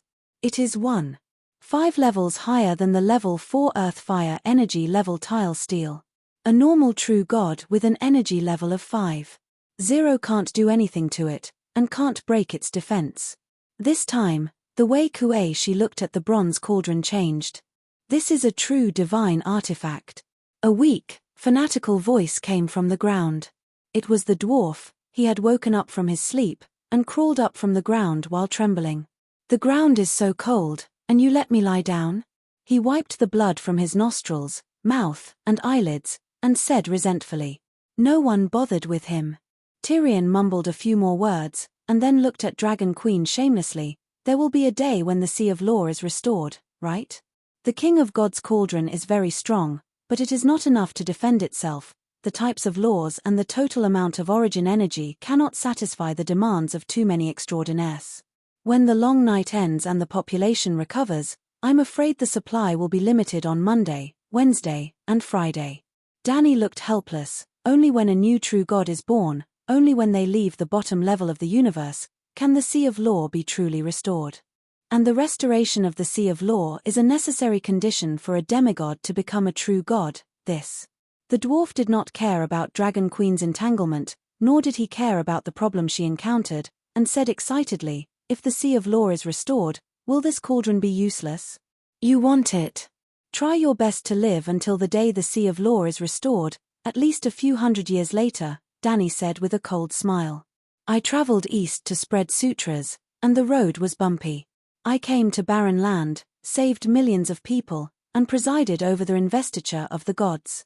These merits should be enough for me to enter the top ranks of the investiture of the gods, and become a god with my body, right?" The dwarf shouted. "You can only enter the list after becoming a god, not after entering the list, and, also, if you meet people on the investiture of the gods, they will kill too much, and their luck will be shallow. They can enjoy a lifetime of riches, but their immortal path will be cut off. This is the fate of an investiture of the gods." "Oh, no, the investiture of the gods is Marziah, and the dwarf can barely be considered as Hayshere River Erlang." Throwing away the random thoughts in her mind, Danny cut open the space again, threw the cauldron into the depths of the void, and said, "I came to barren land mainly to repair the holy light shelter." "Crab Claw Peninsula's Danny Lilith Girdle?" Tyrion said in surprise. "The alliance of evil gods has been broken. I will keep an eye on the frost god, and no one will be able to destroy the girdle. How many shelters do you plan to build?" Kueishi asked. "One in the Jade Sea, one in Slaver's Bay, one in the Land of Strife where the Queen's Horn is, and 4 in the West Eros. Slaver's Bay has 3 cities, and there are 4 in the West Eros?" The dwarf looked doubtful. 10 cherries and a ripe watermelon, which one will you choose?" 20 wind giants formed a circle of plains with a diameter of more than 10 kilometers on Crabclaw Peninsula. There were 50 divine wind crows, which were 100 times stronger than the wind giants. They circled a piece of land with a diameter of 40 kilometers, which was more than 1,000 square kilometers on the edge of barren land. 20 fire crows remained in the sky, and 10 fire spirits held hands and spun at high speed to form a sun that illuminated a radius of 50 kilometers. The sunlight gradually shrank, and only the land within the girdle was covered. Yes, 20 fire crows took turns. "Ah, the snow is melting, I see black soil again." The barren land farmers who were lucky enough to witness the miracle kneeled on the ground and dug out a lump of wet soil with their hands, moved to tears. "I thought I would never see the sun again in my life." The fat, white-haired son of heaven looked at the sun in the sky with fascination. Even if the sunlight made him cry, he was still unwilling to lower his head. "This is a miracle. The Dragon Queen is really going to become the divine king." Great God Lion Strength, who had lost his god, had an extremely complicated expression. "Supreme 7 gods, Holy Mother of Mercy, long live the Queen." Under the lead of Saint Master Qi Zong, the new believers of the 7 gods kneeled on the ground and shouted, "Long live the Queen. Supreme 7 gods, Holy Mother of Mercy, long live the Queen." All the barren people who entered the Danny Lilith girdle, whether of their own accord, of their own accord, of their own accord, of their own accord, of their own accord, of their own accord, of their own accord, of their own accord, of their own accord. No matter who they were, no matter what they thought in their hearts, at this moment, in the face of this scene, all of them kneeled on the ground and offered their knees and praises to the Dragon Queen who was holding up the sun in the sky. The believers of the 7 gods will be given the best land and will live in the first ring in the center. Ordinary people will live in the second ring.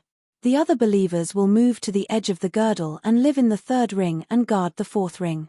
No one is allowed to build a mansion that occupies a large area, including Prince Bo and yourself. If you want to pay attention to grandeur, you can go to the royal palace outside the girdle and dig an underground tunnel between the royal palace and the girdle.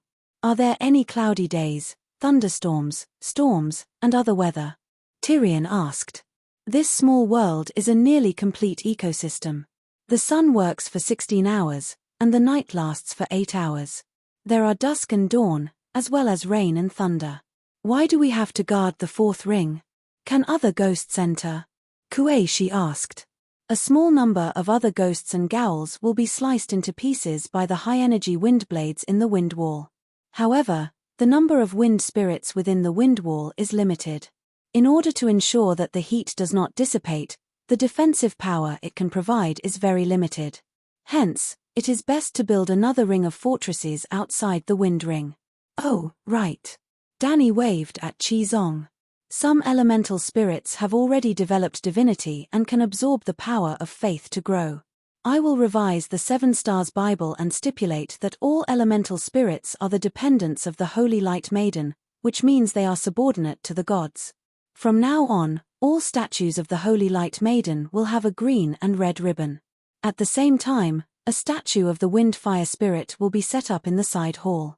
The main hall will consecrate the seven gods, while the side hall will consecrate the subordinate gods of the seven gods. This can be considered as a rule. Oh, other than the Wind Fire Spirit, we have to add a turtle. Dragon Queen finally thought of the turtle Prime Minister. What does the turtle represent? Qizong asked in confusion. The old man in the river. He has long been a subordinate of the seven gods. It is time for him to enjoy the incense of the mortal world. After giving Qizong some instructions, Danny prepared to leave. Hey, wait. The dwarf had a thought and hurriedly called out to her. What is it? This. Tyrion glanced at the crowd beside him bashfully. He approached the Dragon Queen and said softly, I was seduced by a few evil cult witches, causing me to. Master Kuei, she said that I have lost my source and spent a lot of effort to concoct a medicine for me. However, I am getting worse by the day. You are powerful. Can you save me? If news of this spreads in the barbarian capital, it will be bad for the reputation of Targaryen and the Church of the Seven God. You are Lannister. But everyone knows who my father is. Danny looked at Kuei and found that she was looking at her as well. She even had a wandering gaze. She asked curiously, Tyrion seems to be full of energy. His bloodline power is abundant. Which source did he lose? With the cauldron of the King of Gods, the potion has regained its effects. If you hand him over to me, I promise to cure him. Kuei, she said vaguely. All right, I'll leave him to you. I have confidence in your potion skills. Danny nodded. Her figure disappeared from the spot. Hey, the dwarf reached out his hand, but all he got was air. Don't you trust me? Kuei, she said coldly. I trust you. Of course I trust you. Let's go concoct the medicine now. Chapter 1054. Seven Gods Above. What kind of monster is this? In Astapor, in the square in front of the pyramid, old Ymont looked at Wang Tsai, who stepped out of the spatial door, his face pale. It was fortunate that the Dragon Queen had told him Wang Tsai's identity in advance, or else the old man would have been scared stiff. Old man, my name is Wang Tsai, your family's watchdog. Wang Tsai lowered its head that was bigger than a bus and said in a muffled voice. Watchdog. Old Ymont was in a daze again. You are the legendary Cerberus, he said in disbelief. It is the greatest honor of the Cerberus to be able to guard the gate for Targaryen, Wang Tsai said proudly. This. The old man turned his eyes to King Kong, who was squatting by the bay and taking a bath. Whose honor is this? First, the invincible King Kong took the initiative to help guard the city, then a 3-story tall Cerberus came to guard the gate. Reality was too magical, the old man's blood pressure was a little high, and his head was a little dizzy. Don't be an eyesore here, go squat outside the city. Dragon Queen kicked the Cerberus and scolded, if you dare to let a deviant ghost in, I will skin you alive. Master, don't worry, Wang Tsai's divine nose skill has reached a small level. I guarantee that not a single corpse ghost can come close within 50 kilometers. The fierce Cerberus was as obedient as a little Pekingese, nodding and bowing. It crossed the city walls of Astapor amidst the exclamations of countless people. Seeing that the Dragon Queen really scolded the Cerberus like a dog, old Ymont finally came back to his senses. After he calmed down, he asked doubtfully, Danny, where did you find these two godlike magical beasts? You don't know King Kong? I told you a few years ago that I met a gorilla in Sosros that wanted to ambush me and Blackie. It was burnt bald by Blackie and then shamelessly wanted to be my servant. Yimont muttered, I thought you were bragging. Then, he asked doubtfully, but isn't this King Kong a little too big and too strong? A month ago, the evil god of ice led millions of Gowls to besiege the city. The King Kong roared and held a huge ice sword in his hand. He slaughtered the gods like he was slaughtering chickens. It was too terrifying. Could Blackie defeat him? Yimont was still shocked when he recalled the scene that day. If the beast didn't suffer, would it be so obedient? Danny casually tossed a handful of green beans into the air. They exploded one by one in mid-air, turning into whistling hurricanes. The largest wind giant stood across the sky and roared angrily, I am the great wind calamity. Shut up, you idiot. Hurry up and prepare to build a wind wall. Dragon Queen shouted. Oh, master, don't be angry. I'll go now. The Storm King humbly replied before exploding into a formless and infinite belt of wind. Visible to the naked eye, half a circle of wind wall appeared outside Astapor. The Storm King, hundreds of wind giants, and 300 wind spirits covered an area of 100 kilometers. Astapor was near the sea, at the edge of the belt. Only a part of the wind wall could be seen. Beyond that, it was already out of sight. Caw, 36 crows flew into the sky, forming a huge sun. In an instant, the sky above Astapor was filled with light. The city covered in ice crystals reflected a dazzling light under the sun. The blue sky, the white clouds, the golden sun, and the green waves of the bay. All of this was as beautiful as a fairy tale. 7 gods above, I never thought that the long night could be so beautiful. I thought the seawater was black, and so was the sky. So, nothing has changed. The only thing missing is the sun. The people in the People's Square were shocked and shouted excitedly. It's like I've suddenly come from the mortal world to a fantasy world. Old Yimont smiled bitterly. You've always been in a fantasy world. It's just that you've only seen the wonders of the world now. Squeak Little White leaped and flew under the blue sky, screeching happily. Roar, roar, roar. King Kong walked out of the bay step by step, beating his chest like a huge leather drum. A woo outside the city gate, Wangtsai could not stand the loneliness. Its 3 heads let out a long howl that shook the city walls. Hee. Danny laughed. The city that had been frozen for a long time had not seen such a lively scene in a long time. Today, the prohibition on alcohol is lifted.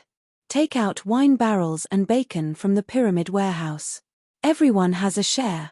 Everyone has a pound of roasted meat, 2 pounds of bacon, and 5 oranges or apples. The Dragon Queen waved her hand and announced loudly to her officials and subjects, the long night is coming to an end. Today, we'll have fun. Tomorrow, we'll go out of the city and start a big production. From now on, the cold and hunger will not trouble anyone in Slavers Bay. Long live the Queen! Before the Battle of Meereen, a large number of ordinary people in Slavers Bay had flowed into Astapor. When the long night fell, especially after the faceless demons broke out, Meereen and Yuankai lost almost all of their civilians. Only tens of thousands of Mother of Dragons guards and militia were left guarding the pyramids. Until now, there were still a large number of living dead in the streets and alleys of Meereen and Yuankai. So, before the celebration, Danny had to clean up Slavers Bay. That night, there was no night. It was right to bring Wangtsai to Slavers Bay. That guy's nose is too sharp. Without its help, it would take 1 or 2 years to clean up the living dead in the deep mountains and forests. The People's Square was crowded with people. The people were singing and dancing. The Dragon Queen was sitting on the 2nd floor of the pyramid. She was drinking wine and chatting with the officials beside her. Hearing that the Hellhounds were the natives of the Dark World, Messai, who was sitting below the Queen, asked curiously, legend has it that Star-Eye Missane once saw 2 Hellhounds fighting in the Long Night Fortress. Where did those 2 Hellhounds come from? The Dark World is tens of thousands of years away from the Great Wall. Danny glanced at Simba, who was pouring wine for her, and said casually, maybe it's a space crack. The laws of the Dark World are not complete. In terms of space stability, it is far inferior to our material world. Simba grew 3 years older. He was now 9 years old. He was 1.6 meters tall. Other than his childish face, his temperament, eyes, and body shape were all like a young man's. His once chubby face had started to elongate. One could vaguely see her shadow. In fact, if he did not have a pair of almond-shaped eyes that were unique to centaurs, he would look more like her. Beside Simba, there was a silver-haired maid who looked a little silly. She was his sister in name. She was short and chubby. She was wrapped in a thick sheepskin jacket and looked like a furball. Her face was as thin as 2 pieces of pancakes. She clumsily knocked over the wine pot on the queen's table. Her 2 big blue eyes were staring at the grapes on the plate and drooling. The dragon queen placed the porcelain plate in front of her. She was stunned.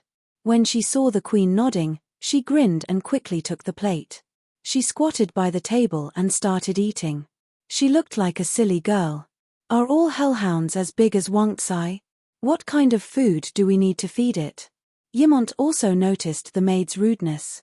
He had an awkward expression. Messiah was in charge of the etiquette in the palace. However, Simba and his sister were her students. Wangtsai can grow even bigger. It doesn't need to eat.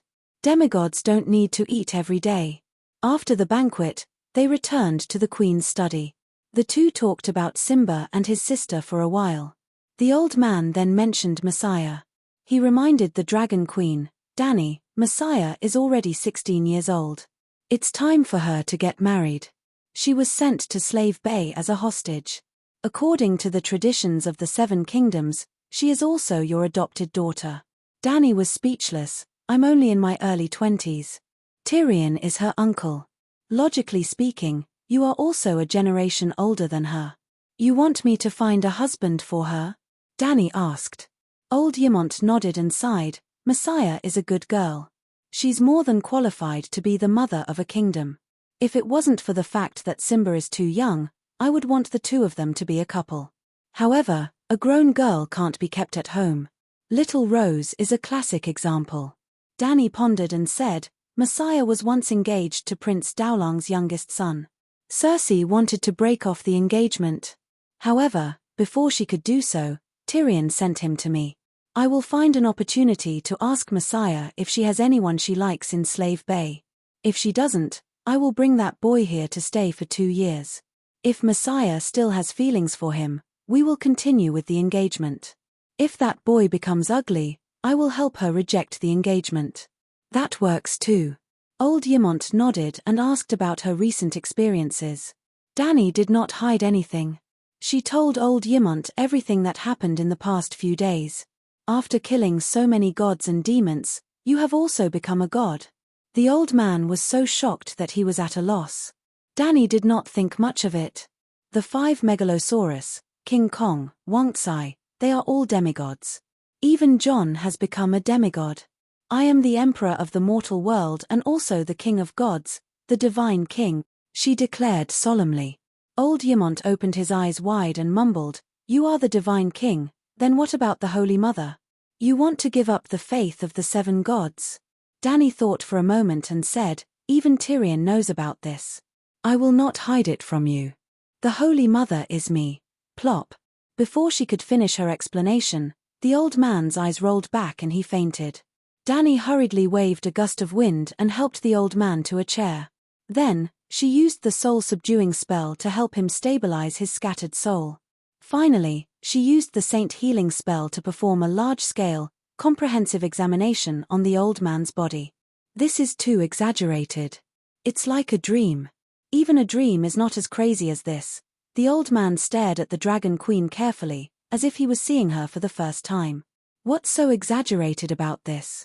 Someone has to save the world. Someone has to defeat the frost god. Someone has to be the divine king.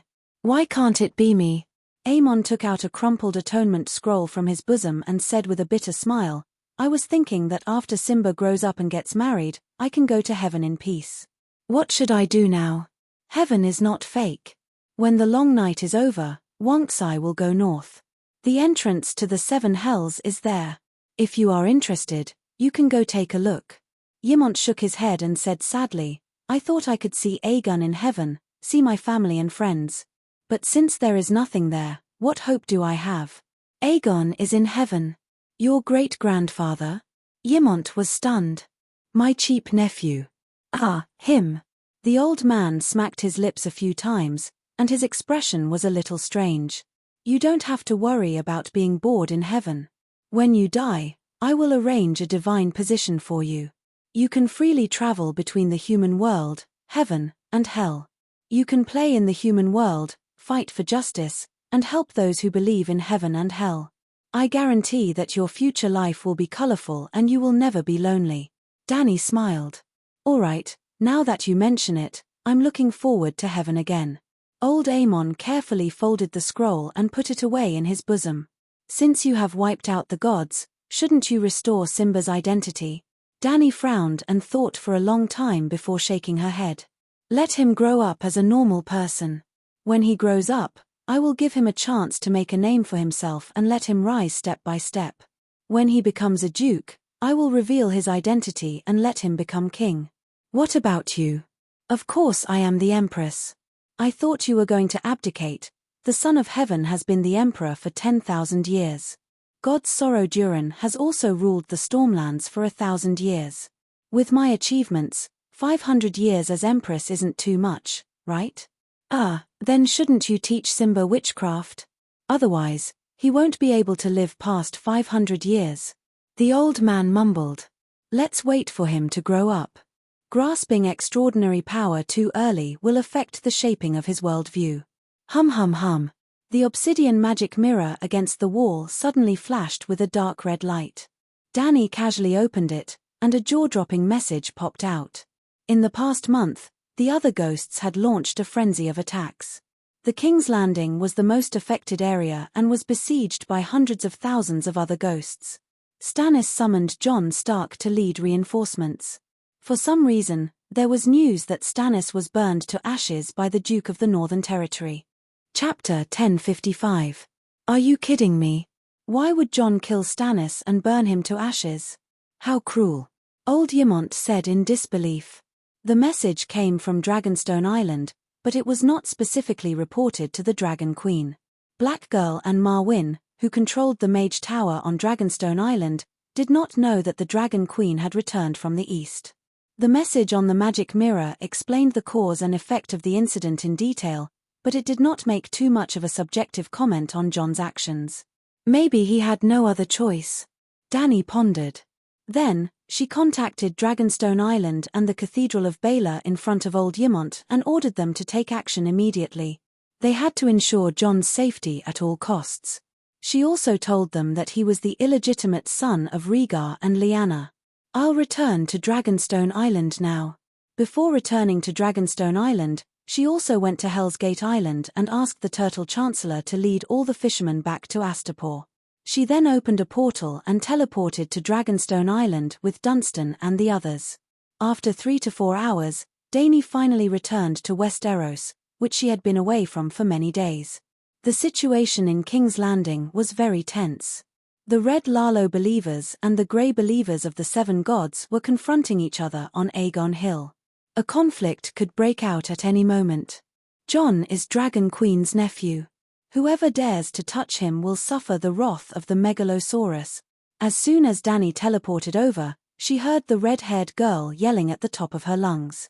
Release the King of the North, release the King of the North immediately. The Grey man from the north squeezed forward with a twisted face. Ingrate Stark murdered the king. He deserves death. Even if the Megalosaurus burns me to ashes, I will take revenge for King Stannis. The Red Heart Knight's eyes were red as he roared hysterically. Don't hurt Duke Stark for now. Wait for Dragon Queen to return, then we will conduct a fair and just trial. I believe that she will definitely give justice to the innocent. Rando Talai said in a deep voice. Beside him, there were 30 to 40 warriors' sons with rainbow-striped capes, but most of them were grey-robed beggars. Jon Stark has betrayed his vows and plotted to murder the Emperor. He has committed a heinous crime, and the evidence is conclusive. What is there to judge him for? The flame-cloaked, black-armored, strong-looking girl said in grief. She was Erlu's niece and the crown prince, Mia Byra Theon. Dany ignored this group of people. Her body was like an illusory shadow. She floated through the crowd and arrived at the Red Castle at the top of Aegon Hill. The front yard of the Red Castle was blown into a huge crater, which was later transformed into a glass dome by Erlu. There were no vegetables, but there were a lot of wood that grew fungus and mushrooms. In order to heat the shelter, they even built a fire pit that was 40 to 50 square meters at the bottom of the crater. At this time, there were 2 wooden stakes erected in the center of the fire pit. Jon and Big Jon were tied up on top of them. Jon's nose was bruised and his eyes were swollen. He was beaten into a pig's head, but he did not make a sound. Big Jon's hairy face, leather armor, and cape were all covered in blood. He had been stabbed countless times, but he was still full of energy and cursing. There were 7 or 8 red-robed monks who were busy piling firewood at the feet of the 2. A knight pulled a red-robed monk aside and hurriedly dissuaded him. "We can't burn Stark without permission. This is against the rules. Murdering the king is a heinous crime, but we must go through a public trial. We must at least inform Dragonstone Island and let the Dragon Queen know about this. Sir Marseille, you are the captain of the Holy Sun's Kingsguard, and also a believer of our Lord Lalo. Whether it is to avenge the king or to complete the Light King's oracle, you should not stop us." The red-robed monk whose fair skin was covered in flame runes said, "Benello, I did not give you an oracle to burn anyone." Dany joked. "Who?" The supreme priest of Volantis suddenly turned his head, and then his expression changed. "You, why are you here? Seeing that you once praised me, I will not kill you today. Take the red monk and leave." Dany waved her hand. "I cannot go against the Light King's oracle," Benello said bitterly. Dany pointed at her chest and said, "I will be the Light King if I can sing the complete Song of Light." "Blasphemy," Benello said angrily. "Lalo using the name of the Light King is blasphemy against justice and truth.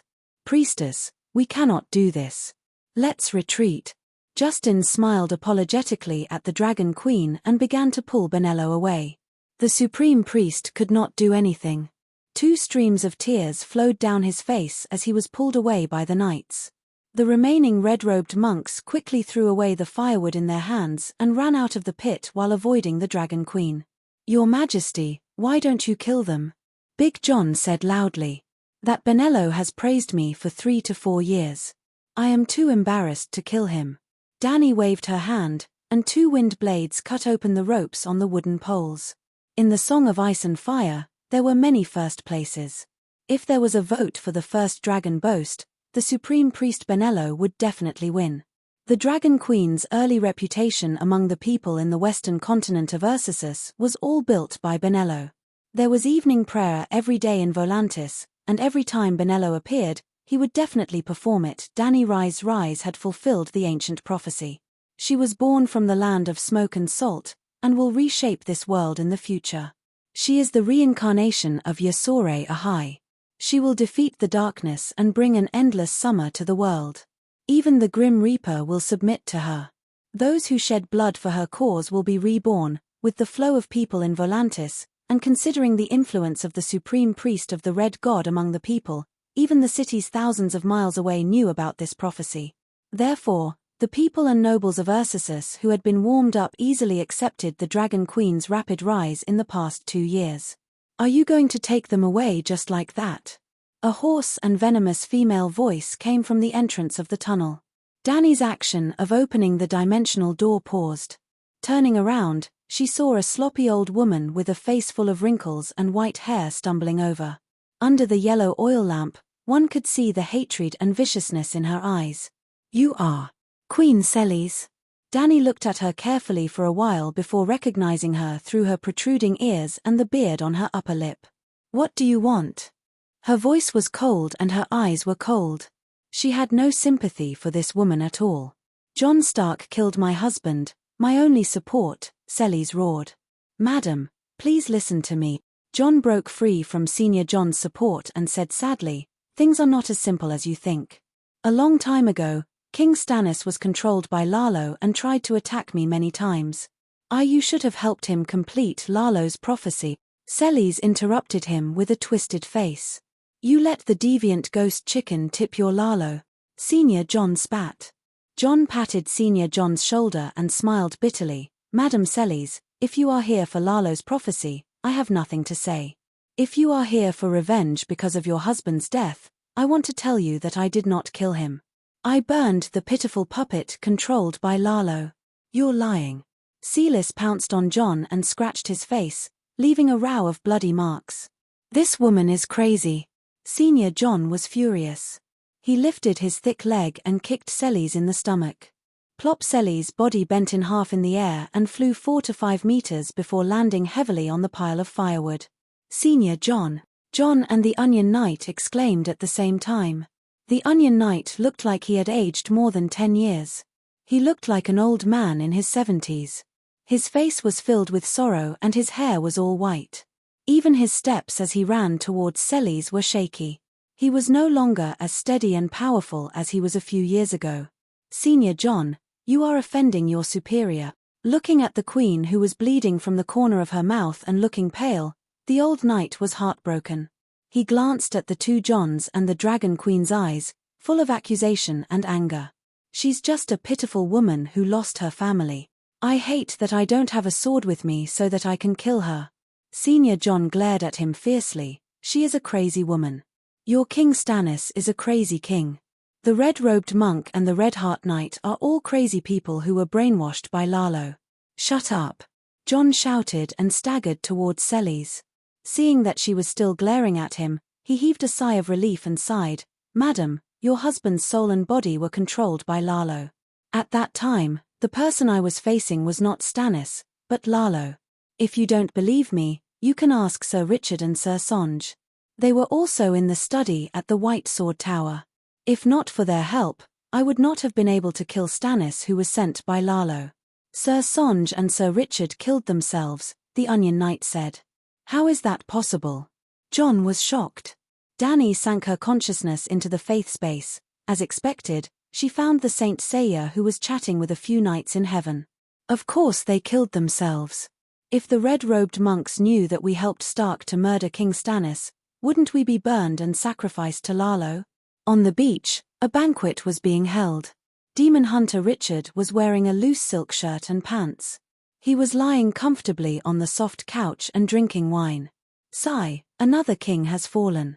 Is the Iron Throne really cursed? Xena Lannister said with a complicated expression. King Stannis did not sit on the Iron Throne. After that thing was moved back from the cesspool, it was locked in the warehouse and rusted. If anyone really sat on it and cut their buttocks, they would definitely get tetanus. Sir Songe laughed. Sir Quincy said regretfully, I have always envied you. Becoming a glorious Saint Seiya, wearing the golden sacred robe, making contributions in the long night and making a name for yourself. Wouldn't that be great? If it were me, I would not kill myself. Since when did the King's Landing allow the Red God believers to be so arrogant? Richard shook his head and sighed. Although it is glorious to be the demon hunter personally appointed by the Dragon Queen, the long night is really hard to endure. Especially when we can't join the great cathedral. Instead, we have to face a bunch of weird red-robed monks every day. Don't doubt it. It seems like all the red-robed monks in the world have come to the King's Landing. Yes. Sir Songe nodded with deep emotions. If I could serve under the Dragon Queen, I would rather die than commit suicide, but, sigh, we were loyal to King Stannis until the last moment of his life. Buzz. Suddenly, 2 beams of golden light descended from the sky and landed on the 2 Saint Seiya who had killed themselves. Oh no, I am going to be resurrected again, Richard wailed as if he had broken down. Under the envious and jealous gazes of the lords, the 2 figures faded along with the golden light and finally disappeared. The Holy Mother really thinks highly of them, Sir Quincy said sourly. Chapter 1056. This is too much, this is too much. Sir Richard angrily tore off the tattered straw mat that was wrapped around him and yelled at the stunned Onion Knight, I am a noble and a Kingsguard of His Majesty Stannis. I have served His Majesty for almost 10 years. Do you think I am not even worthy of a good coffin after my death? Also, where are my armor and sword? Why aren't they buried with me? Damn it, which bastard did this? Even my new boots and socks were taken away. Sir Songe was barefoot and his face was pale. You guys, revived again? The Onion Knight was in a daze. Just now, no one knew what the Dragon Queen did. She reached out and grabbed 2 corpses wrapped in straw mats, revealing 2 pairs of large feet that were blue and purple from the cold. She threw them on the ground, and hoarse groans came from under the straw mats. While he was still in a daze, the corpses seemed to understand their condition and did not scream in panic after being revived. They only mumbled a few words and crawled out of the straw mats. When they saw what happened to them, the 2 knights were furious. "You killed yourselves for fear of punishment and you still want a good coffin?" The Onion Knight had seen too many revivals in the past few years. He quickly came back to his senses and scolded the 2 knights for failing in their duties. "You still have the face to call yourselves Kingsguards. You colluded with criminals to kill your sworn brother and the king. You are the shame of the Kingsguard forever. His Majesty begged us to help him end his pathetic life." "I could not refuse," Richard shouted.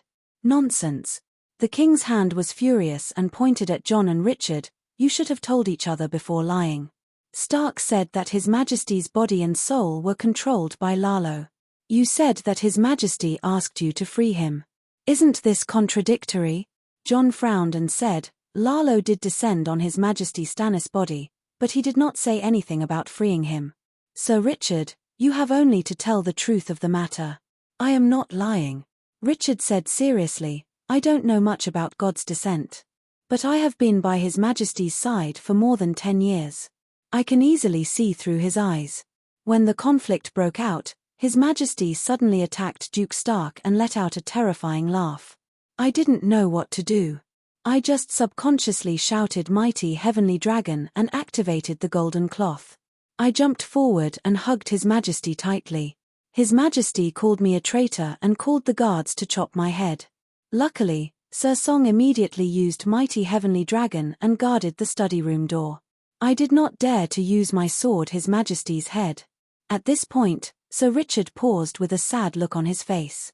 "His Majesty has always been as tough as steel in my heart. I never thought that he would show such a weak and pleading look. Just one glance was like 1,000 words, and I instantly understood what he meant. He asked me to kill him, to use the holy light to end his tragic fate." My heart skipped a beat, and tears began to flow from my eyes. I did not have the heart to kill him. I felt that His Majesty had a chance to turn back. As long as I took him to the great cathedral of Baelor, there was nothing that could not be done with the help of the Holy Mother. So, I only pulled out my sword and cut off his hands. He glanced at John. "You know what happened after that. After losing his hands, His Majesty did not stop attacking. His blood turned into poisonous fire and corrosive acid, burning the study room. I barely managed to resist with the golden cloth. I don't know what Duke Stark did, but a layer of ice formed on the ground. His Majesty's legs were frozen and he could not move. Duke Stark slid to his side and pulled out the Dark Sisters. He swung his sword like lightning and cut off His Majesty's head. While I was still in shock, he summoned flames and burned His Majesty until he screamed. That's right. His Majesty's head was cut off, but he could still speak and curse.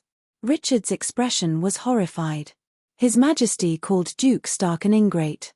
He was the one who made him, but he took away his destiny. See, this is the evidence. The person who cursed me was Lalo. How could His Majesty Stannis say something like that? John said agitatedly. Do not slander the Light King and His Majesty. Kingsguard Penny said angrily. Was it not His Majesty Stannis who made you? Was it not you who was rumored to be the reincarnation of Yasua and Ahai? By now, the guards in the Red Keep knew that the Dragon Queen had come to the execution ground. The Crown Princess and Erlu's ministers were all here. But with the Dragon Queen standing there, none of them dared to do anything. They could only suppress their anger and listen to the traitor's excuses. John's face turned red. I never said that I was the reincarnation of Yasua and Ahai. Ask the Big John if he's mentioned it. I said it. First John held his head high and said confidently, the King of the North told us long ago that Lalo wanted to use Stannis to take away his destiny as the savior. Now that it has come true, it means that Jon Stark is the reincarnation of Yasua and Ahai. John was embarrassed and angry. He also felt that he could not explain himself. He had indeed said something similar to the vassals of the north and the valley. In order to avoid Urlu, he had decided to lead the people of the north away from the prosperous King's Landing and go to the dangerous outside of the city to clean up the other ghosts. He had to be honest to unify everyone's opinions. At the same time, he had to let his subordinates be wary of the Red God forces in King's Landing. Your Majesty Dany Rise, you should know the truth of the matter, right?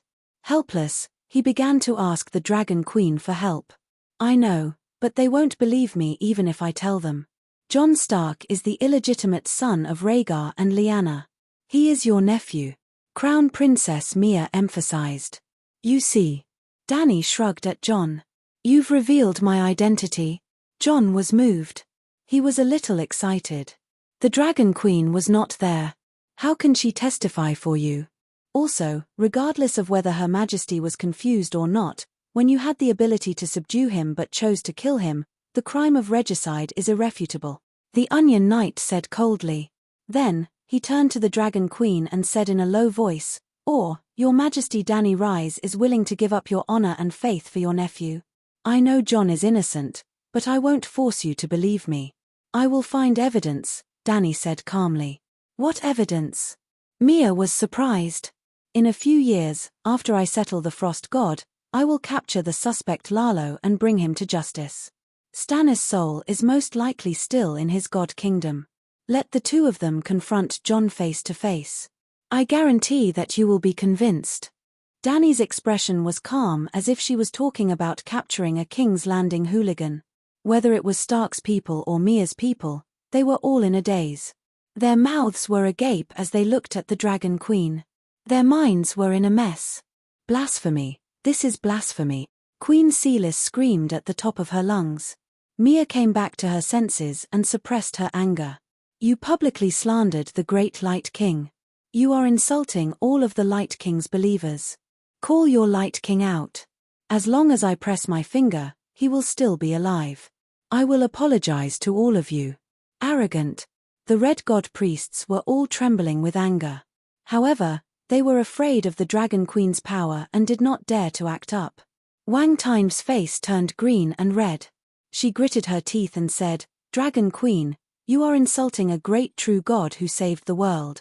I can't be bothered with you bunch of idiots. Where is Melisandre?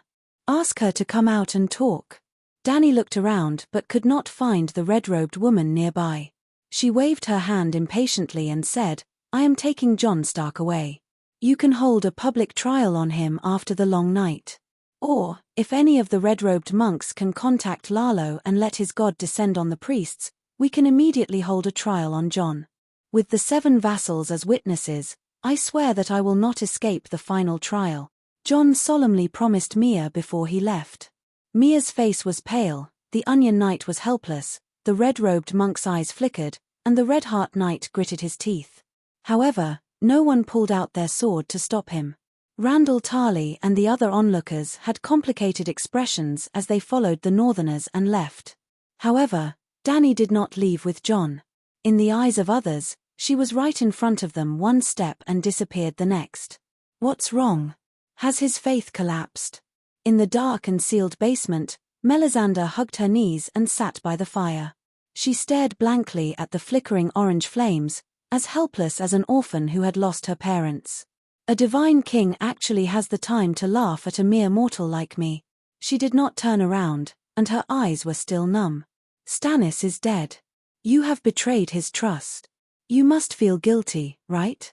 I can help you. Light King Lalo is my master, the red-robed woman said calmly. Dany smiled and said to herself, if you are willing to cooperate, it is not difficult to locate Lalo's divine kingdom. You know that raiding the divine kingdoms of gods is my specialty. You are a demigod, and you still have a long way to go. Save Stannis and Renly's souls and you will be redeemed. Then, you can start a new life with a clear conscience. If you still have the ambition, you can read the 7 Stars Bible and strive to become a glorious priestess of the 7 gods. You don't know anything, Melisandre said. Once you have made up your mind, send me a message. The two of them were like a chicken talking to a duck. You talk about you, I talk about mine. After that, Dany disappeared, leaving Aunt Mai in a daze. Where is Bran? Where did he go? Previously, Mela kept sending me letters asking when Bran would wake up. Little Adu kept asking for his father. When he saw Dany again in the west of the city, there was no one else around. Jon suddenly remembered their relationship, and his expression became unnatural. He's half dead. What do you mean half dead? When he heard the word dead, he immediately cast aside his messy thoughts and focused all his attention on his brother. His soul is like a handful of ashes. From 2 months ago, it was scattered evenly all the way until 2,000 years later. However, he is a three-eyed crow, and his soul can recover even if it turns into ashes. However, the river of fate has yet to be set. I can't go with the flow and head to the future to collect his soul ashes. Hence, I can only wait. As time passes, I can collect the soul ashes slowly and recover slowly. 2 months have passed, and I've collected about. Dany muttered softly. 2,000 years, 24,000 months. 2 months have passed. Now, I've collected 1,000th of the entire soul. Jon roughly understood his second brother's condition. He said worriedly, but Bran's body is mortal. He can't live for 2,000 years. He's absorbed about 10% of the Green Prophet's seal. The volume of his soul is much larger than a mortal's. He should wake up in 2 or 3 years. He's already been unconscious for 2 years. Can his body take it if he sleeps for another 2 or 3 years? Bran is still a child. He's still growing, Jon said worriedly. His child is already. Dany counted silently. She said in surprise, Adu is only 4 years old, but he's already bigger than Bran. Don't worry. I promise that Bran's body won't have any major problems. You, on the other hand, know that Lalo has ill intentions. Why did you come to King's Landing? Chapter 1057. I've been avoiding meeting Stannis face to face. I even left King's Landing on purpose. But in the 2 months you were away, especially in the last half a month, the other ghost army attacked like crazy. After the 100 Legion War, the volunteer army didn't let up on eliminating the other ghosts. The number of Gowls in Westeros wasn't enough to make all the castles red. But here's the weird part. The Gowls even went around Hadjen and the castles in the King's territory to attack King's Landing. The other places weren't in danger. But there was an army of 1 million Gowls outside King's Landing. What could I do? I could only lead the Northerners to help the King defend the city. Even when I came to King's Landing, I tried my best to guard the city walls and not go to the Red Keep. But yesterday, Big John and a red-robed monk. John's expression became unnatural. They got into an argument over a prostitute at Eel Alley. Big John accidentally killed someone and was captured by the Golden Robes to the Red Keep. I couldn't just leave him be, right? Then Stannis invited me to the White Sword Tower to discuss the matter. But when I entered the door, he suddenly changed his attitude. Looks like the Frost God and Lalo are working together. Dany looked up. She seemed to see the tree root monster lying in the dark sky and peeking down. Screech, the loud cry of a pterosaur came from the sky. Soon, soldiers in the barracks shouted Lady Sansa. Jon, are you okay? Sansa came in a hurry. The scarf around her face was covered in a thick layer of frost. She didn't have time to untie it before she ran in with her big belly. I'm fine. Just some flesh wounds. Sansa looked at Jon from head to toe. Seeing that he was fine, she untied the Shadow Lynx's fur coat and pulled out a silver-haired little girl from her chest. Dany thought that her niece-in-law was pregnant again. This is uncle and this is grandaunt. Little Dany, greet them. Sansa patted the child's head and smiled gently. He was 2 or 3 years old and was wearing a fluffy fox fur coat. His skin was fair and clear, and his round face had 2 red cheeks. His big blue eyes were looking around. He was very clever and also very festive. The little girl had seen Jon a few times and wasn't afraid of strangers at all. She directly greeted him. When it came to the Dragon Queen, she was a little shy. She lowered her head and poked her fingers for a while before calling out, "Grandaunt." Dany's smile was a little stiff. After greeting Aunt Dany, Sansa smiled and said, "I hope she can be as strong and beautiful as Aunt Dany. So, I'll name her Dany Alice." Dany felt embarrassed, But this was the custom of Westeros. Naming the child Dany Leezy was not only to make her happy, but also to please her. Just like Jon. I didn't give his son the name foster father because he wanted his foster father to call him father. She's a good child. Dany searched her body, but only found a few atonement scrolls. In the past, she would have made sure to have 1 or 2 steel daggers with her to protect herself. But her strength had increased too quickly in the past few years. Even the steel sword gradually became useless, and the dagger was almost useless. However, even if she had a dagger, she couldn't give it away. She was a 2 or 3-year-old girl. What was the point of giving her a dagger? Her true dragon bloodline is thin, Dany said. Sansa's mind spun. In an instant, she analyzed the Dragon Queen's unspoken words hundreds of times. Is she hinting that Aegon's bloodline is far inferior to Jon's? In terms of bloodline, Jon is also a true Lei Jazi, so she doesn't want me to fight with Jon for the Iron Throne? Her expression changed several times. She decided that she couldn't resist, so she could only pretend to be pitiful. She said sadly, she's Aegon's only child. Dany didn't have such complicated thoughts. She didn't have the time to guess Sansa's thoughts. She said straightforwardly, Valeglia has a blood witchcraft that can purify bloodlines. It can use the blood essence of a megalosaurus to raise the thin bloodline of a direct descendant of the 14th Fire Peak to the level of a progenitor. Sansa immediately guessed Dragon Queen's thoughts. Her voice began to tremble. Is it the witchcraft that can turn Tyrion into a dragon worm? You want to help little Dany cleanse her bloodline? The witchcraft has been improved, and it uses Blackie's blood. Are you willing? Thank you, Aunt Dany. Sansa nodded. She was so excited that she cried. Dany waved her hand and pulled out a 3-legged, 2-eared cauldron from thin air.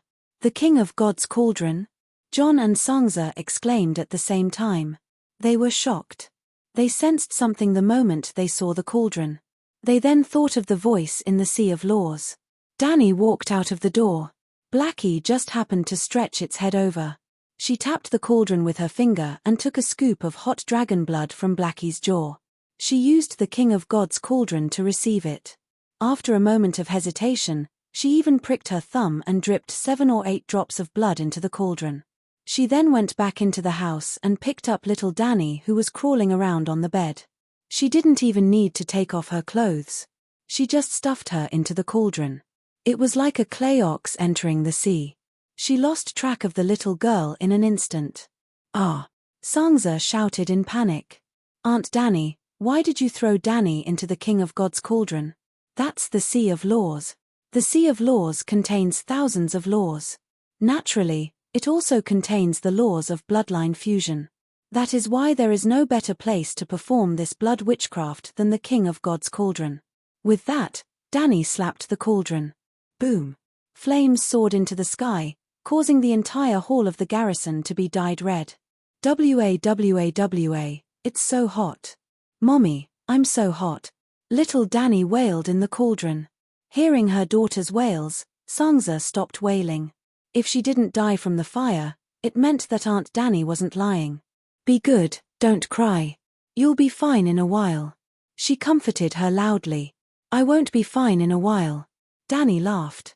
It had been burning for 3 to 4 hours. If it was beef tendons, they would have been cooked to mush by now. The child had stopped crying long ago. She was burping from crying, but when she was tired, she fell asleep. Let's go. Dany lightly slapped the cauldron. With a bang, smoke and fire flew everywhere. A fat baby that looked like a snowball exploded out. Jon's uncle immediately went forward and scooped his niece into his arms. She's asleep. She's even snoring. He said weirdly. You're not really burning her? Dany rolled her eyes.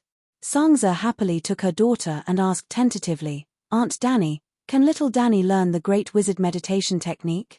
We'll test her when she's an adult. Do you want to help her take a bath? Theon brought in a pot of hot water. Theon, your sister. Dany glanced at his crotch and was stunned. It wasn't that she had X-ray vision and saw something that would make a lady cross her eyes. She was just about to ask Theon if he had any close relatives other than Victarion. But when she thought of Greyjoy's direct bloodline, She instinctively activated the three-eyed crow's omniscient eye. Then, she saw one of Theon's sons. P.S. Theon, you have an illegitimate son. Did you know that? She asked weirdly. You must be joking. Theon looked bitterly at his lower body. I can't make a woman pregnant. Back then, Robb led his army south and won a great battle in Babel Forest. Then, you left and said that you wanted to persuade your father to form an alliance with the Northerners. At that time, I really wanted to help Robb.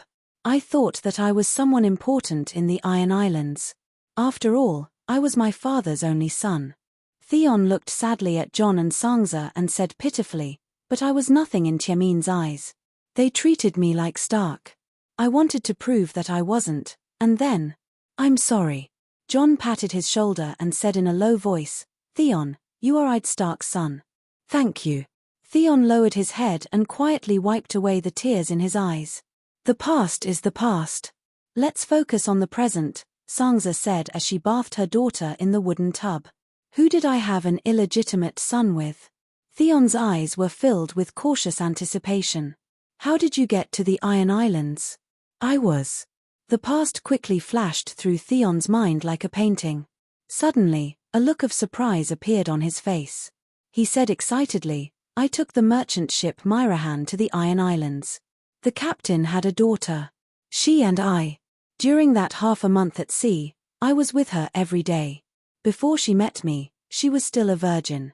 If she was pregnant during that time, it could have been my child. Dany nodded. Jenny gave birth to a son for you. Jenny? Theon was stunned. She served you for half a month, and you don't even remember her name? Dany looked at him with disdain. Theon's expression was awkward. Dany sighed. She cut open the void and stuffed the God King's cauldron into it. Then, she extended her consciousness to the old town. A light blue spatial door appeared out of thin air and enveloped the mother and son who were eating tree roots and dough balls on the stove. Plop! A blue opening appeared above the Duke of the Northern Territory's stove. A tattered quilt wrapped around 2 sticks of reeds fell down. Father, don't hit me, the woman under the quilt shouted with a hoarse voice. Jenny, Jenny. Theon trembled as he tried to pull the quilt away. The next moment, tears streamed down his face. A middle-aged woman with unkempt hair and a dirty face was hugging a black-haired boy who looked about 3 or 4 years old like an old hen protecting her chicks. You. The woman raised her head, her dull and lifeless eyes opened wide. Your young master Theon? Am I dreaming? Theon sighed. He caressed the face that was filled with pain and sorrow. It's me. You're not dreaming. Jenny, I'm sorry. I was such a bastard back then. This isn't my home. Jenny said blankly. That's not important. Tell me, this boy is my son, Theon said agitatedly. His name is Cuttlefish Ball. He's 7 years old this year. He's your son. Jenny's eyes were wet. 7 years old. Looking at the sallow and emaciated boy who was even smaller than little Dany, Theon felt as if a knife was being twisted in his heart. He felt terrible. Slap, slap, slap. He slapped himself more than 10 times.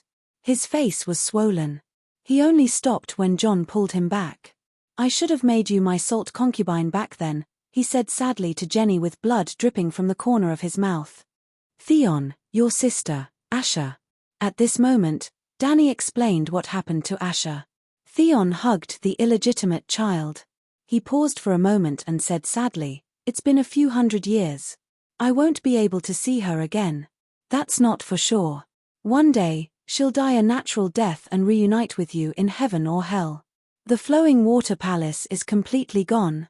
Even Inami is gone. Chapter 1058. Originally, after returning to the Westeros, Dany should have opened a spatial door and sent Dunstan and the others back to the Iron Islands.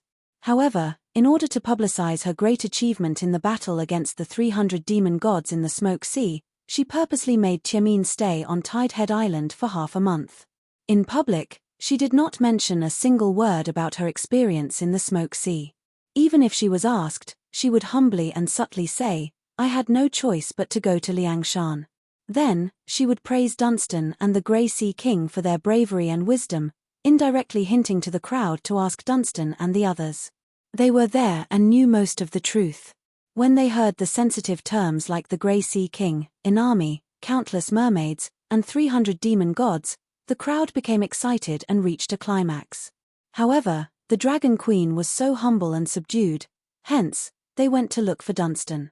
Countless nobles from the 7 kingdoms and merchant princes from the free cities who came to Tide City to seek refuge heard Tyamin talk about his own experiences. It was not exaggerated at all, because the reality was too exaggerated. The Dragon Queen's benevolence and greatness in saving the world, and the gods' despicable and cruel actions in dragging the world down with them. The knights were enraged. They wanted to draw their swords and fight against the demon gods, but they also wanted to kneel before the Dragon Queen and cry, "You are the manifestation of the Holy Mother in the human world." Dunstan and his son, the 2 Tyamin warriors, and the old scholar Bruno who had 0 combat strength became legendary heroes worshipped by the nobles. Even Tyamin's reputation improved a lot. In just half a month, hundreds of poems praising Dunstan, the Grey Sea King, and other Iron Seed heroes spread throughout the world.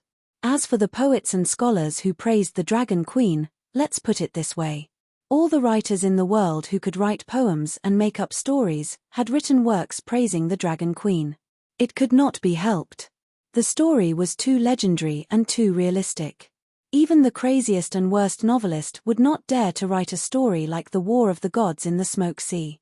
Just like how Pereztan, a history doctor in the future, described the incident in his own biography of the Dragon Lady. Before the Dragon Queen, there were many legends and legendary heroes, but all of their stories added together could not compare to a fragment of the Dragon Queen's life experience. Her whole life was a legend. The Dragon Queen, who possessed the ability of omniscience in the West Eros, hid in her own bedroom on Dragonstone Island and smiled. All right, it wasn't that exaggerated. At first, she was secretly happy for a few days, but not long after, she didn't feel anything. Numb. Feeling bored, she called Dunstan and the others over to send these tool heroes back to Old Wake Island. So fast. Old Count Dunstan blurted out when he received the news. "You've been away from home for almost 4 months, Danny reminded. "Is there such a long time? I don't feel anything." Dunstan's face was full of reluctance. Even on the dullest Hell's Gate Island, as legendary heroes, they were surrounded by the fishermen of Slave Bay every day. Returning to Tidehead Island was like returning to heaven. Dragon Queen built a small shelter with a radius of more than 10 kilometers on the plains below the cliff. Under the sun, by the beach, every time they told the story of how they followed the Dragon Queen into the flowing water palace, they would receive the admiring gazes of the men and the uncontrollable exclamations of the women. In the end, they would end with good wine, cheers, and messing around. These days of showing off every day were too wonderful. Tyamin and the others didn't want to leave, but they couldn't refuse. They couldn't not go home, right?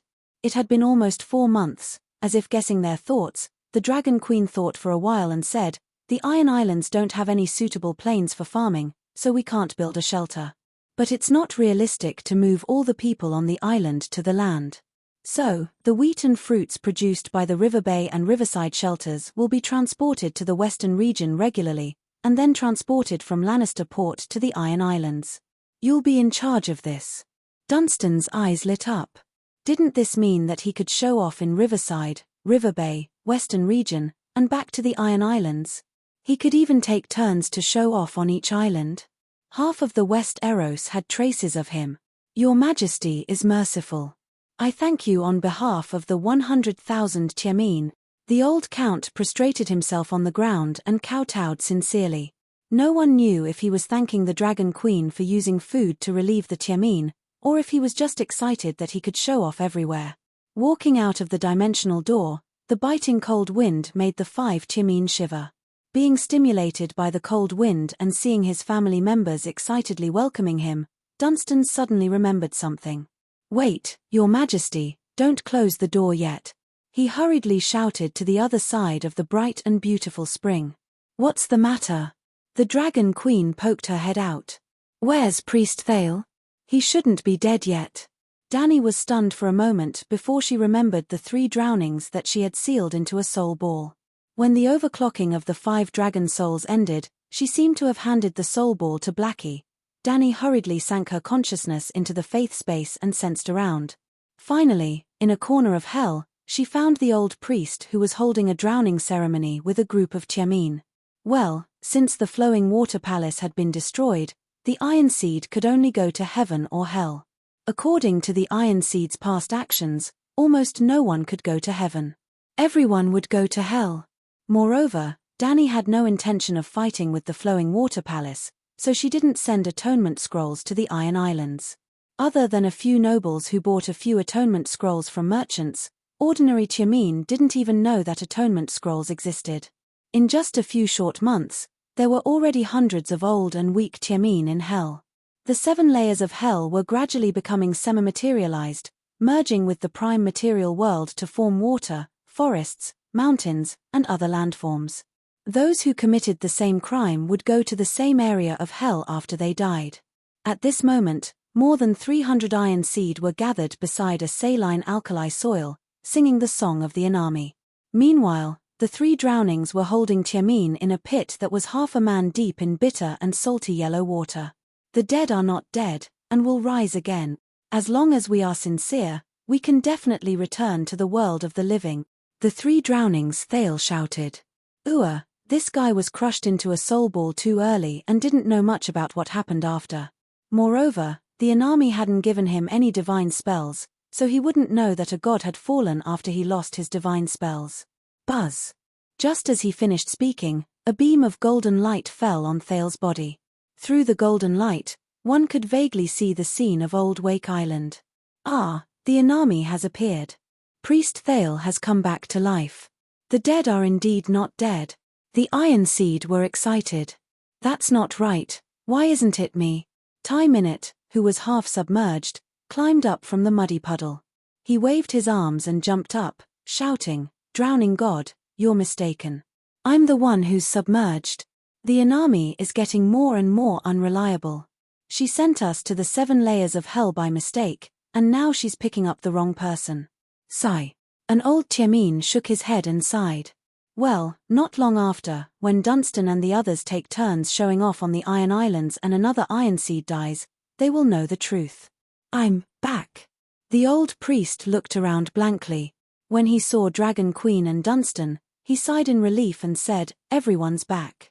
Has Her Majesty Inami changed her mind?" The others couldn't see the soul, so they naturally couldn't respond. Danny only said, "Calm down." Then she started calling for the drowned people on the island. "Where's Priest Thale's body? Who put Priest Thale's body away?" A bearded man wearing a grey, green, and blue robe walked forward, bowed, and replied, "Your Majesty, Priest Thale's body has been burned to ashes and scattered into the sea." Danny recognized him as the one who helped Thale drown, Priest Norkin. "Before I left, I specifically told you not to touch Thale's body. Did you forget?" she said angrily. Norkin looked at the red-faced Dunstan and the others in surprise, and said awkwardly, "Your Majesty, not long after you left, Priest Thale's body completely froze into a block of ice. He's completely dead. Also, you didn't come back, and even Madame Mandy held a funeral for Count Dunstan and Sir Tanner. She even remarried." What? Dunstan was originally calm, but when he heard that his wife had remarried, he couldn't stay calm anymore. He stepped forward, grabbed his butler, and shouted, "Tell me, what's going on? Where's Mandy?" The old butler said awkwardly, "After the news of you appearing alive on Tidehead Island reached Old Wake Island, Madame Mandy took a boat back to Great Wake Island. Madame Mandy waited for you for more than a month, and even asked Dragonstone Island about you many times. When we saw that Priest Thale was completely dead, we thought that you and young master were dead. Madame Mandy had no one to rely on, so. Mandy was also the daughter of a noble, and her father was a count on the neighboring Great Wake Island." Tanner hurriedly stepped forward, and said softly, "Father, don't be angry. You're a legendary hero now, so you don't have to worry about not having a wife." But Dunstan looked at the Dragon Queen, and then remembered how warm the noblewomen were to him when he was on Tidehead Island. He sighed helplessly, and didn't say anything else. "Young master, Madame Lena also remarried," the butler said bitterly. "What?" That bitch Tanner's face contorted in anger. She's pregnant with my son. It's a daughter. She gave birth 2 months ago, the butler said. Don't be angry. Dunstan patted his son's shoulder and comforted him. Madame Alisa from Pentus, isn't she close to you? I think she's young and beautiful, and has a net worth of 100,000. She seems to be better than Lena.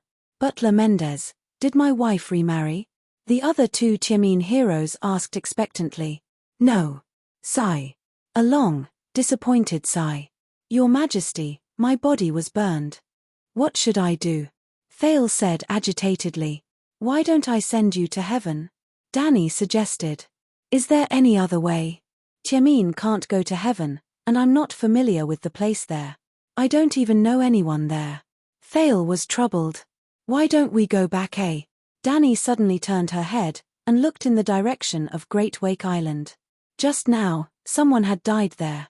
She was just about to suggest that the old priest convert to the 7 gods, and then arrange a position for him in hell, where he would be in charge of managing Tiamin's undead. Suddenly, she felt something. Another Tiamin had entered the world of the dead, and even entered heaven with the atonement scroll. Instinctively, she used omniscience and found that the deceased was Dunstan's wife. The woman was afraid that she would meet her husband in the flowing water palace in the future, so she begged her father to get her an atonement scroll. She didn't do any good in her life, but she didn't do any great evil either. She went to heaven with an atonement scroll. Even more coincidentally, although Madame Mandy was a muggle, she had a powerful supernatural talent. She didn't have the chance to come into contact with supernatural knowledge, and her supernatural bloodline couldn't be developed. Danny's expression changed several times. After a long time, she looked at Sanyama with a strange expression, and said slowly, Priest Thale, I met an otherworlder outside the Dark Domain, and she told me a story. Legend has it that in a world called Huaxia, there was a wizard named Li Hongshui. Just like you, his soul left his body to wander around, but his body was burned by his disciple. Chapter 1059. Are you willing to imitate the leader of the 8 gods, Tai Guori Li? Danny asked. Reincarnating in someone else's body is too evil. Are there many wizards in the world who can transfer their souls into other people's bodies before they die? Thale asked in fright. Tai Guori Li is from another world, and the rules are different. Our world doesn't allow the undead to take over other people's bodies. Danny shook her head and sighed. Generally speaking, those who can open a second life in other people's bodies are all shapeshifters, but they can only take over living people's bodies, and the backlash is very strong. Isn't taking over a living person's body even more evil? Sanyanto's face was filled with disgust.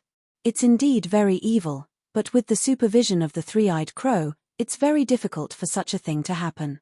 Then what's the deal with that demon Tai Guori Li? Doesn't this world have a supervisor like the 3-eyed crow? Not only did the heavens not eliminate him, but they even made him the leader of the 8 gods. Tai Guori Li isn't a demon, Danny said stupidly. Taking over other people's bodies isn't a demon?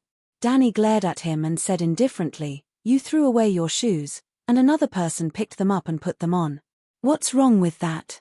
Is picking up shoes the same as picking up corpses? The world is different, and the customs are different. Even in the Barren Land, necromancers play with other people's corpses, but the Necromancer Association is much more disciplined than evil cults. I won't force you, but if you don't want to reincarnate, I will send you back to hell, and you can continue to be Tiamin's undead priest. At the end of her sentence, there was a hint of impatience in her tone. If he couldn't let her do the reincarnation experiment, then he would lose his position as a civil servant of hell. That otherworlder didn't lie, and Tai Guori Li really became a god. Putting aside the psychological burden of reincarnating in someone else's body, Thale was actually quite tempted. She didn't even see you, so why would she lie? That's true. Thale became excited. Well, he didn't think that the otherworlder didn't lie, but the Dragon Queen, who never lied, was trying to trick him. But you said that the laws of the 2 worlds are different. Can I be like Tai Guori Li and possess the bloodline of other people's corpses? Tower asked worriedly. I'm not sure either. In our world, the physical body alone can't represent all of the bloodline. This time, Danny spoke the truth. If her words could be verified by others, she would not lie. Only in this way could she achieve the reputation of never lying. However, Dragon Queen's frank words made Ta Lerong look forward to it even more. I'm willing to give it a try. If I can be revived and have a chance to obtain an extraordinary talent, even if I lose a leg, I'll accept it, he said firmly. Danny squeezed him into a soul ball before calling over Tiamin, who was arguing over who to choose as his wife. Count Dunstan, your wife is dead. Didn't she return to Great Wake Island? The old count was puzzled. Madame Mandy has been sending messages to Dragonstone Island asking about you and Sir Tanner. So, when you returned, Professor Marwyn took the initiative to tell her the good news. However, she had already remarried and felt that she couldn't face you and Sir Tanner. Because of fear and shame, she fell ill. Plus, she wasn't young anymore. Now that it's a long night, she's cold and malnourished. Just a while ago, she went to heaven with a scroll of atonement. Oh. Dunstan nodded without a hint of sadness. Priest Tower's physical body was burned. Coincidentally, your wife left behind a body. Tower hopes to use her body to revive. What do you think? What? Dunstan's eyes widened. He couldn't believe his ears. Tower wants to revive in your wife's physical body. How can that be? Dunstan, Tanner, and even the drowned person at the side shouted. Danny frowned. It seemed like the family of the corpse didn't agree.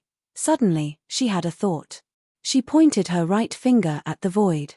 Rings of golden ripples appeared in the air. Gradually, a woman's face appeared in the center of the ripples. Ah, Mother. Mandy. Madam Mandy. My lady, Tanner, I'm sorry. I didn't know you were still alive. Mandy's face was full of guilt, but her complexion looked good. Mother, are you in heaven? Tanner asked with concern. Yes, I just saw the fake crown Prince Aegon. He was the one who received us at the gates of heaven. Mandy was excited. Many people came with me. There were black people, milkmen, centaurs, zebras, barbarians. Believers from all over the world came. It was so lively. Mandy, do you know about merit? Danny asked. Yes, Aegon told us from the beginning.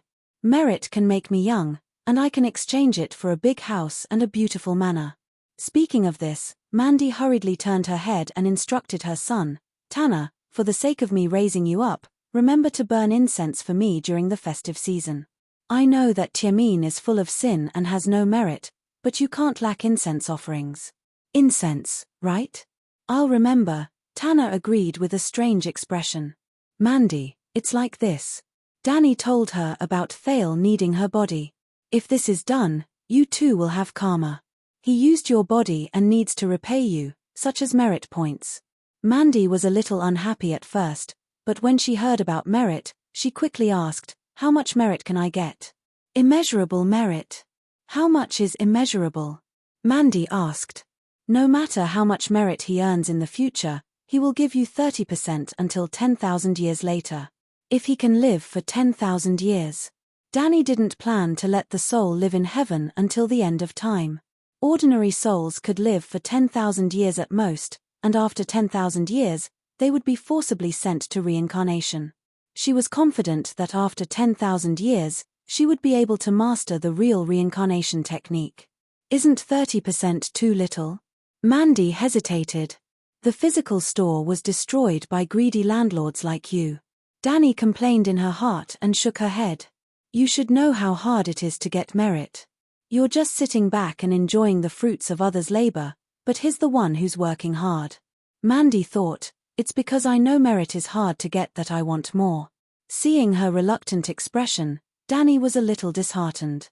If you don't want to, then burn the body. Hey, wait. Mandy stopped the Dragon Queen and probed, you said that my physical body has a powerful extraordinary talent and is very valuable. Then, is there anyone else who wants it? You think Thale is a man? Mandy said seriously, I think he's poor. The Holy Sparrow's 30% merit is definitely different from Thale's 30% merit. Damn, that makes sense. Even the Holy Mother couldn't refute it. Danny was stupefied. Also, I know what kind of person Tiamin is. He's full of sin, so how can he have any merit? Let alone 10,000 years, I probably won't get any merit from Thale even in 100,000 years, Mandy said. Stupid woman, what did you say? Dunstan angrily rebuked. Do you know how brave we Ironseed were during the Battle of Smokesea? Drowned man Norkin was also dissatisfied. Priest Thale is the leader of the drowned. If you humiliate him, then you're humiliating all the drowned. Mother, I'm also a Tiamin.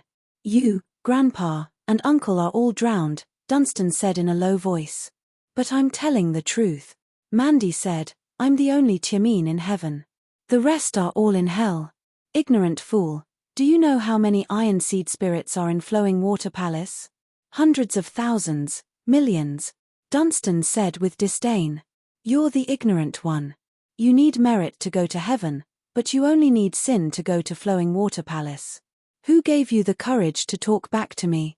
Dunstan's eyes became dangerous, and he habitually raised his clenched fist. Mandy shrank back out of habit. Ahem. Danny coughed softly, reminding everyone of her presence. The Holy Mother gave me the courage. Dunstan, you bastard, you deserve to go to hell, bitch. Dunstan's face was red with anger. He looked around and shouted, Where's the ladder? Get me a ladder. Why do you need a ladder? Danny asked curiously. Your Majesty, this is a family matter. Don't worry about it. Today, I'm going to beat this bitch up. Dunstan pointed at the portrait in the air. You want to climb the wooden ladder to heaven? Danny asked with a wooden face. I'm not going in. I'm going to lie on the window and give her a few slaps. Danny didn't want to play with this family of idiots anymore. She said to Mandy, Inami is dead. From now on, all the drowned will become 7 gods. Thale will be the Archbishop of the Iron Islands. His future won't be any worse than Sparrow's. If you agree, prepare to sit on the ground and collect rent. If you don't, your father is lighting a fire and preparing to burn your body. As for me, I'll go somewhere else to find another body for Thale. Like you said, there are many people who will go to heaven with you. Milk people, black people, horse people, zebra people. Hey, don't. I agree. Mandy panicked. Did you all hear that? Danny glanced at the people around her. She waved her hand and a blue halo flashed.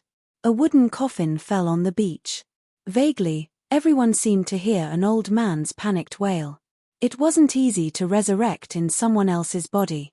Danny first used Type B active spirit with fire magic to warm up Mandy's body. After it recovered to normal, she began to collect the remaining soul power in her mind. She hoped to use the remnant soul as a complete soul to simulate the process of a shapeshifter replacing a living person. But this method failed. A normal person's soul was roughly divided into 2 parts. The soul core in the center and the scattered consciousness in the form of a nebula outside the soul core. If it was an extraordinaire, the soul core would condense into different forms according to the meditation technique. For example, the shadow and fire of a shadow-binding knight. The scattered consciousness would also condense like strands of steel wire. Or, they could be seen as thoughts. After a person died, the soul core would reincarnate or go to the divine kingdom, leaving behind scattered consciousness that would slowly dissipate into the world along with the corpse.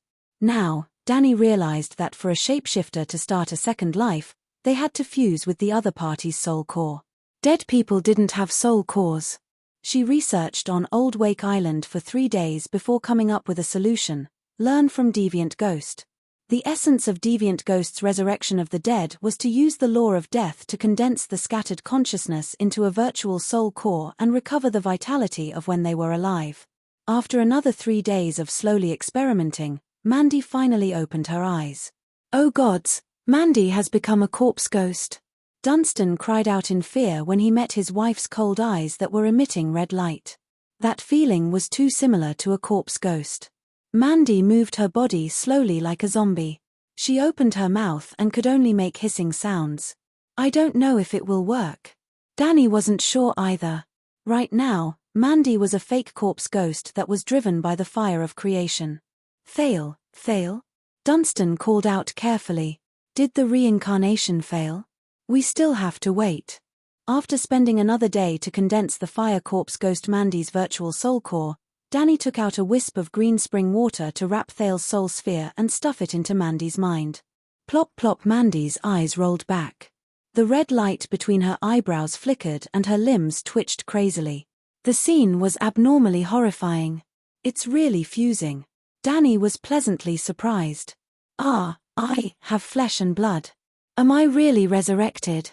2 hours later, Mandy's eyes had a trace of confusion. Is this a miracle or an evil spell? Dunstan swallowed his saliva. My voice. Thale touched his face, then his chest, and then his lower body with trembling hands. Oh, no. Sigh, we're all old people. What's the difference between a man and a woman? Since you've resurrected, my mission is complete. I'll take my leave first. After comforting him, the Dragon Queen's figure flashed and disappeared from Old Wake Island. Sob sob, Your Majesty, we agreed before. Iron Crutch Lee is missing a leg. Thale covered his face and cried. The Queen didn't lie. You're indeed only missing a leg. Looking at his new wife, Dunstan was a little restless. Chapter 1060. North Ice King, North Ice King, North Ice King. Starting from the Gate of All Gods, the cheers of the crowd were like ink splashed into a clear pool, spreading from west to east at the speed of sound, spreading across half of the King's Landing. There were countless people, including normal citizens, the beggar army in grey robes, the sons of warriors with colourful capes, the nobles and merchants. They were all cheering loudly, as if they were welcoming a legendary hero. A group of people entered through the gate amidst the cheers and applause. There was a grey direwolf flag on the left of the group, and a grey three-headed dragon flag on the right. In the middle, there was a tall man with a full beard. The man wasn't riding a normal war horse, but a grey unicorn with blood-red fur. There was also a direwolf with red eyes and white fur by his side. The unicorn was 2 meters tall and 5 meters long. It looked like a long-horned yak, but compared to the cumbersome yak, the unicorn was more agile and powerful. On the horn that looked like a demon god's spear, there was a female corpse with butterfly wings strung on it. The woman's skin was as pale as a corpse, and there were strange ice-blue runes on it. Her wings that were like thin ice were torn apart by swords and spears, and her limbs were pierced through. A tall knight walked out from the group and pointed at the corpse of the butterfly on the horn, and roared at the King's Landing citizens, North Ice King has killed the ice butterfly demon. North Ice King is brave, long live North Ice King. The crowd became more and more excited, and their faces turned red as they screamed at the top of their lungs. Incredible, 7 days ago, the ice butterfly demon led 100,000 Gowls to massacre the Deerhorn Castle, and today, the corpse is hanging on the King's Landing. North Ice King, you live up to your name, a black man wearing a red and green feather cape exclaimed. You're not dead yet. A mocking voice suddenly came from the side. The black man turned around, and saw a handsome short man wearing a black wool cape looking at him with a smile. You are. The black man tried to recall, but he didn't seem to have seen this person before, but his voice, suddenly, he thought of someone. Tyrion, it's you? You're back. Sure, don't shout too loudly. I don't want to steal my good nephew's limelight. Tyrion leaned over and tiptoed. His body actually rose slowly as if he was in an elevator. Is this your child? The black man was surprised to see the midget holding a sky-blue brocade swaddle in his arms. I do want a son, a daughter would be fine too, but, Tyrion shook his head with a gloomy expression. He removed the brocade on the outside and the white lion skin on the inside. He raised the child and looked at the unicorn knight in the middle of the crowd. Little Tywin, look at the Northern Ice King, who killed a deity in anger. Look at how impressive and popular he is. In the future, learn more from this uncle, don't learn from your own uncle. Tywin, my uncle. The black man's pupils shrunk. He carefully looked at the iconic golden hair and blue eyes. With a trembling voice, he said, Messiah is still alive. Is he the son of Messiah? Why do you think Messiah is dead? Tyrion asked curiously. Cersei kept saying that her daughter was tortured to death by the Dragon Queen, the black man said embarrassedly. Tyrion said strangely, Jarabar, back then, you were framed by my sister as Little Rose's secret lover. Do you still believe her words? I. Jarabar's expression was awkward. No way. Tyrion looked at the man beside him in horror. He was close to 40 years old and his skin was as dark as the night. I never thought that little Rose would have such a strong taste. No wonder she could crawl all over the place, don't misunderstand. I only had eyes. I didn't have the chance to do it. There are too many people in the palace. Jarabar waved his hand regretfully. Fuck, that's even more disgusting. The midget's expression was disgusted. I thought she was just thirsty and took a fancy to your strong and dark body. I didn't expect her to have feelings. A hint of anger flashed in Jarabar's eyes. No matter what, I'm still a prince. How did I make you feel disgusted? Back then at King's Landing, you and I sparred many times. Why don't you feel disgusted? Don't be agitated. I'm not targeting you. You're targeting all black people. No, Jarabar, I like black girls too. Have you forgotten? Tyrion waved his hand. It's just that your looks. Brother, you should know your place. Jarabar touched his square face with protruding cheekbones and said in dissatisfaction, in the Midsummer Islands, the popularity of my appearance won't lose to yours. All right, we have different tastes. I apologize. The midget shrugged insincerely and asked curiously, I thought you died in the Midsummer Islands. Did you not go back after the other ghosts broke out? The black man's full name was Jarabar Thor. He was the prince of the Red Flower Valley in the Midsummer Islands. He had failed in his quest for power and was exiled. He had been living in King's Landing for more than 10 years and was Robert's guest. There were many islands in the Midsummer Islands, and the Red Flower Valley was only a river valley on one of them. Therefore, Jarabar's identity as a prince was worthless. The midget thought that he was dead because when the other ghosts broke out in the north, the foreigners in the 7 nations fled the Westeros and returned to their homes. I was exiled, not on a vacation. How would I dare to go back? However, when the news of the Great Wall's collapse reached King's Landing, I did leave the Westeros and went to Pentus. Then, you know. Jarabar shrugged and said helplessly, the legends are right. The long night is a crisis for the entire world. No one can escape it. When millions of other ghosts surrounded the city, the evil god of ice broke through the 2 walls on the north and west. I stayed in Prince Having's mansion in the north. When the Gowls came to knock on my door, I was so scared that I peed my pants. I hid in the cupboard and shivered. Fortunately, the Dragon Queen descended from the sky like a deity. After that, I left Pentus with countless nobles and merchants and took a boat to Tidehead Island. However, the housing prices on Tidehead Island were too high. Those property speculators who deserved to be eaten by the other ghosts were too crazy. I, a prince, couldn't even afford to live in a 2-bedroom apartment of 50 square meters. I swear that even if those people had atonement scrolls, they would still go to hell after death. Isn't Valerian afraid of angering the public? There are so many nobles who are related, Tyrion said in confusion. It's not Valerian. In fact, Count Monterey is still a child. Then who's speculating in real estate? The nobles of the 7 kingdoms. The nobles of the King's Landing, Hadjen, and Stormlands. They bought land on Tidehead Island in advance, built castles, and stockpiled food. They're all rich now. No one cares. The nobles didn't break the law. They even paid taxes. How would they care? Who would care? That's not right. I remember that the Dragon Queen settled hundreds of thousands of refugees on Tidehead Island, Tyrion said. They can get houses for free based on their household registration. At this moment, the North Ice King Jon's team had left. The crowd also dispersed.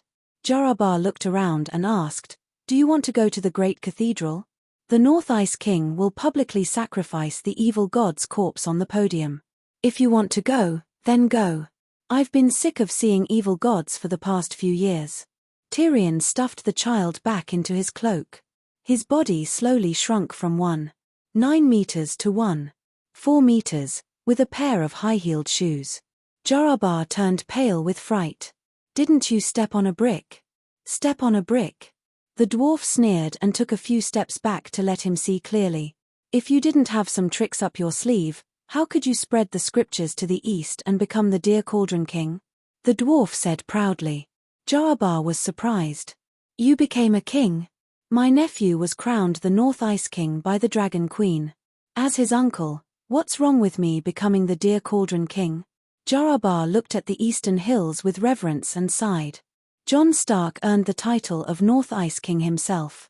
Just based on his superb ice witchcraft, and the evil god of ice that died at the hands of the Dark Sisters in the past 5 years, who in King's Descent City doesn't sincerely praise him as the Northern Ice King with unparalleled bravery? The dwarf glared. Did you pick up my dear Cauldron King? The Gowls I killed in the Barren Land could fill up the streets of King's Landing. With that, he carried the child and walked down the city walls. Where are you going? We haven't seen each other in a long time. Let me treat you to a drink. Jarabar chased after him. Do you think I can drink with a child? The dwarf didn't stop walking. I have something I need your help with. Jarabar gave him a fawning smile.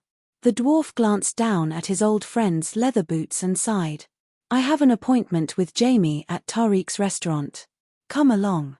Tariq of Lion's Gate. Yes. Why don't you two brothers go to Casterly Rock City? Jarabar asked curiously. Looks like you're not doing well in Mia's court.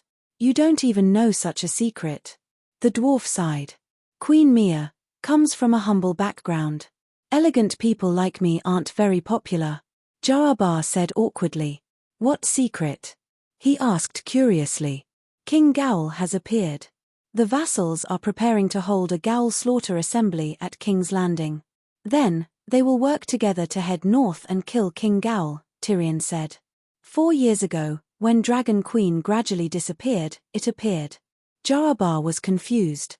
It didn't appear in public before, but this time. Tyrion's expression became serious. Since 2 years ago, the Night Watchmen of Eastwatch have sent news that Gowls have arrived in the north on icebergs. Just last month, the Night Watchmen risked their lives to sneak into the Fallen area and found that Gowls were gathering on a large scale.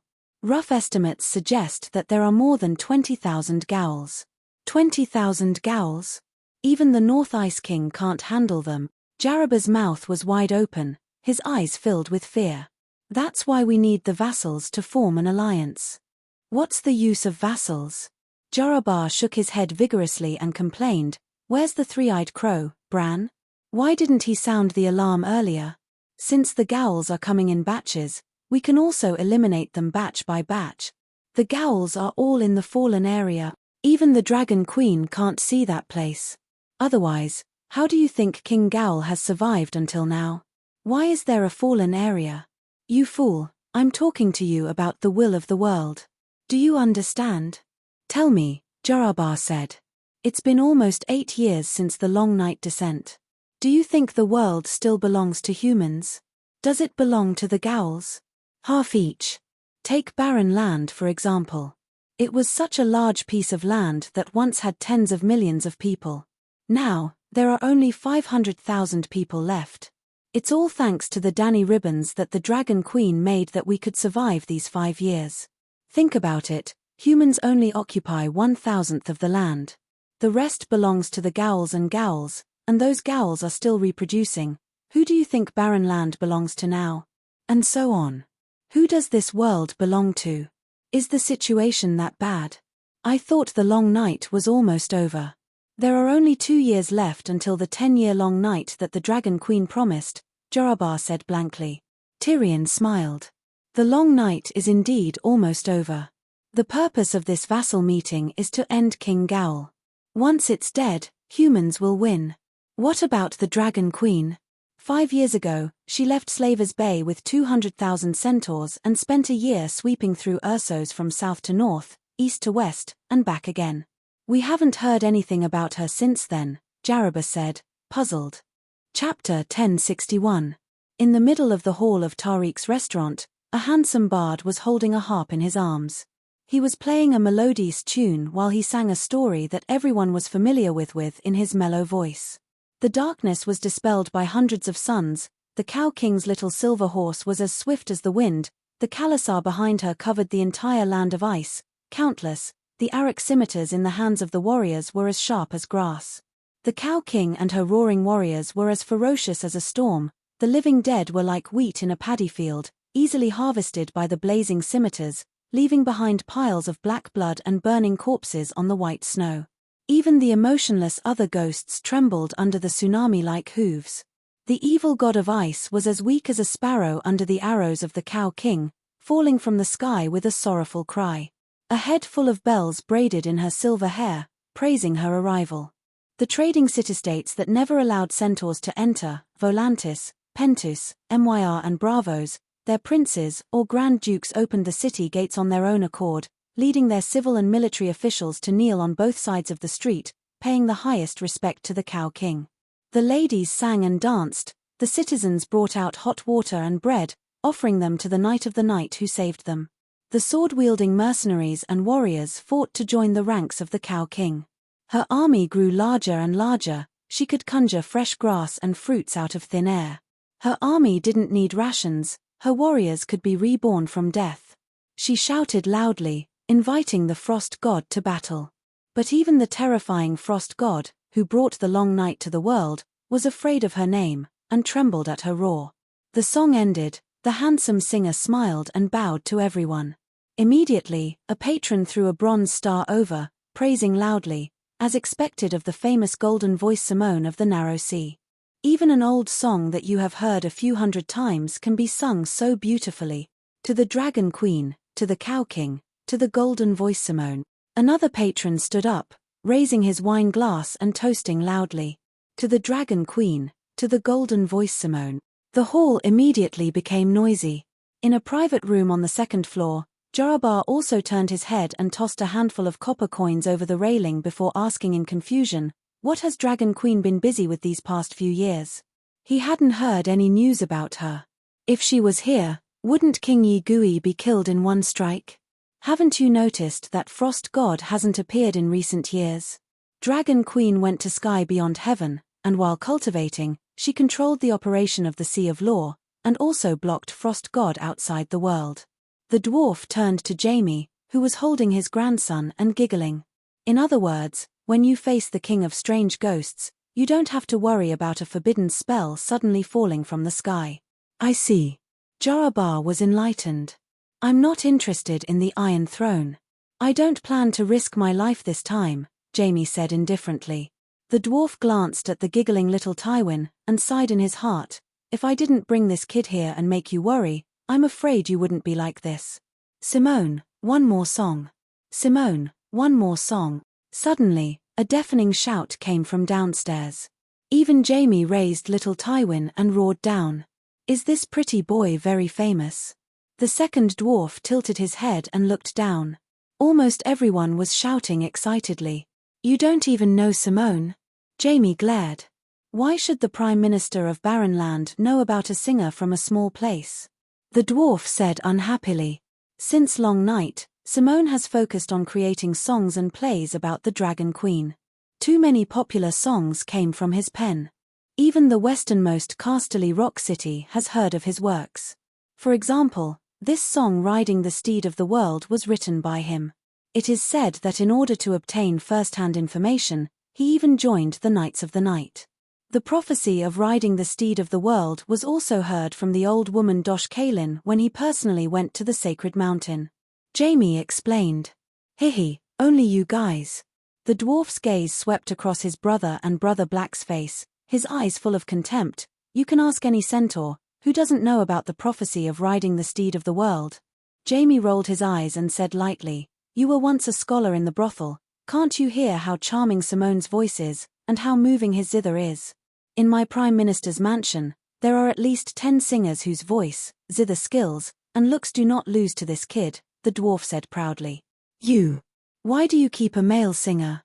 Jamie said in shock. Jarabar's eyes lit up, he patted the dwarf's shoulder and sighed in relief. "Tyrion, you're finally enlightened." Scram. The dwarf slapped the Black brother's hairy hand away and sneered, "For every 10 male singers I keep, I have to keep 100 female performers. Zithers and songs, there must be both men and women, don't you understand this? Keep 100 performers?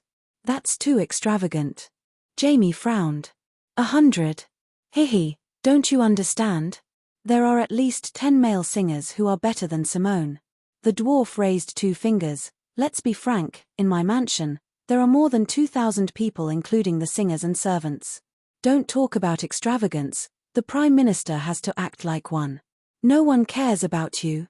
What about Prince Beau? Jamie was puzzled. The old prince died 3 years ago on a horse. When the new prince sees me, he has to bow and call me Prime Minister, which is Father Prime Minister. The dwarf said proudly. Fuck. Jamie's expression twisted. Jaraba's face was full of envy. No wonder you didn't come back for so many years. I brought a dying dynasty back to life. I deserve such treatment. Tyrion smiled smugly. In a good mood, he took the initiative to ask, You said you wanted my help, what is it? Jaraba said sorrowfully, The Midsummer Islands fell, my people died tragically. In this time of crisis, I hope to bear the burden of rebuilding the kingdom. What's your kingdom? The Safflower Valley Kingdom, Jaraba emphasized in a deep voice. You want to restore the kingdom? Jaraba's eyes lit up, and he said excitedly, If possible, I hope to bear the responsibility of reviving the Midsummer Islands. To turn the countless scattered small kingdoms into a unified and powerful empire. Just like what Aegon the Conqueror did to the Westeros. Jaime stopped playing with his grandson's face and looked over with a strange expression. Tyrion lowered his eyes and whispered, You're a little ambitious. If it was the ancient Celestial Empire, Jaraba would have been on guard, but Westerners appreciated ambitious people. Danger, danger, there are opportunities in danger. There used to be dozens of kingdoms in the archipelago, but now they have lost almost all of their heirs. I'm from the Midsummer Islands, and I'm a prince. Even if the Safflower Valley was not the strongest kingdom in the past, I have a status. Tyrion's eyes flashed. How can I help you? Just clearing the millions of ghouls on the island is extremely difficult. Let me tell you a secret. The Frost God hopes to let the other ghosts replace the humans and become the main race in this world. So he spent a lot of effort to occupy the remote islands and use the islands as a breeding ground for the other ghosts, just like the land of eternal winter beyond the Great Wall. In other words, even if the other Ghost King is killed, the other ghosts and ghouls will not all die. So that's how it is. Jaraba was shocked. But the Dragon Queen has the ability to easily solve this problem, he said again. Tyrion frowned. Jaraba immediately said, After the matter is settled, I can have my descendant marry her descendant, or divide an island and confer it to a Targaryen. How many orphans are left in the Midsummer Islands in the world? 10,000. Jaraba was a little embarrassed. From what he saw, there were not even 200 people. The dwarf continued, You also know the current situation of Ursos and the Seven Kingdoms. She may provide some support to the millions of ghouls surrounding the city, which concerns the survival of 100,000 humans. But she won't care about small-scale ghouls, and she can't manage them. The Midsummer Islands have complicated terrain and many islands. She can't spend years there. If you vouch for me, I can get funds, ships, and soldiers from the trading princes, Jaraba said. Are you sure? Jaime said doubtfully, half a month ago, Dragonstone Island announced the World Crisis Index. Bravos, which once had a population of 1 million, only had 50,000 people left, Pentus had less than 100,000, Roraz had 5,000, Emwea had 20,000, Tirossi had 15,000, Dany and Liz had less than 500,000, Volantis had 200,000, and Rhys had 100,000. That's barely 1 million in total. How can I help you? There are still a few million people in Slavers Bay and Westeros, Jaraba mumbled. I can't wait to create another 2 million people to fill up the Western Territory, Jaime said indifferently. As long as we work hard to have children, we can recover the population in 100 years, 1,000 years, Jaraba said. Tyrion thought for a moment and said, How about this? I have a fief in the barren land near the Daybreak Mountains. It's bigger than the Western Territory. You bring the remaining people of the Midsummer Islands here, and I'll give you a kingdom as big as the Red Flower Valley. I'll take care of you from now on. How about that? The barren land is too far away, and the rich Midsummer Islands can't be left empty. Then I can't help you. I can lend you money, but it's almost impossible for my sister to work as a coolie. Jaraba rubbed his hands and said with an embarrassed smile, Then lend me some money first. We can talk about the Midsummer Islands after the long night. I'm still young anyway. The dwarf was stupefied. After Jarabar left with the Tidehead Island banknotes worth 5,000 gold royals, James asked, "Are you interested in the Midsummer Islands?" Tyrion shook his head. "What do I want that place for? It's my sister. She plans to move the Midsummer Islands tens of thousands of miles south after the long night and make it the Dragon Island where the pterosaurs and megalosaurus live. In addition, the giants, children of the forest, and elves will also move there." "Move the island?" Jaime was stunned. "Don't treat her like a normal person." As the two talked, they had already returned to the camp of the Western Territory soldiers. Well, there were about 5,000 Western Territory soldiers in the King's Landing, a legacy from Cersei's era. Previously, it had been under the care of the one-armed hero, Lancel, to serve the church. Next, Jaime would lead them to form an alliance with the other vassals and go to Hadjen to deal with the Gal King who was about to go south. "Is Myrcella okay?" Back in the study, the two brothers could also talk about some private matters. In Slaver's Bay, no one cares about her background, because the Dragon Queen's parents were also brother and sister. As the Queen's court steward and a Duchess Jean with a rich fief, her status is not lower than anyone except the Queen. And her husband, Tristan Martell, is her childhood sweetheart. He is gentle and polite, and they live a good life together. "Jean Island is your fief, right?" Jaime looked at his brother gratefully. Tyrion waved his hand indifferently. "If Joffrey was still alive, I could even help him get a duchy in Asher. The people there are simple and honest, and he can do whatever he wants." Jaime's mouth twitched. "The world is too big and too empty." The dwarf sighed. "You and Yelaine have been married for 4 or 5 years, why don't you have a child?" Jaime asked with concern. Tyrion's face darkened. "I'm a dwarf, born with a genetic defect, and can't have children." "Are you sure?" Jaime's face changed dramatically. The dwarf smiled bitterly. "Actually, I've been suspicious for a long time. How many women have I played with? When I was caught by Jenny, I was crazily exploited by her, but I still couldn't get her pregnant. Even the holy healing art is useless. Even the Holy Mother is useless." Dang dang, just as the atmosphere was miserable, the sound of the great Templar bell rang outside the house. The two brothers looked at each other. Generally speaking, the 7 bell towers of the Great Templar Bell would only ring when a major event happened, such as the death of a king, the coronation of a new king, or the attack of a deviant ghost. But as the commander of the Southwest City and a great duke, Jaime could not be like the civilians in the city and know about the arrival of deviant ghosts from the bell. The death of a king? Tyrion was puzzled. Are there still kings in the 7 kingdoms? Mia the First?